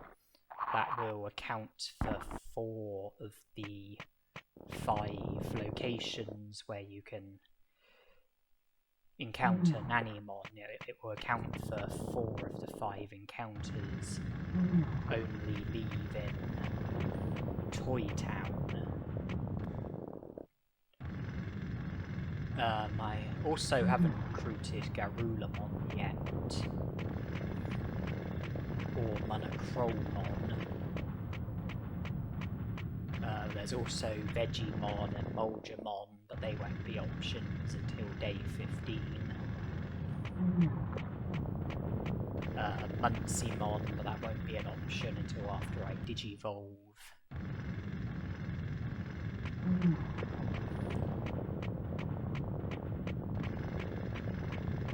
And obviously Mount Infinity as well. I do plan to do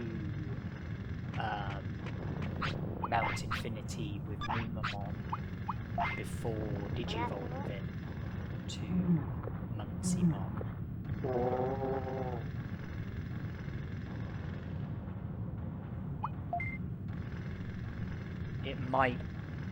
Things might turn out in a way where I will only be using Monzaemon for the WaruMonzaemon battle, the recruitment of Monzaemon and Nanimon, plus the battle against Coelamon, and obviously the recruitment of Coelamon, which comes from winning the battle.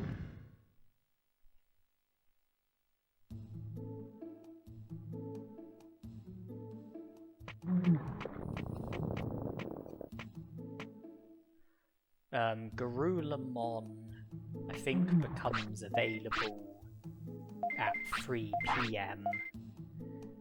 I'm not sure what time he's available until.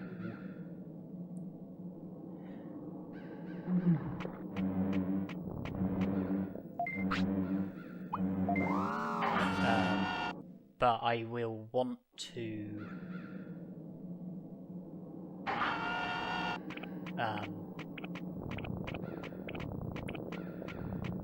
encounter him when his HP will only be half full, because I know that he becomes available for the rematch on each day at 3 PM. His HP will only be half full. And then there's a certain hour where he will still be available, but his HP will be at the maximum if you battle him. And then there's a certain hour where he's no longer available. I don't know the specifics off the top of my head.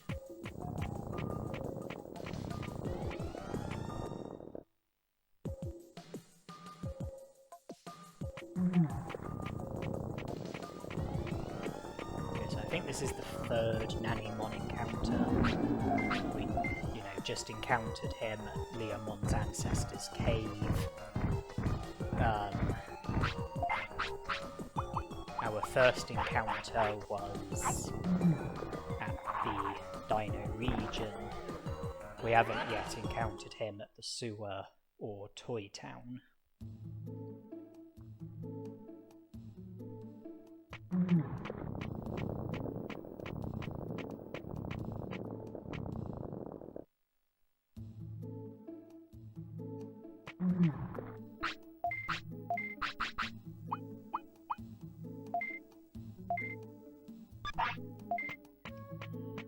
We've got a fair bit of space in our inventory, enough for the protective floppies and the black trout.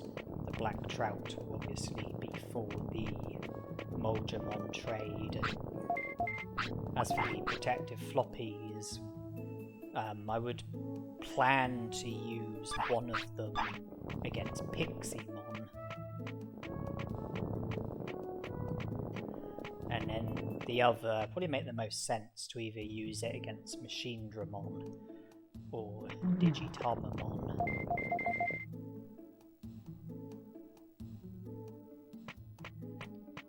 And I'm very close to fulfilling the stat requirement for Monzaemon. The only stat that I'm lacking is MP. HP and MP have to both be at 3000. Attack, defense, speed, and brains all have to be at 300. My MP is 2800. Close but not there. And then all the other stats are more than good enough. So I'm close to fulfilling the stat requirement for Monzaemon. But I don't want to Digivolve to Monzaemon just yet. I want to continue with Numemon. So I'm going to keep my MP down.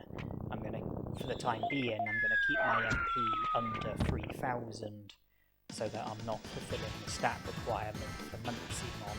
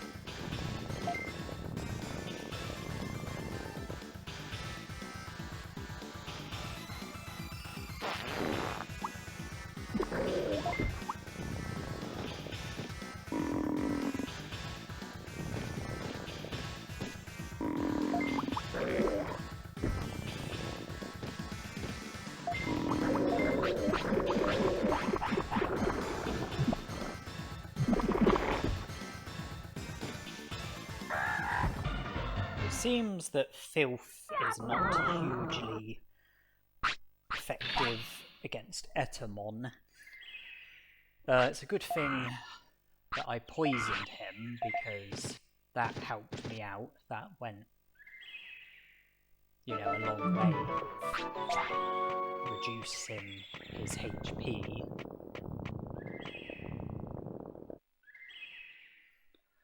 And yeah, when I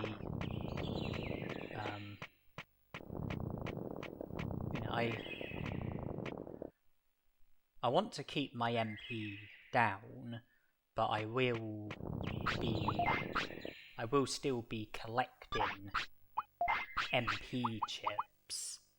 Piximon will drop one.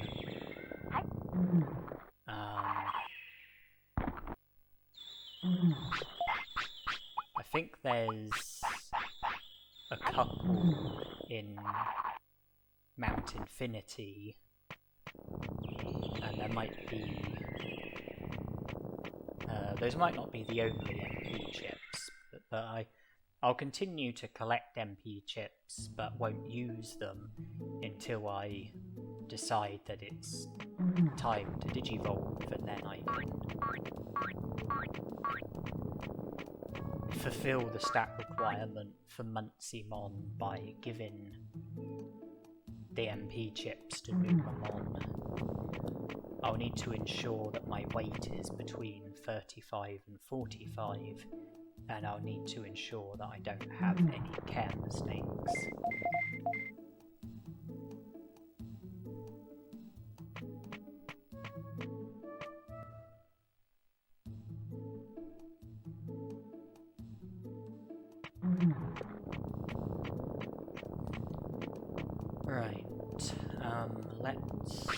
Right, I think it's been long enough for Andromon to have recovered the data, so I'm going to Factorial Town for that, but also for Metal Monzaemon.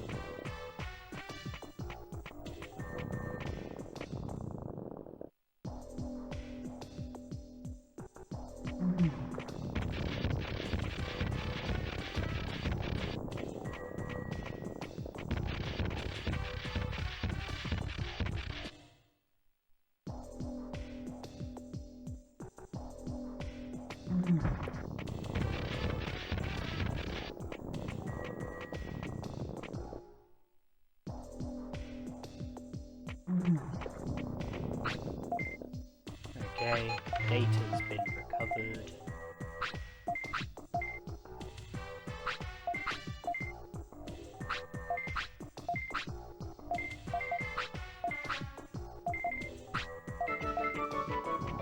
Drimogemon put us up to 52 prosperity points.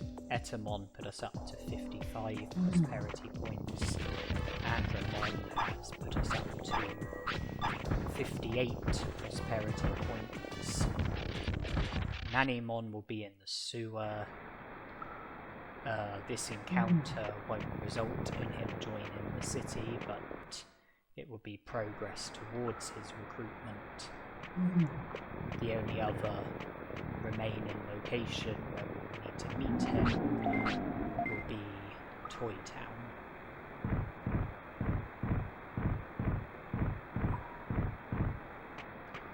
The only remaining things to be done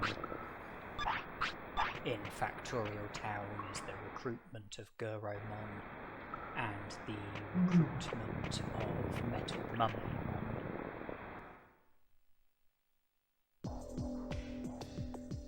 And if I think about the three places that back dimension can be at, we're done with Greylord's mansion, we've recruited Skullgreymon and collected all of the items in there. We're done with the Ogre Fortress, we battled Ogumon in there, we recruited Shellmon, we spoke to Nanimon in the Ogre Fortress and we collected all of the items. Ice Sanctuary, we've recruited our Digimon and collected all of the items. So we're done with the free areas that the back dimension can be at. And the reason why that's significant is because after I defeat Seadramon, obviously the back dimension will be at one of those free locations, and I just wanted to make sure that there was no work left to be done at any of those locations. Because if I was to because then I'd be in a position where I would have to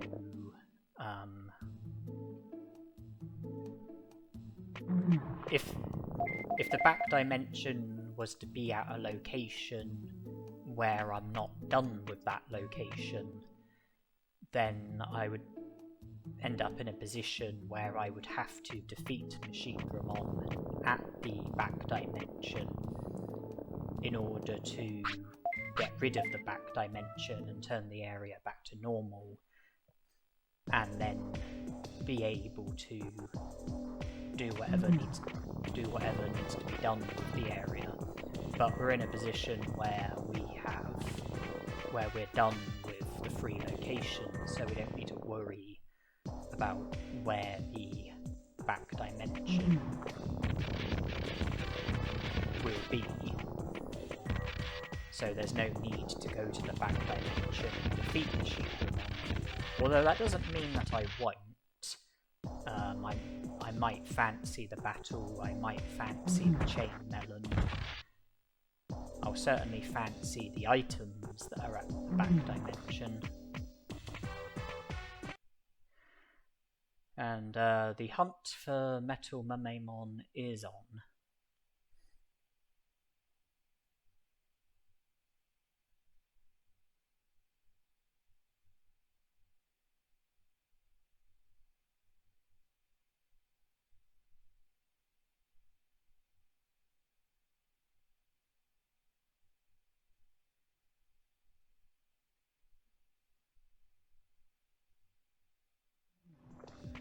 The hunt for Metal Monzaemon has finished.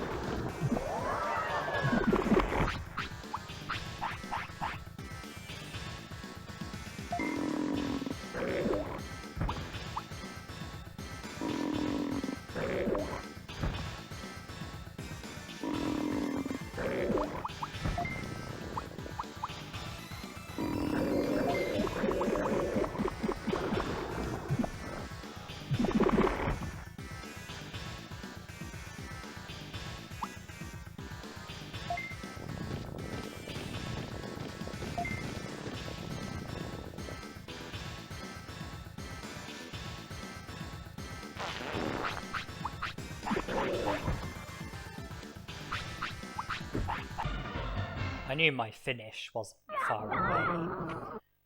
So instead of continuing to attack Metal Monzaemon, at the end of the battle I just waited for the finish to come.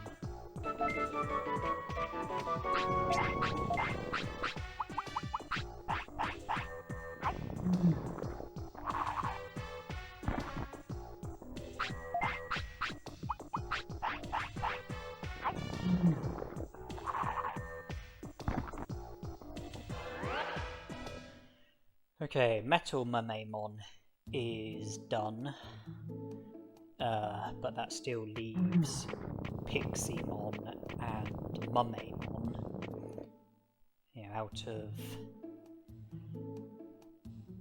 the more annoying recruitments, you know, Piximon, Monzaemon, Metal Monzaemon, you know, they are three of the more annoying recruits because they don't show up very often, and it can be frustrating repeatedly entering and leaving a certain location until they show up.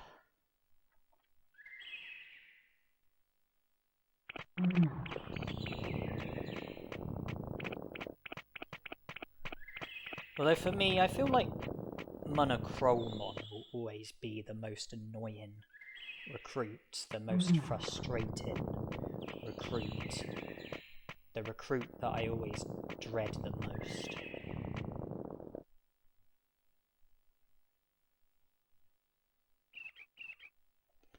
Just because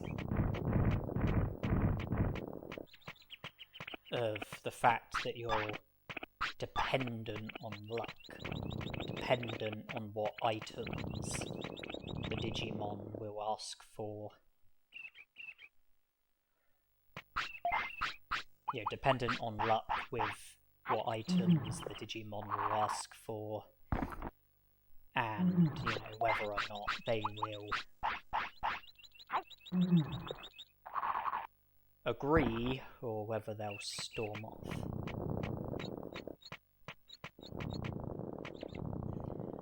Okay, so we will recruit Betamon and then we will grind for Monzaemon.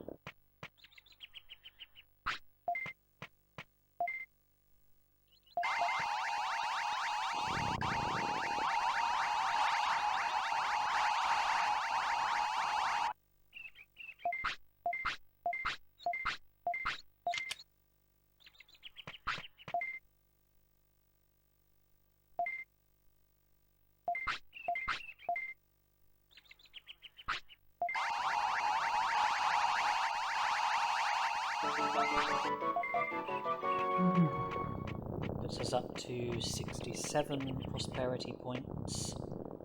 Monzaemon will make it 70.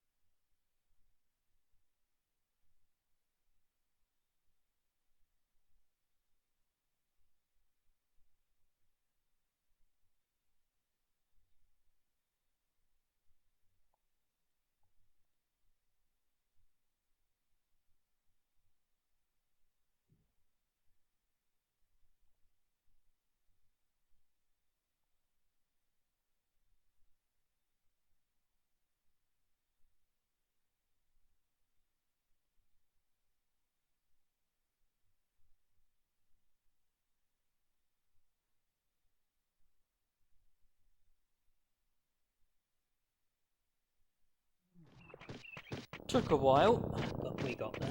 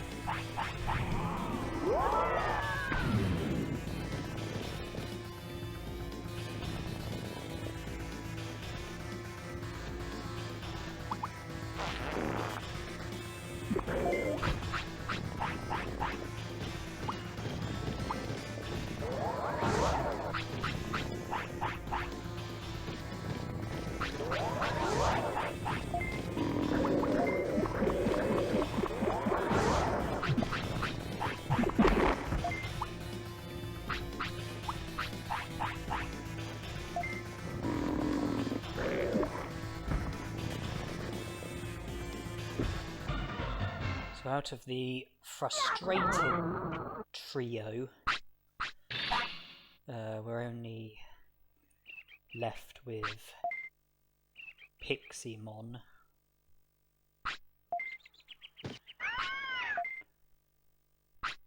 Getting Monzaemon to show up was certainly frustrating.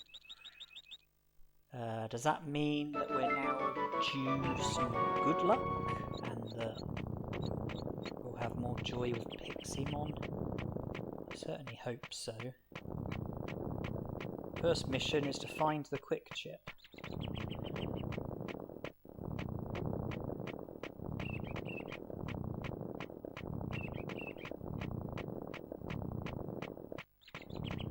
Can't actually see it.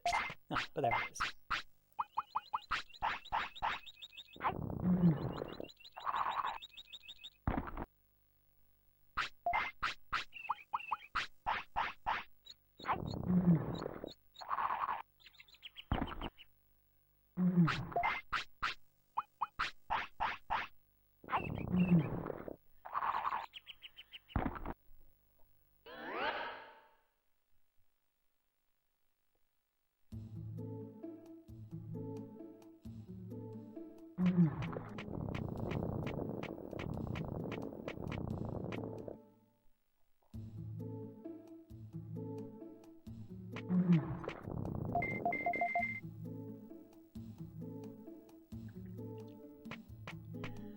I have to remember, don't use the MP chip that Piximon drops.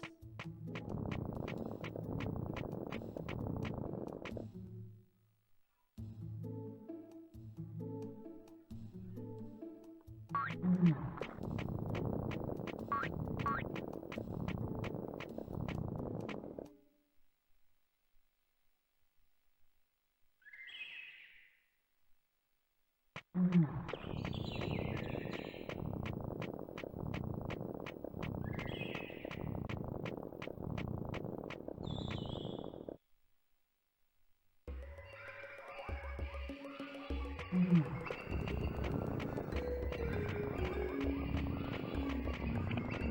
be really nice if he was to spawn straight away.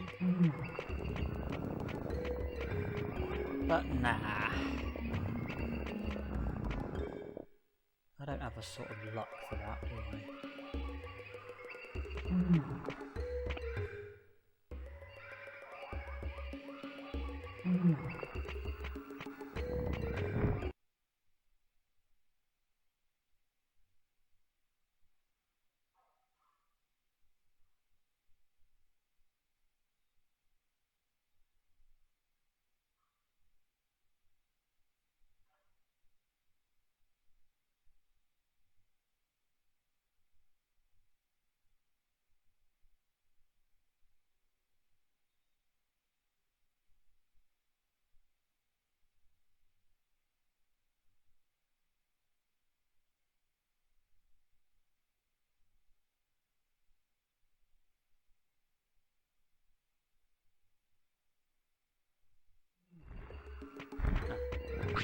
Well, it certainly wasn't as bad as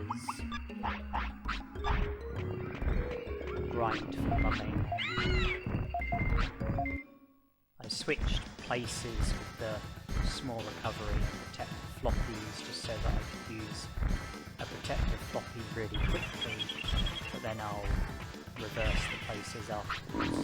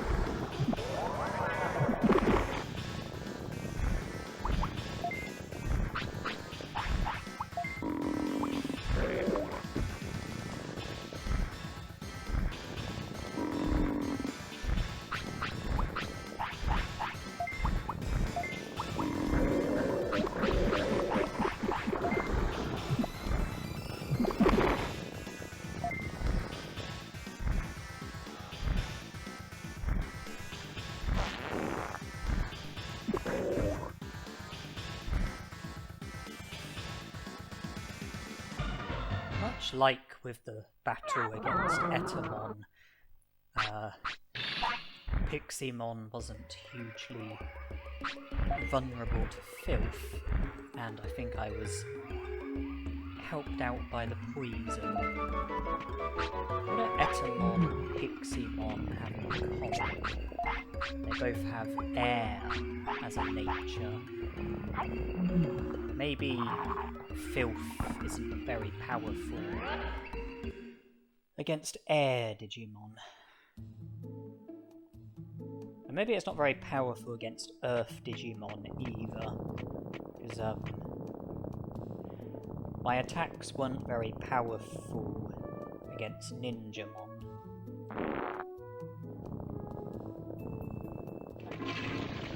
Same with Piximon. And one thing that Piximon has in common with Ninjamon is having Earth as a nature.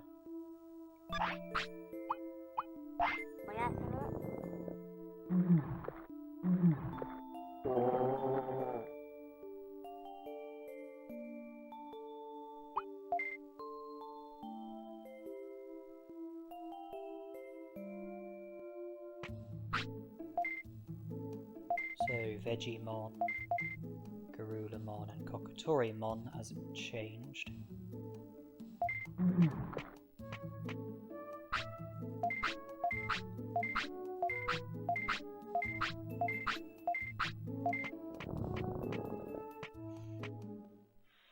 And so I've now decided to focus on Mount Infinity.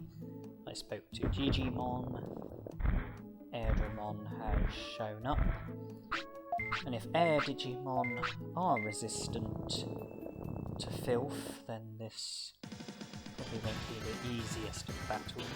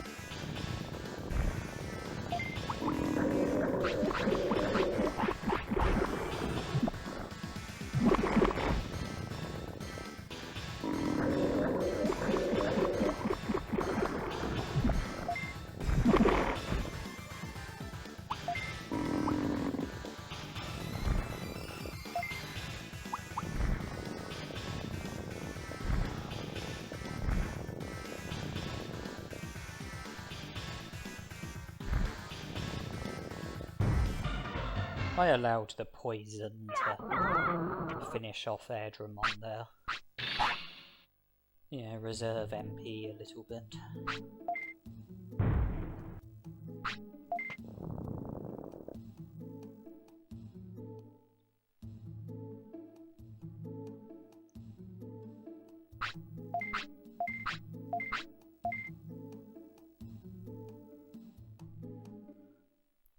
Seadramon hasn't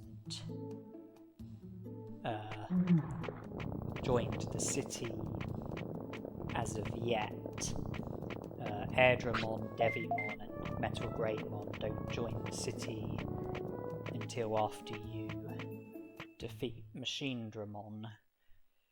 But we're effectively at 75 prosperity points. Piximon brought it up to 73, and if we include Seadramon then we're at 75.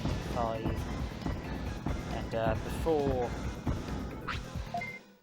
focusing on recruitment, I'm just getting into a battle here because I just want to remove the Rockmon who's blocking the way to a computer.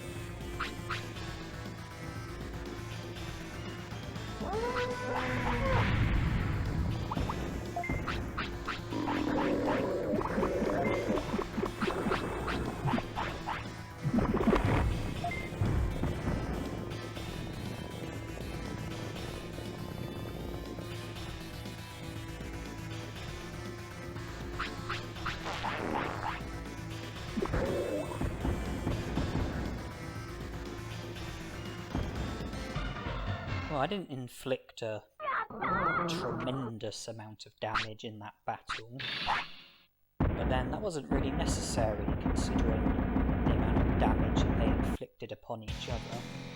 One of the things I love about the random Digimon in Mount Infinity, they are extremely prone to damaging each other with their attacks. So I think I have like some sort of OCD when it comes to looting the computers in this game. It's like even if an item is not particularly useful, I still like to collect it just for the sake of collecting it.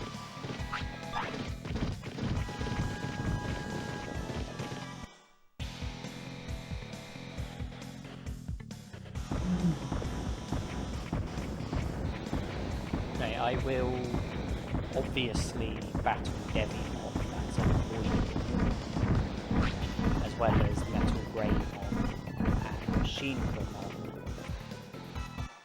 And Megadramon, well, I mean, I have to battle him and defeat him in order to reach 100 prosperity points, but when it comes to simply proceeding through Mount Infinity, can avoid him, and have to come to Mount Infinity twice. One, if you're aiming for 100 prosperity points, once to defeat Machinedramon, and then again to defeat Digitalmon, who features in the same room that Machinedramon features in. And if you are aiming for 100 prosperity points, you can choose to either defeat Megadramon during your first visit or your second visit. It's up to you, and I'll leave him for the second visit.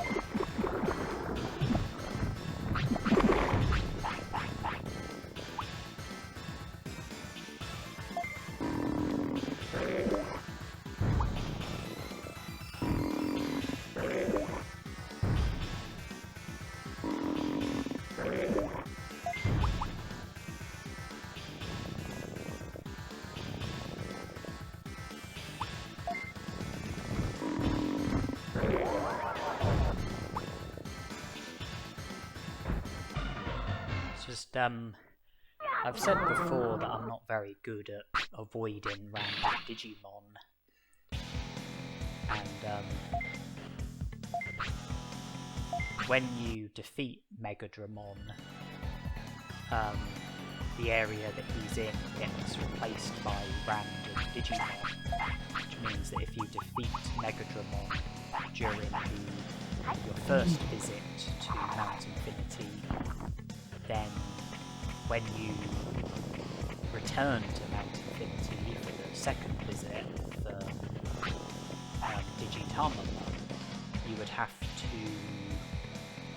avoid random Digimon when passing through the area that Megadramon is in, but by leaving Megadramon until the second visit, there won't be random Digimon there because Megadramon will still be there, and you can and so that's why I leave Megadramon until the second visit. It just saves me from having to deal with random Digimon roaming around, which is a real nemesis of mine.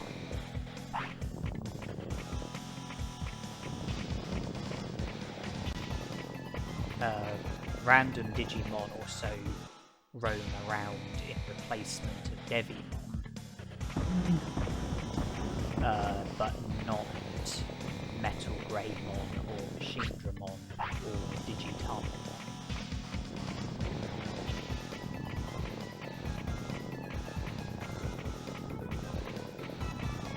If I'm not mistaken, Seadramon and Devimon have effectively made it 77 prosperity points. Metal Greymon will effectively make it 80 prosperity points. And then after we defeat Seadramon, the recruitments will be official and we should be at 80 prosperity points.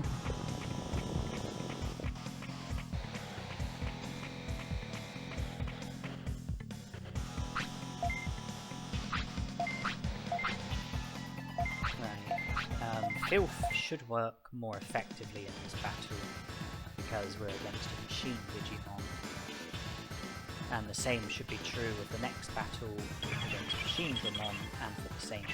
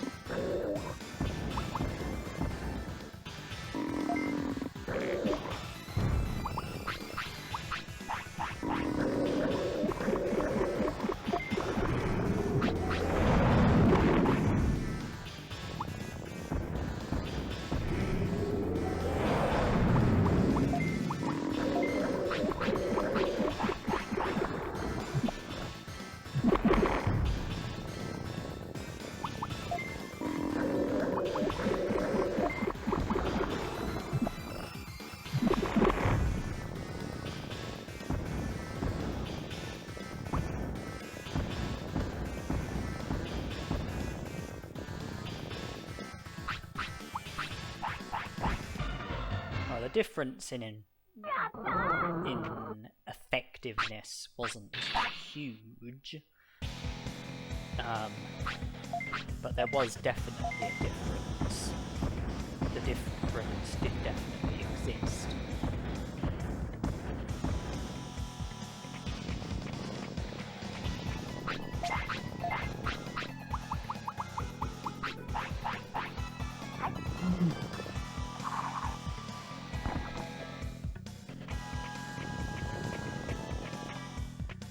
Okay, so we're coming up to the Machinemon battle. It's 11 AM WaruMonzaemon first spawns at 3 PM. Something to be mindful of.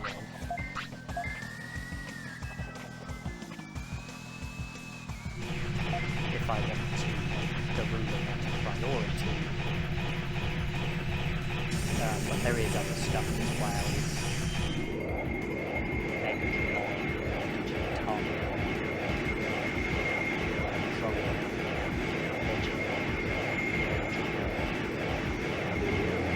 Monzaemon,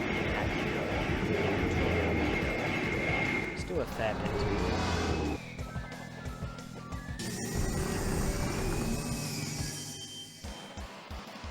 But here we entertain Seadramon.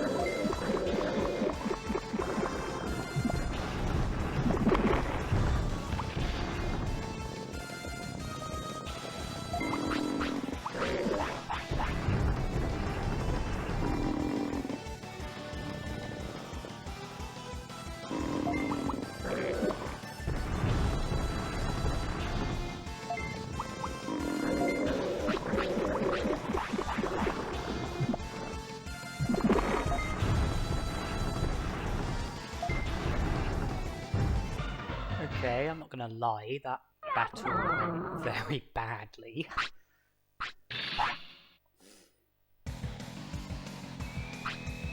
I wasn't very good with commanding Numemon. My choice of commands wasn't great, my timing with the commands wasn't great. I'm lucky that I poisoned Machinedramon when I did.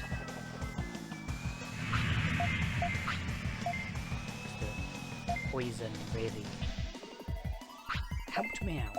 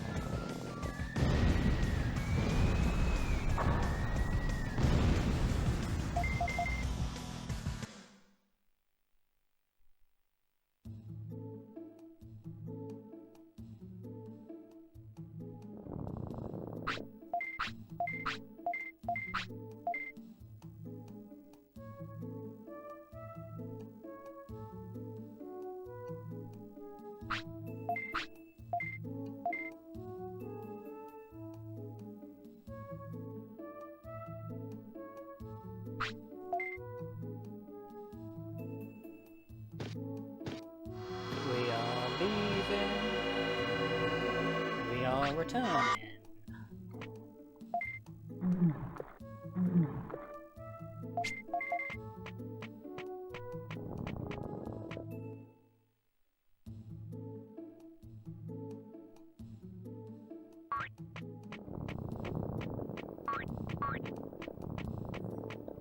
Now, my last battle was against Machinedramon, and providing I don't get into any unwanted encounters, my next battle is going to be against Machinedramon.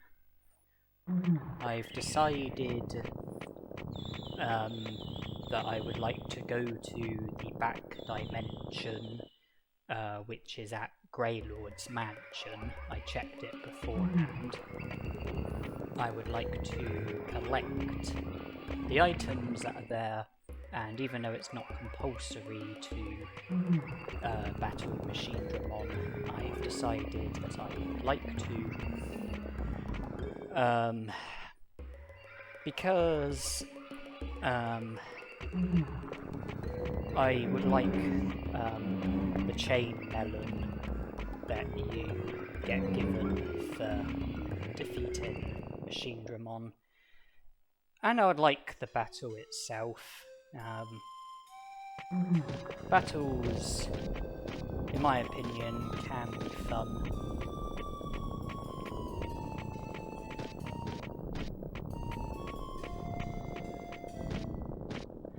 I mean, if you just wanted the items in the back dimension, then, you know, you could go to the back dimension. You could collect the items and then you could leave without battling Machinedramon, but I want the battle, I want the chain melon, as well as, you know, the items in the back dimension, so I've taken on the unnecessary task of battling Machinedramon here at the back dimension.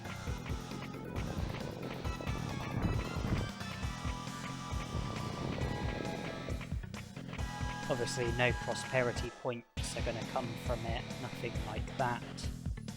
It's entirely optional. You know, you get 9,999 bits, you get a chain melon from Digimon. Machinedramon features at the back dimension every 20 days. You know, when you defeat him, the back dimension returns 20 days later.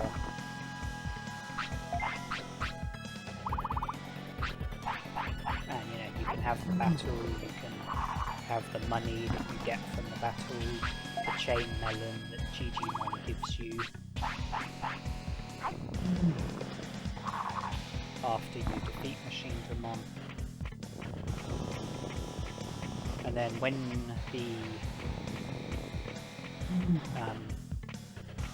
you go to the back dimension for the very first time of it, okay, that was not a good dodge.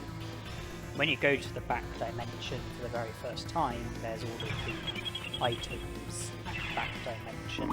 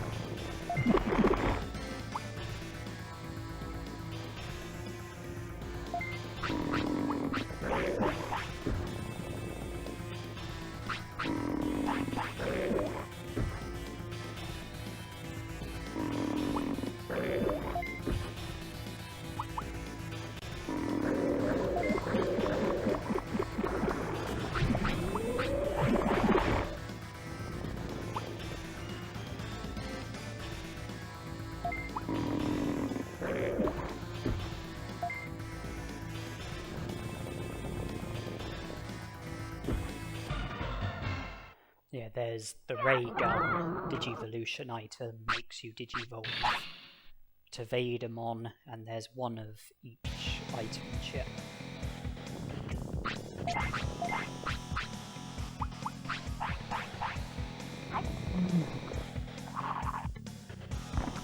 When you, like, go to the back dimension and it's not your first time, sometimes the items respawn, sometimes they don't. I have a feeling that the items respawn when the back dimension is at the Ogre Fortress, but don't respawn if the back dimension is at the Ice Sanctuary or Grey Lord's Mansion. So for example, if the next back dimension is at the Ogre Fortress, then I think the items will respawn. But if the next back dimension is at Grey Lord's Mansion or Ice Sanctuary, then the items won't respawn.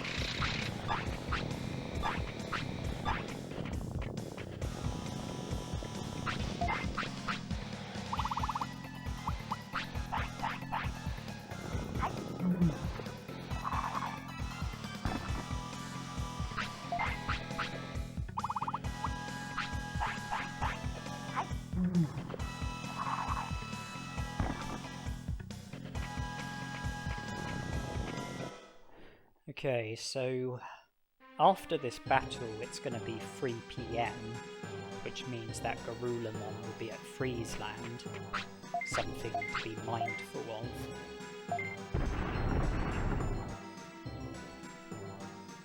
There's also Megadramon and Digitarnomon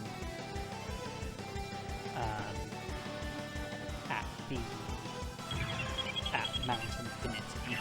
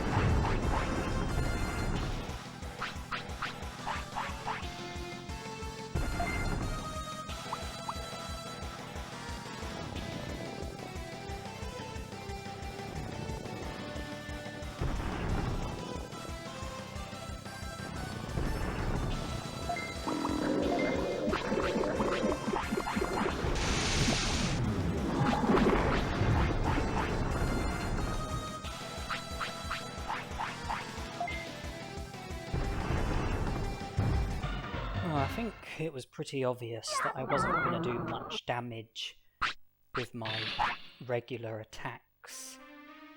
My finishes were alright. I think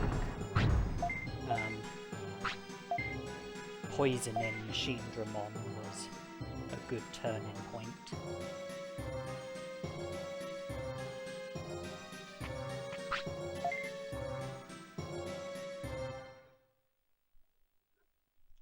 Right, so we're at 80 prosperity points.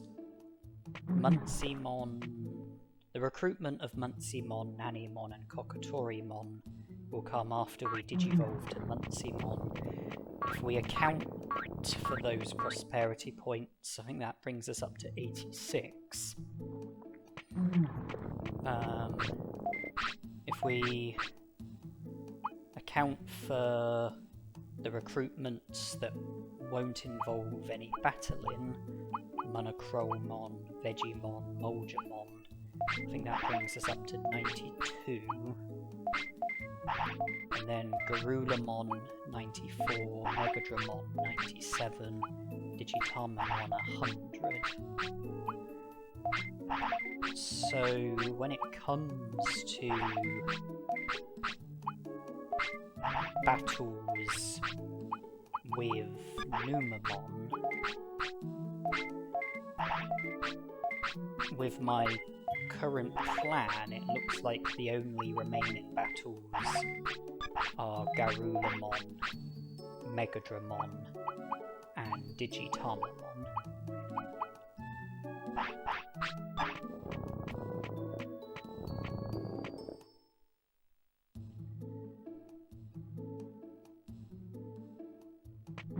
Which means that if I can see to Garulamon, Megadramon, and Digitalmon, then I'll no longer need to worry about trying to prevent Monzaemon's Digivolution. Because Garulamon, Megadramon, and Digitalmon bring us up to 88 prosperity points. Vegimon will make it 90, but that doesn't involve any battling. Molgemon will make it 92, that doesn't involve any battling. Monochromon will make it 94, that doesn't involve any battling. And then Monzaemon, Nanimon, and Coelamon will account for the rest. But we plan to do that with Monzaemon as our Digimon.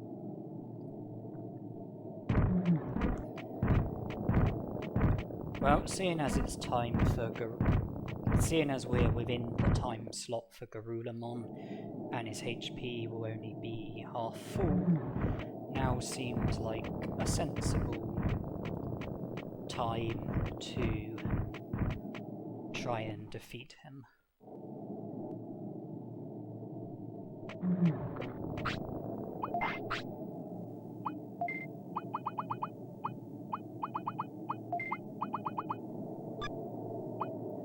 I think I would prefer to just have quick poop throw rather than have ultimate poop bomb as well.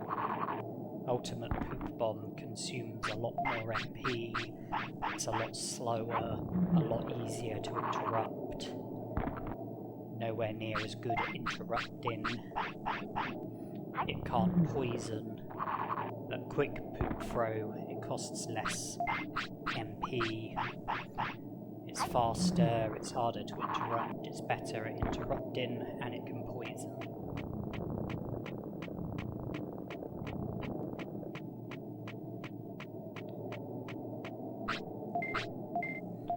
Okay, so HP and MP are both at the maximum because I just gave Numemon small recoveries and MP floppies.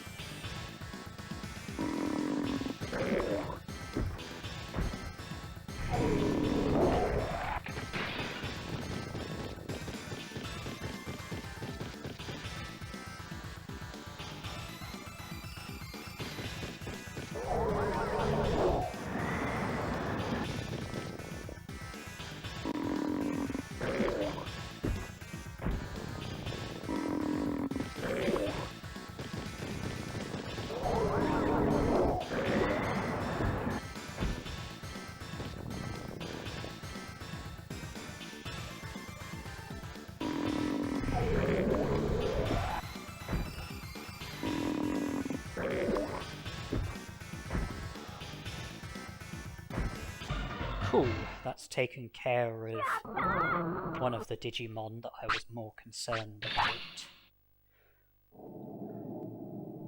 Yeah, one of the battles that I was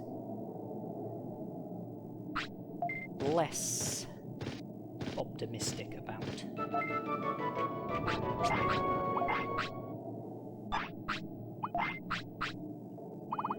Yeah, well, Numemon's weight is currently 52, which means that we're not within the weight requirement for Monzaemon. The weight requirement being between 35 and 45. So even if we had the stat requirement, we wouldn't currently Digivolve, not with the weight that we've got. But nonetheless, I'll choose to keep our MP under 3000 until Megadramon and Digitarmamon have both been defeated.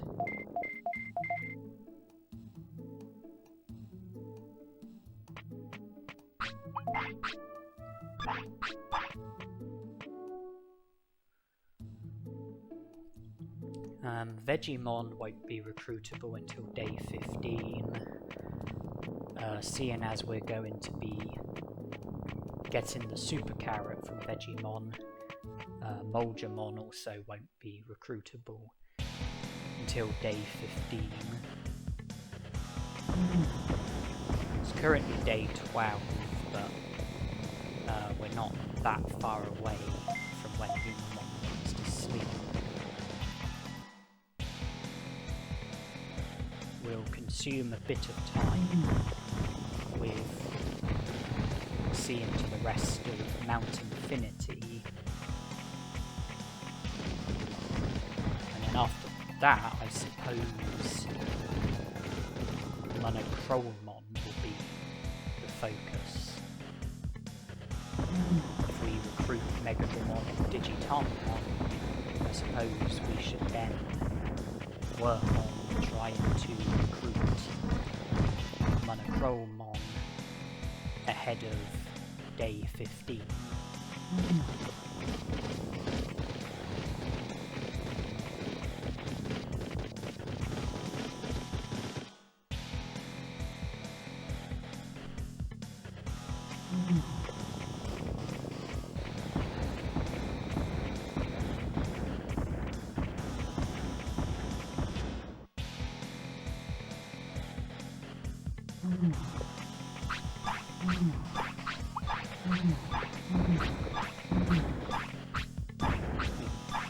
If we still have Numemon when we enter day 15, then Numemon will be 14, or our Digimon will be 14. And given that Numemon is only a champion, we will be dangerously close to fading away, but if we speak to Digimon, then he will give us a chain for defeating Machinemon, and that will increase Numemon's lifespan by a day. When we Digivolve to Monzaemon, we won't need to worry about lifespan, because when you Digivolve to an ultimate, you get a 4-day extension. 96 hours.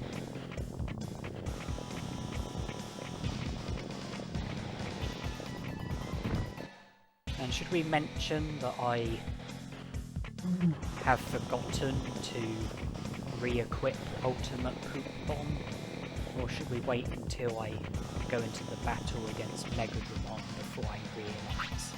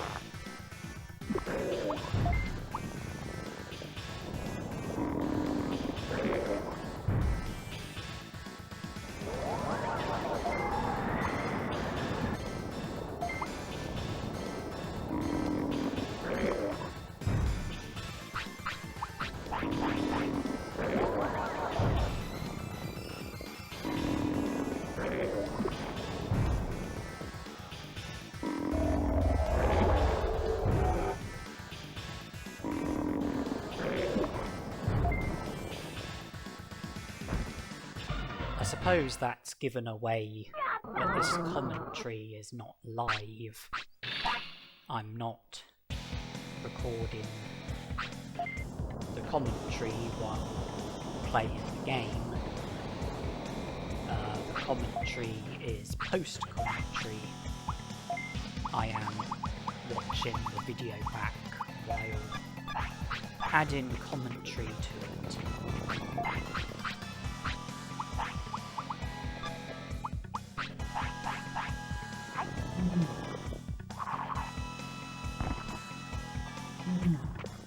Yes, when I was playing, I forgot to re-equip Ultimate Poopbomb, and then during the battle against Megadramon, I realised, and then after the battle, I re-equipped it ahead of the battle against Digivolve.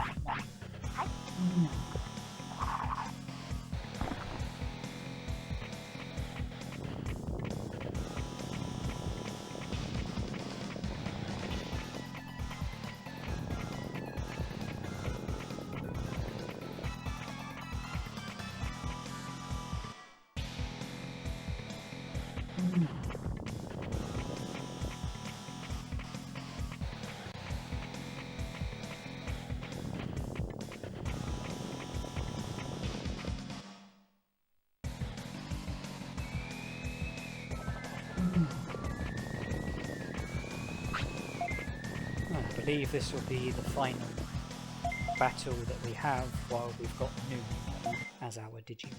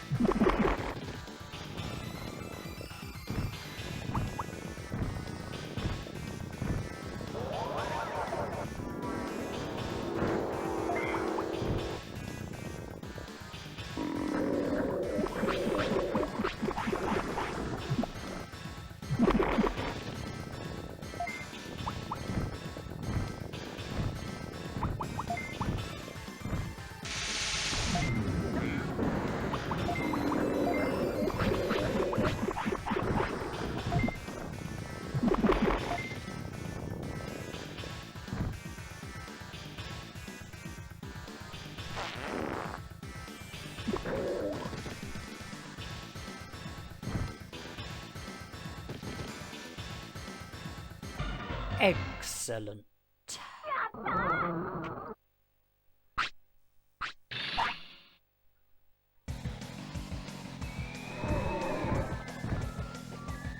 That is exactly what I wanted. Digitalmon getting defeated.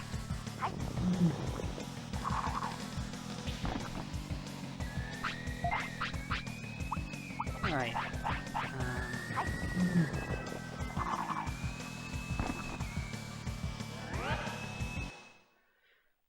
Back to the city we go.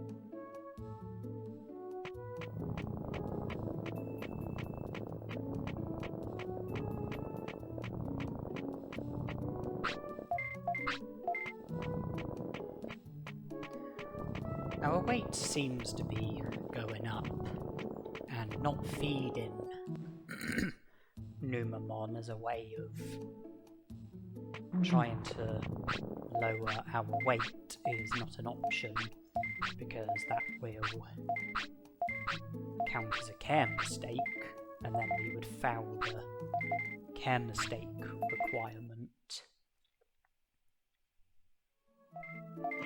88 prosperity points. Frigimon, Coelamon, Monochromon. Yeah, we would foul the care mistake requirement for Monzaemon. So if our weight remains an issue, then we would just have to feed Numemon food items that cause weight to decrease rather than increase. That could mean buying some super carrots from Vegemon. It could mean catching some black trouts from the Dragon Eye Lake. It could mean grinding for prickly pears at the Great Canyon. But as you can see, I finally gave the MP chips to Numemon, so we do now have the stat requirement for Monzaemon, as well as the care mistake requirement, if I'm not mistaken, providing I haven't overlooked any care mistakes. Certainly hope not, because in order to fulfill the bonus condition, I would have to have a minimum of 50 battles. I mean, I've had quite a few battles with Numemon, but still. 50 battles will be quite the task. I was checking for a prickly pear. I mean, firstly I checked for a Dulux mushroom, there wasn't one. Then I checked for a prickly pear, there wasn't one. Our weight was 54, it would have gone down when sleeping. Numemon needs the toilet, that will put weight down a bit further. No sign of any prickly pears. I'm going to be attempting the Monochromon shop. I'm going to be attempting to recruit Monochromon. After the shop, Numemon will want to eat and will want the toilet.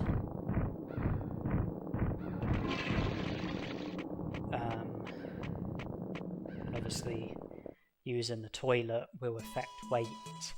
Feeding your Digimon will affect weight.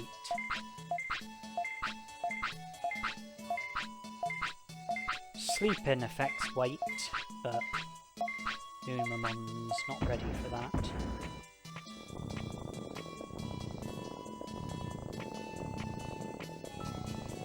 And I was unsuccessful with reaching the target. Only did well enough to get 1500 bits.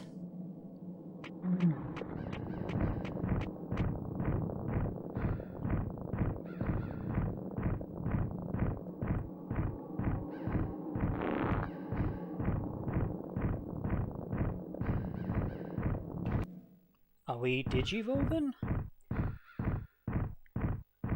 It looks like we are. Okay, our weight must have dropped to be within the range of 35 to 45.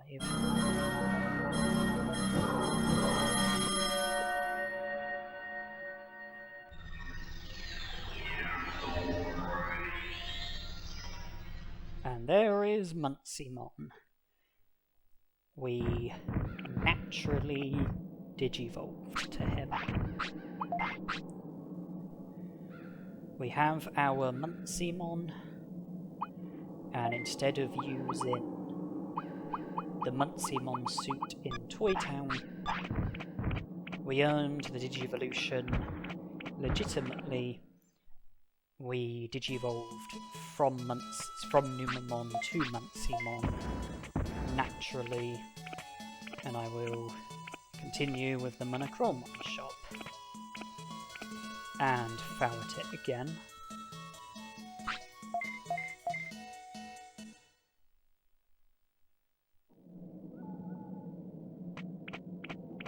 Is it now day 14?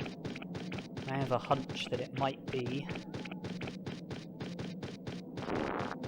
Tomorrow is the day that we have to get the rain plant.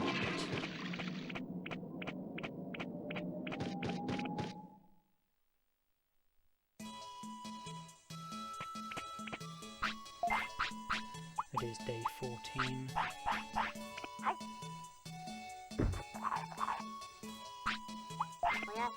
Well, I doubt we'll need the chain melon, because Monzaemon should live until he's at least 18, I would think.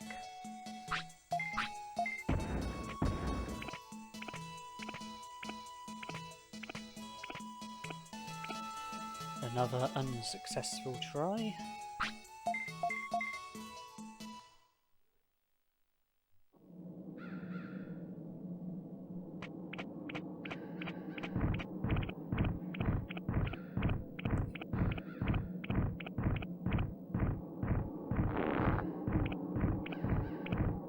At least we're getting closer to day 15, I mean, so we're sort of making progress.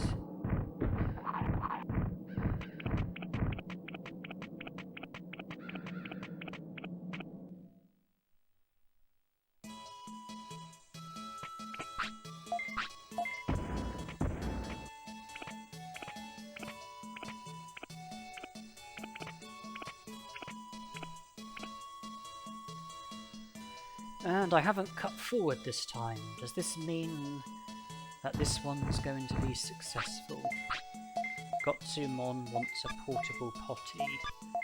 Well, Gotsumon, do you not realise that there's a toilet just outside? Hint, hint. Maybe just use the toilet that's just outside the shop. Doesn't take a genius, does it? But hey, we did things your way, and it put you out of pocket by 360 bits. Meat. Well, there's plenty of Digimushrooms lying around. If you're going to be searching the Great Canyon, then you might also find prickly pears. I know there's at least one Dulux mushroom. At least one happy mushroom.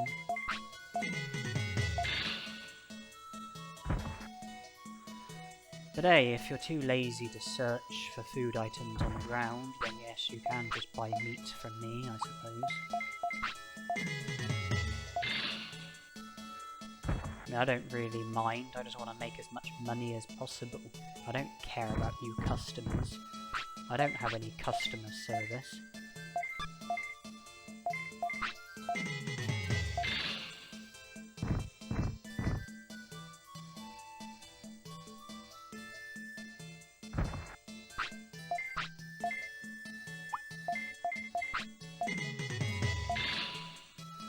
Well, I can't say it's going well so far.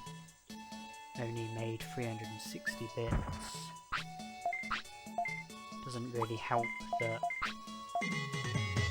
none of the Digimon have asked for a medicine, mostly been meat, and I think there's been a few portable potties.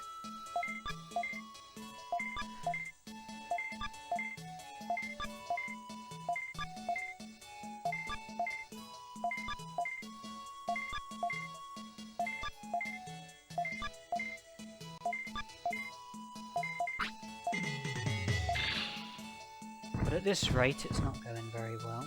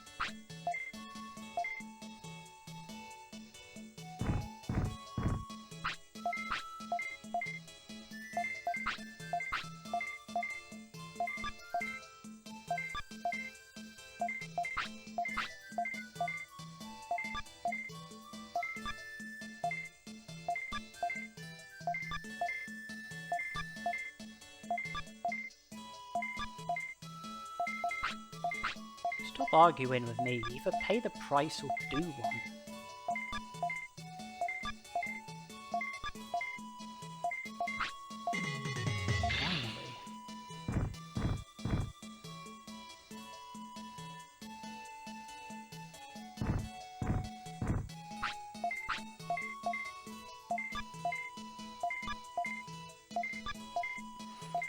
Yeah, my general tactics. Meat is so insignificant that I usually just maintain the regular price. As for medicine and portable potties, usually I raise the price. With Goboremon, usually I raise it to the maximum. I raise it by all 5 steps. Usually I do the same with the Penguinmon lookalike. Gotsumon I usually raise price by 2 steps, and then Weedmon I usually raise the price by 1 step.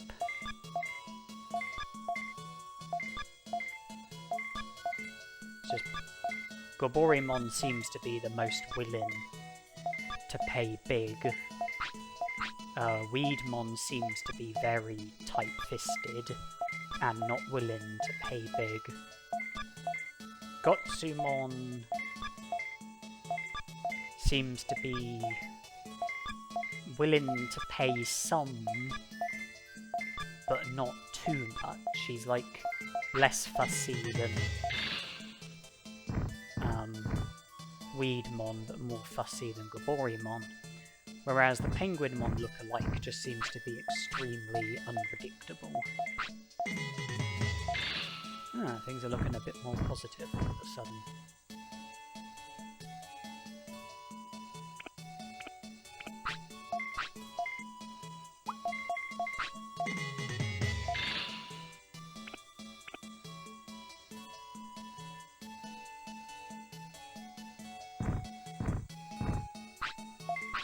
Okay, if I can sell this for 1500, I'll reach the target.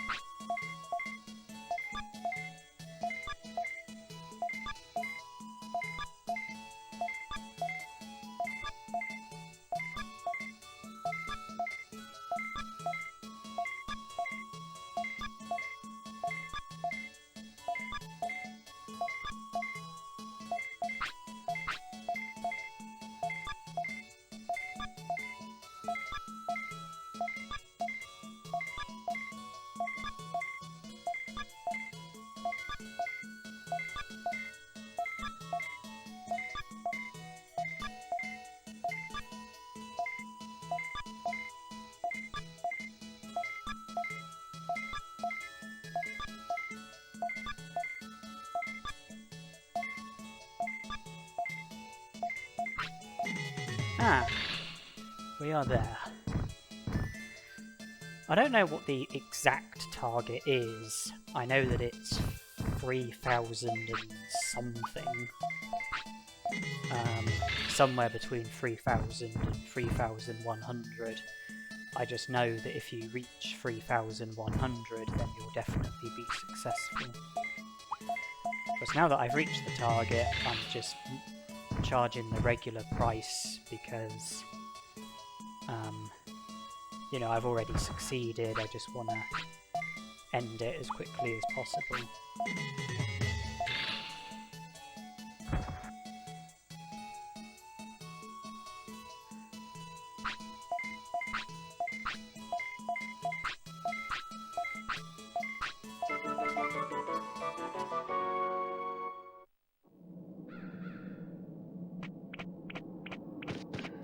Okay, Monzaemon wants to sleep. When he wakes up, it will be day 15. The rain plants will be available to us. So that was very convenient timing.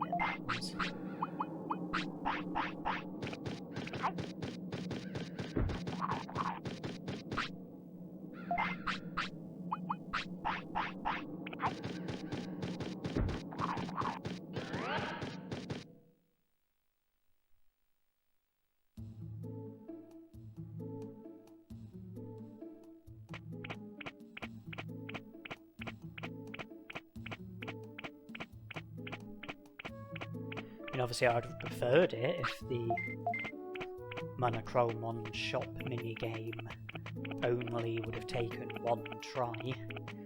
I mean, I know it's sort of tied in quite well with day 15, but I'm sure I would have found something to pass the time.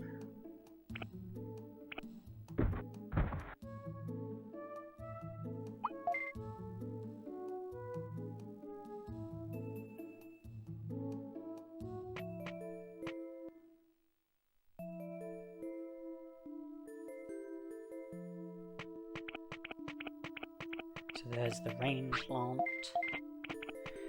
We need to go to the tropical jungle, use the rain plant to produce Frigimon.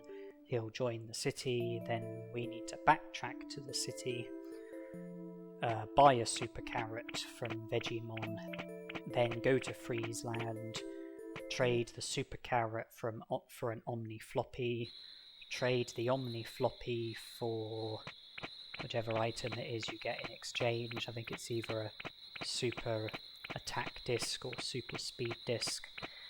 And then trade the black trout for a restore.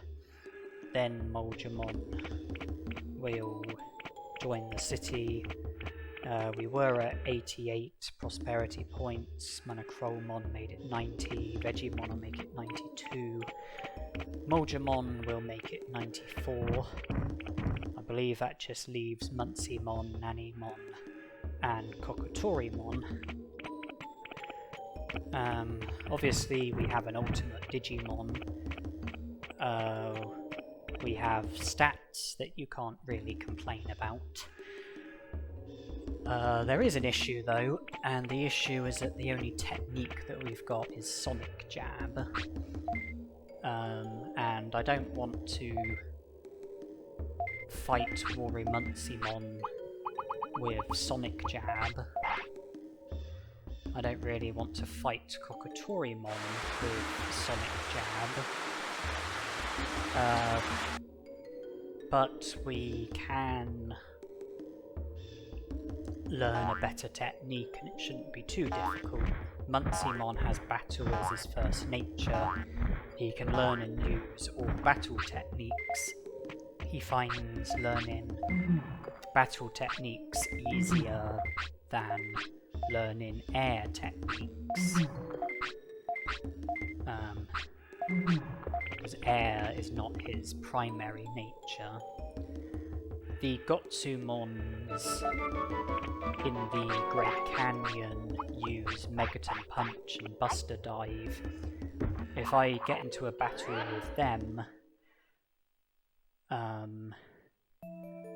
then I should be able to learn either Megaton Punch or Buster Dive, and then make do with that technique for the rest of the game. If I get into a battle with Gotsumon, don't defeat him until after he uses Megaton Punch and Buster Dive, then defeat him, and then settle with learning either Megaton Punch or Buster Dive. I don't need to pursue both of them. Either should be okay.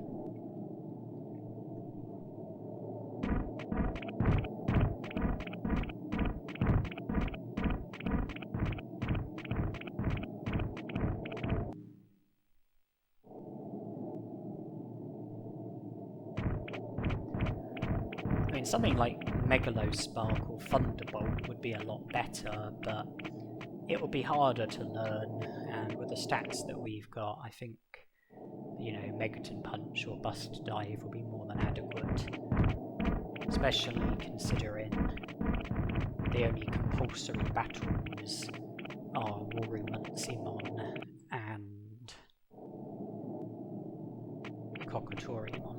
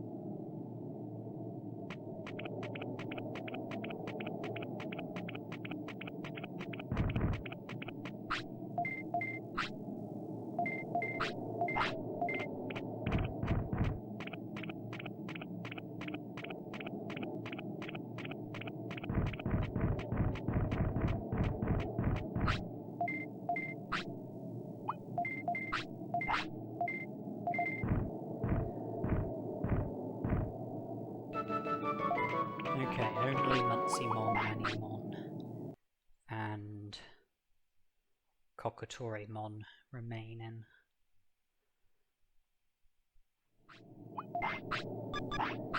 Coelamon first shows at 4 AM, and the last hour in which he shows is 6 AM.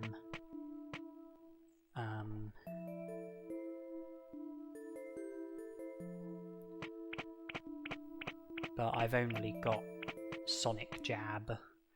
I don't particularly want to battle him just yet. And I'm not here in the restaurant to eat, I'm just acknowledging the restaurant Digimon. I acknowledged Garurumon, I'm about to acknowledge Frigimon.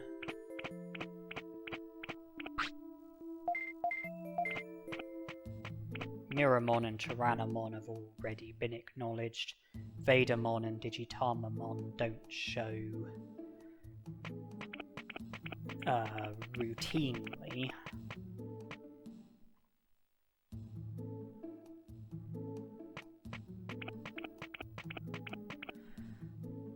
I also want to acknowledge the Digimon in here.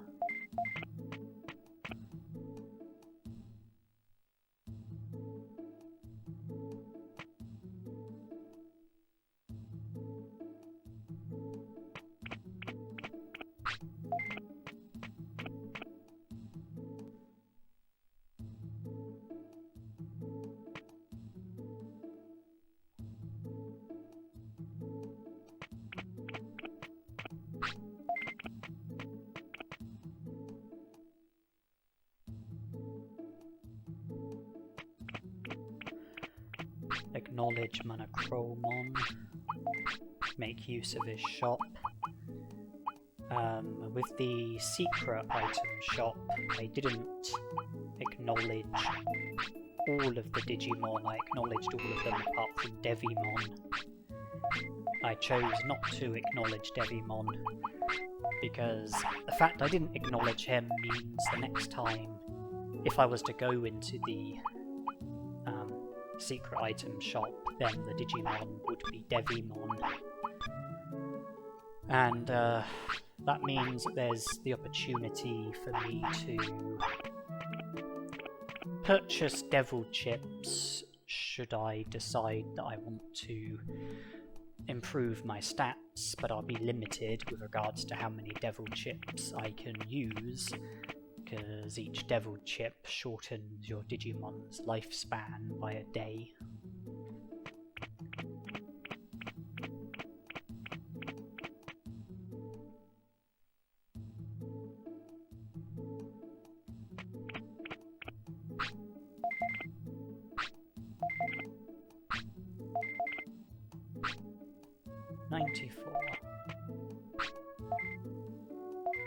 Coelamon, and no other hints.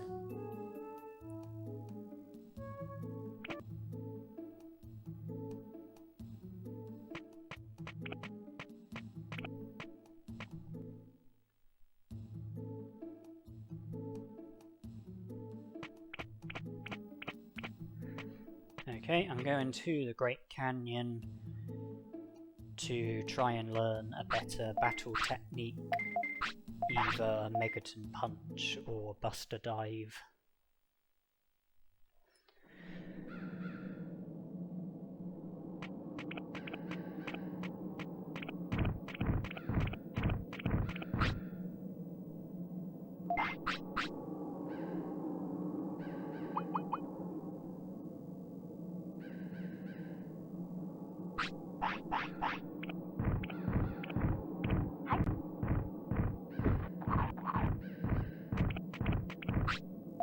Right, here we go.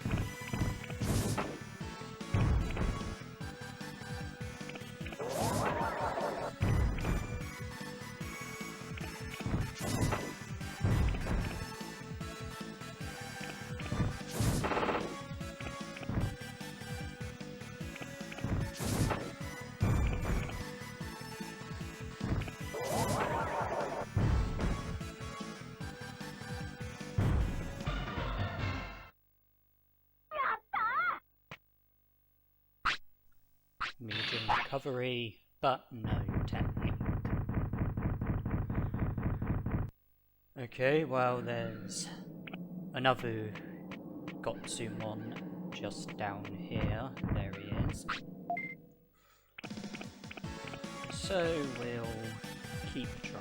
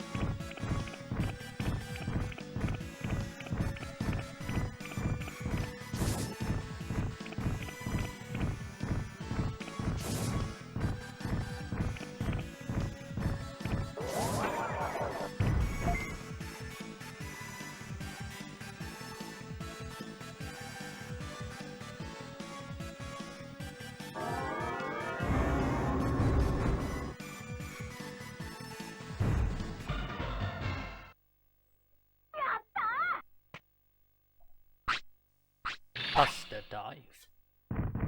Happy days.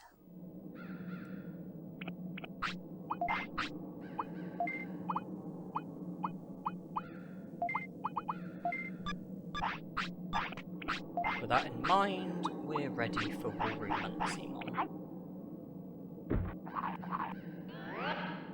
If I just get something up. Apparently, according to what I'm looking at, the chances of Monzaemon learning Megaton Punch were 21%. Apparently the chances of him learning Buster Dive were 16%.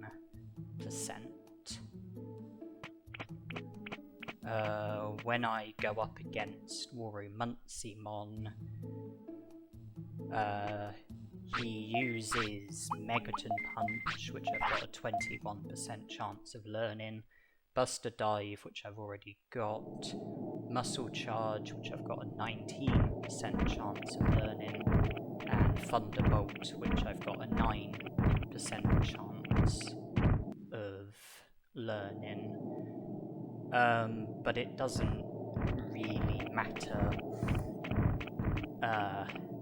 whether or not I learn anything from WaruMonzaemon. I mean, obviously, Thunderbolt would work better against Coelamon than Megaton Punch, but the battle should be easy enough.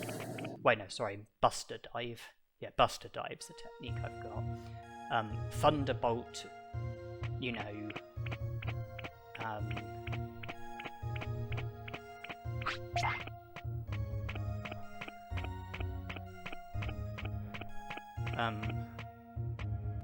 Thunderbolt should work better than Buster Dive, probably in all battles, to be honest.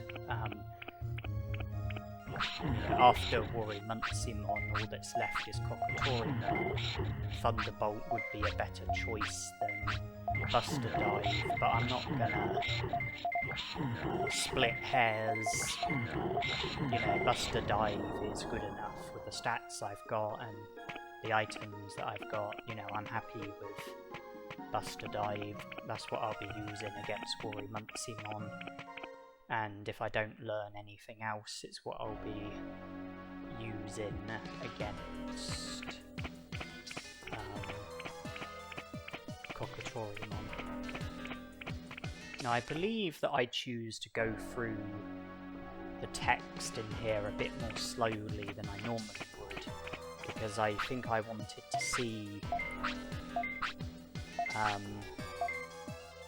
if the text would be any different based on the fact that I didn't use the Monzaemon Suit and Digivolve to Monzaemon naturally. But from what I can tell, I don't think the dialogue was any different.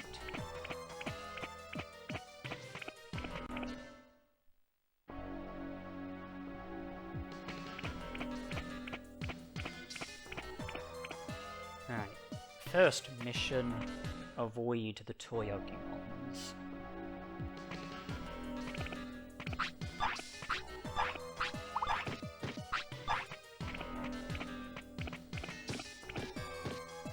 Good. Second mission, avoid the tank ones.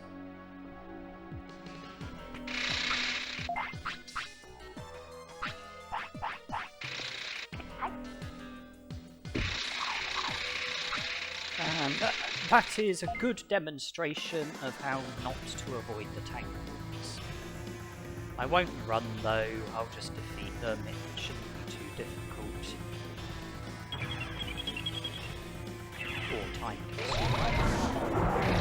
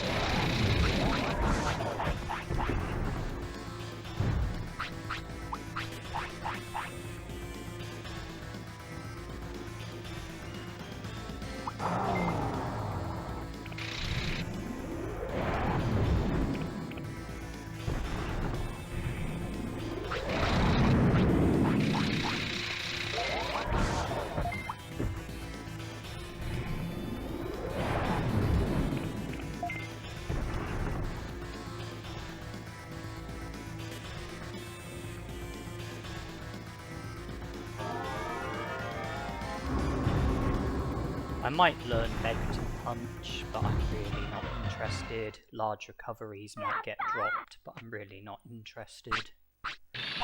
Alternatively, I'm just presented with money and stat gains.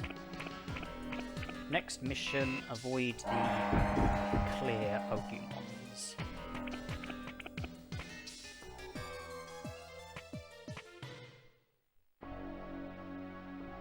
Now the one on the left won't battle you if you run into him.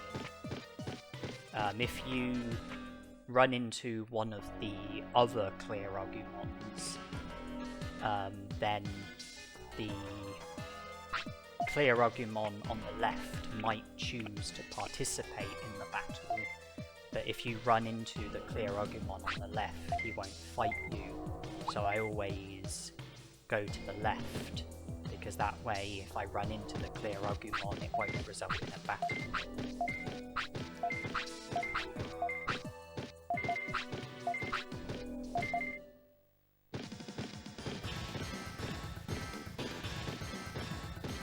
There's I think a 50% chance of a HP chip getting dropped, but I really don't care about that.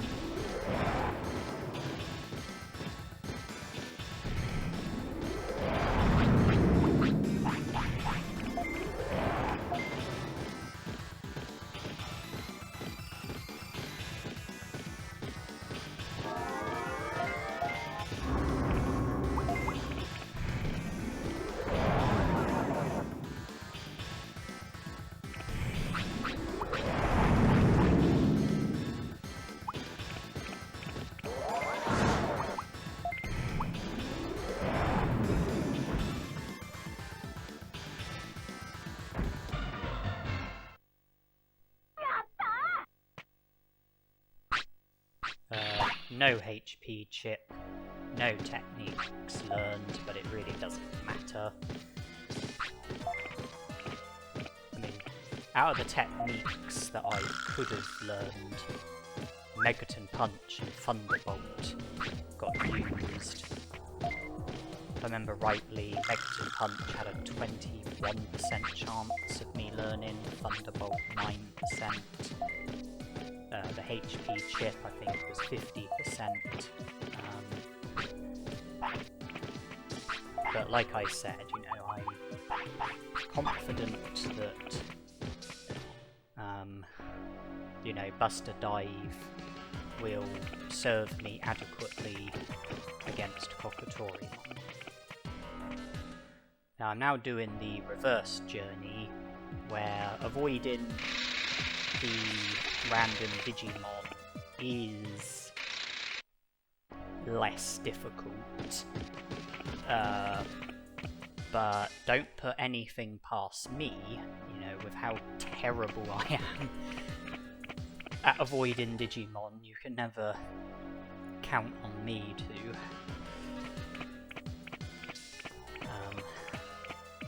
be successful with avoidance.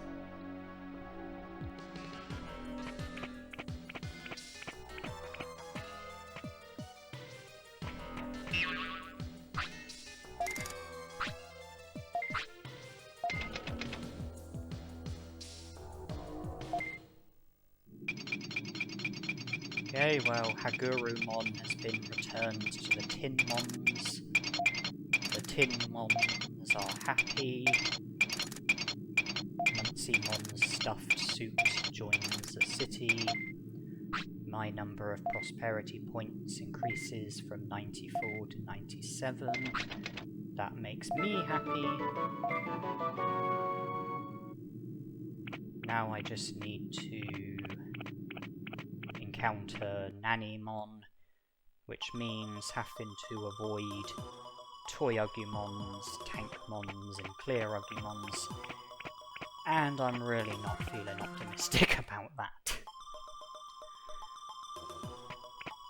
You know, on one positive, the doors no longer have booby traps, so getting through the doors is easier, but avoiding the random Digimon still has the potential to be a pain.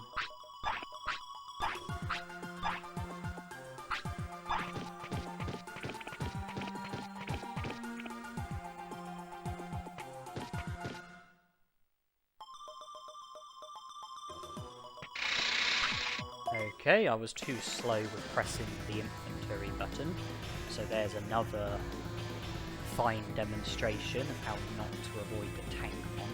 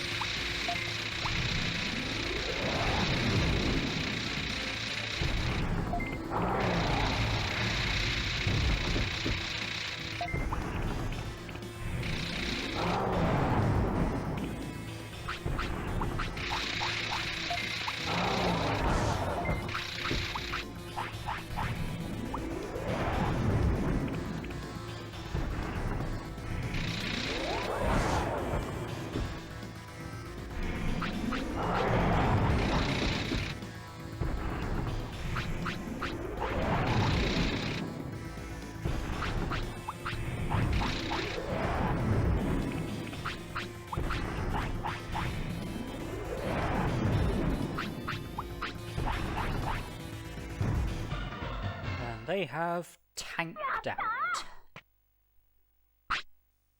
Large recovery dropped. No technique learned. I mean, it only could have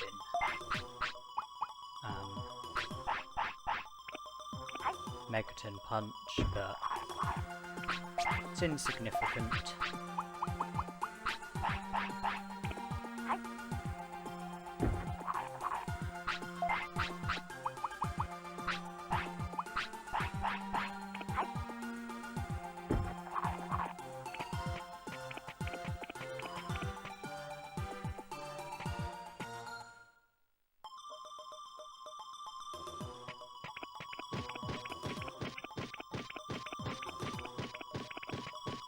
And I don't pick the door on the left, because there's been occasions in the past when I've picked the door on the left, and my characters ended up getting stuck and I've had to reset the game. But this doesn't seem to be a problem for me when it comes to the door in the middle or on the right. That's why I went a bit out of my way to go to the middle door instead of using the left door. Anyway, we've had all of the Nanimon encounters. We've got the accessory enabling us to carry 30 items. Nanimon has joined the city. We're up to 98 prosperity points. There it is. All that's left is Coelamon. There's the hint for him.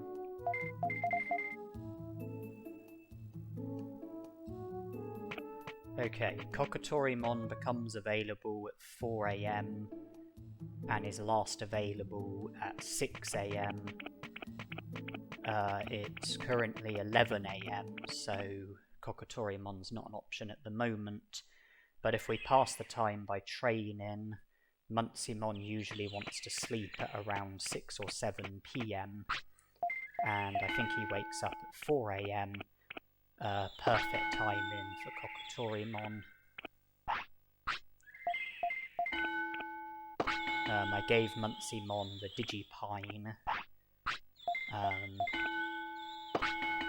so that the training would be more effective. I'm choosing to train attack because I just want to do as much damage against Kokotorimon as possible. Defeat him as quickly as possible.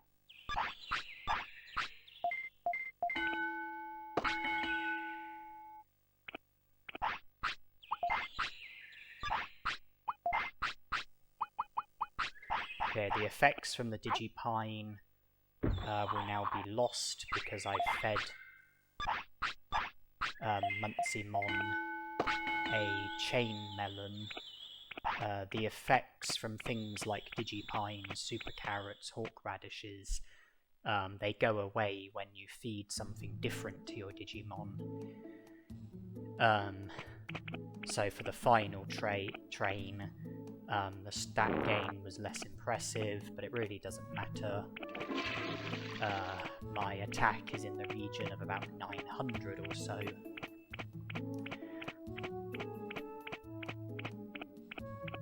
We're in a position where we just need to sleep, and then when we wake up, we'll be able to battle Kokotorimon.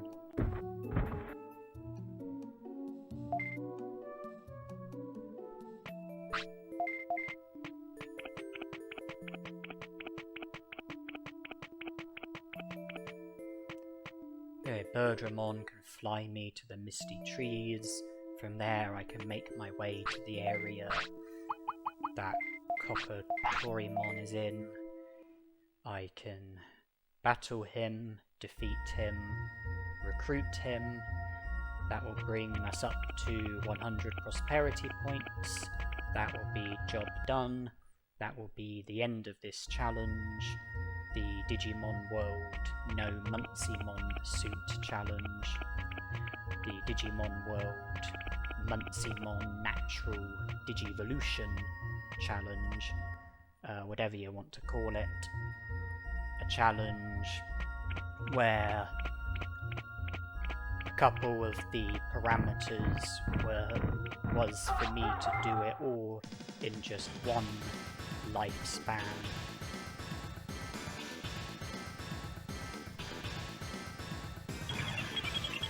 And to obtain 100 prosperity points.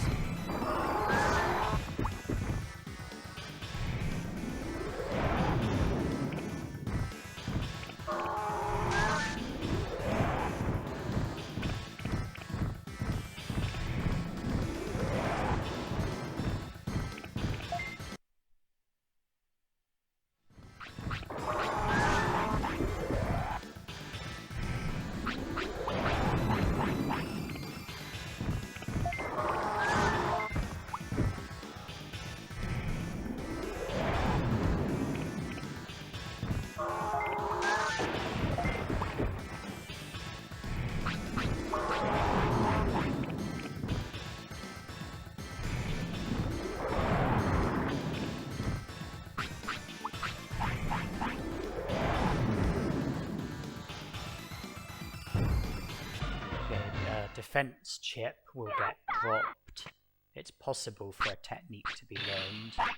Okay, war cry got learned, which is totally futile. We are done with the challenge. We have no use for war cry. The chances of me learning war cry were 22%. The chances of me learning dynamite kick were 24%. The chances of me learning Megalon Spark were 13%. But like I said, it's all completely futile. That was the last battle, the last recruit.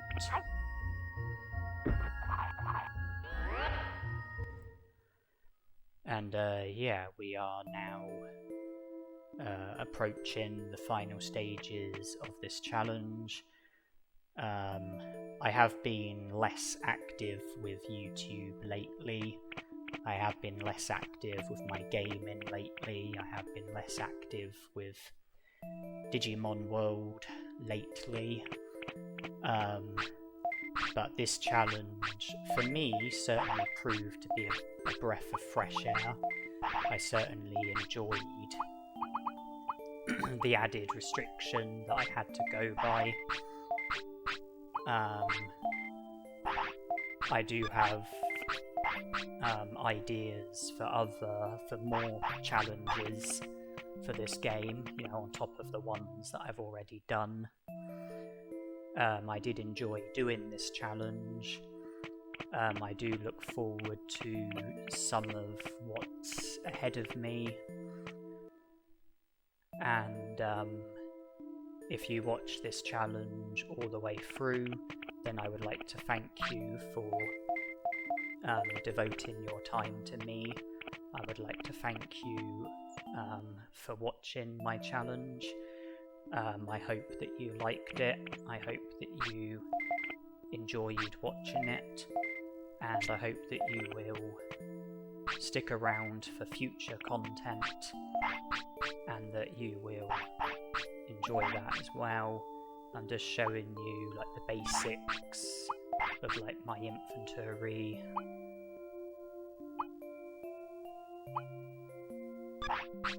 This is where I save. Thank you for watching. Hope you enjoyed.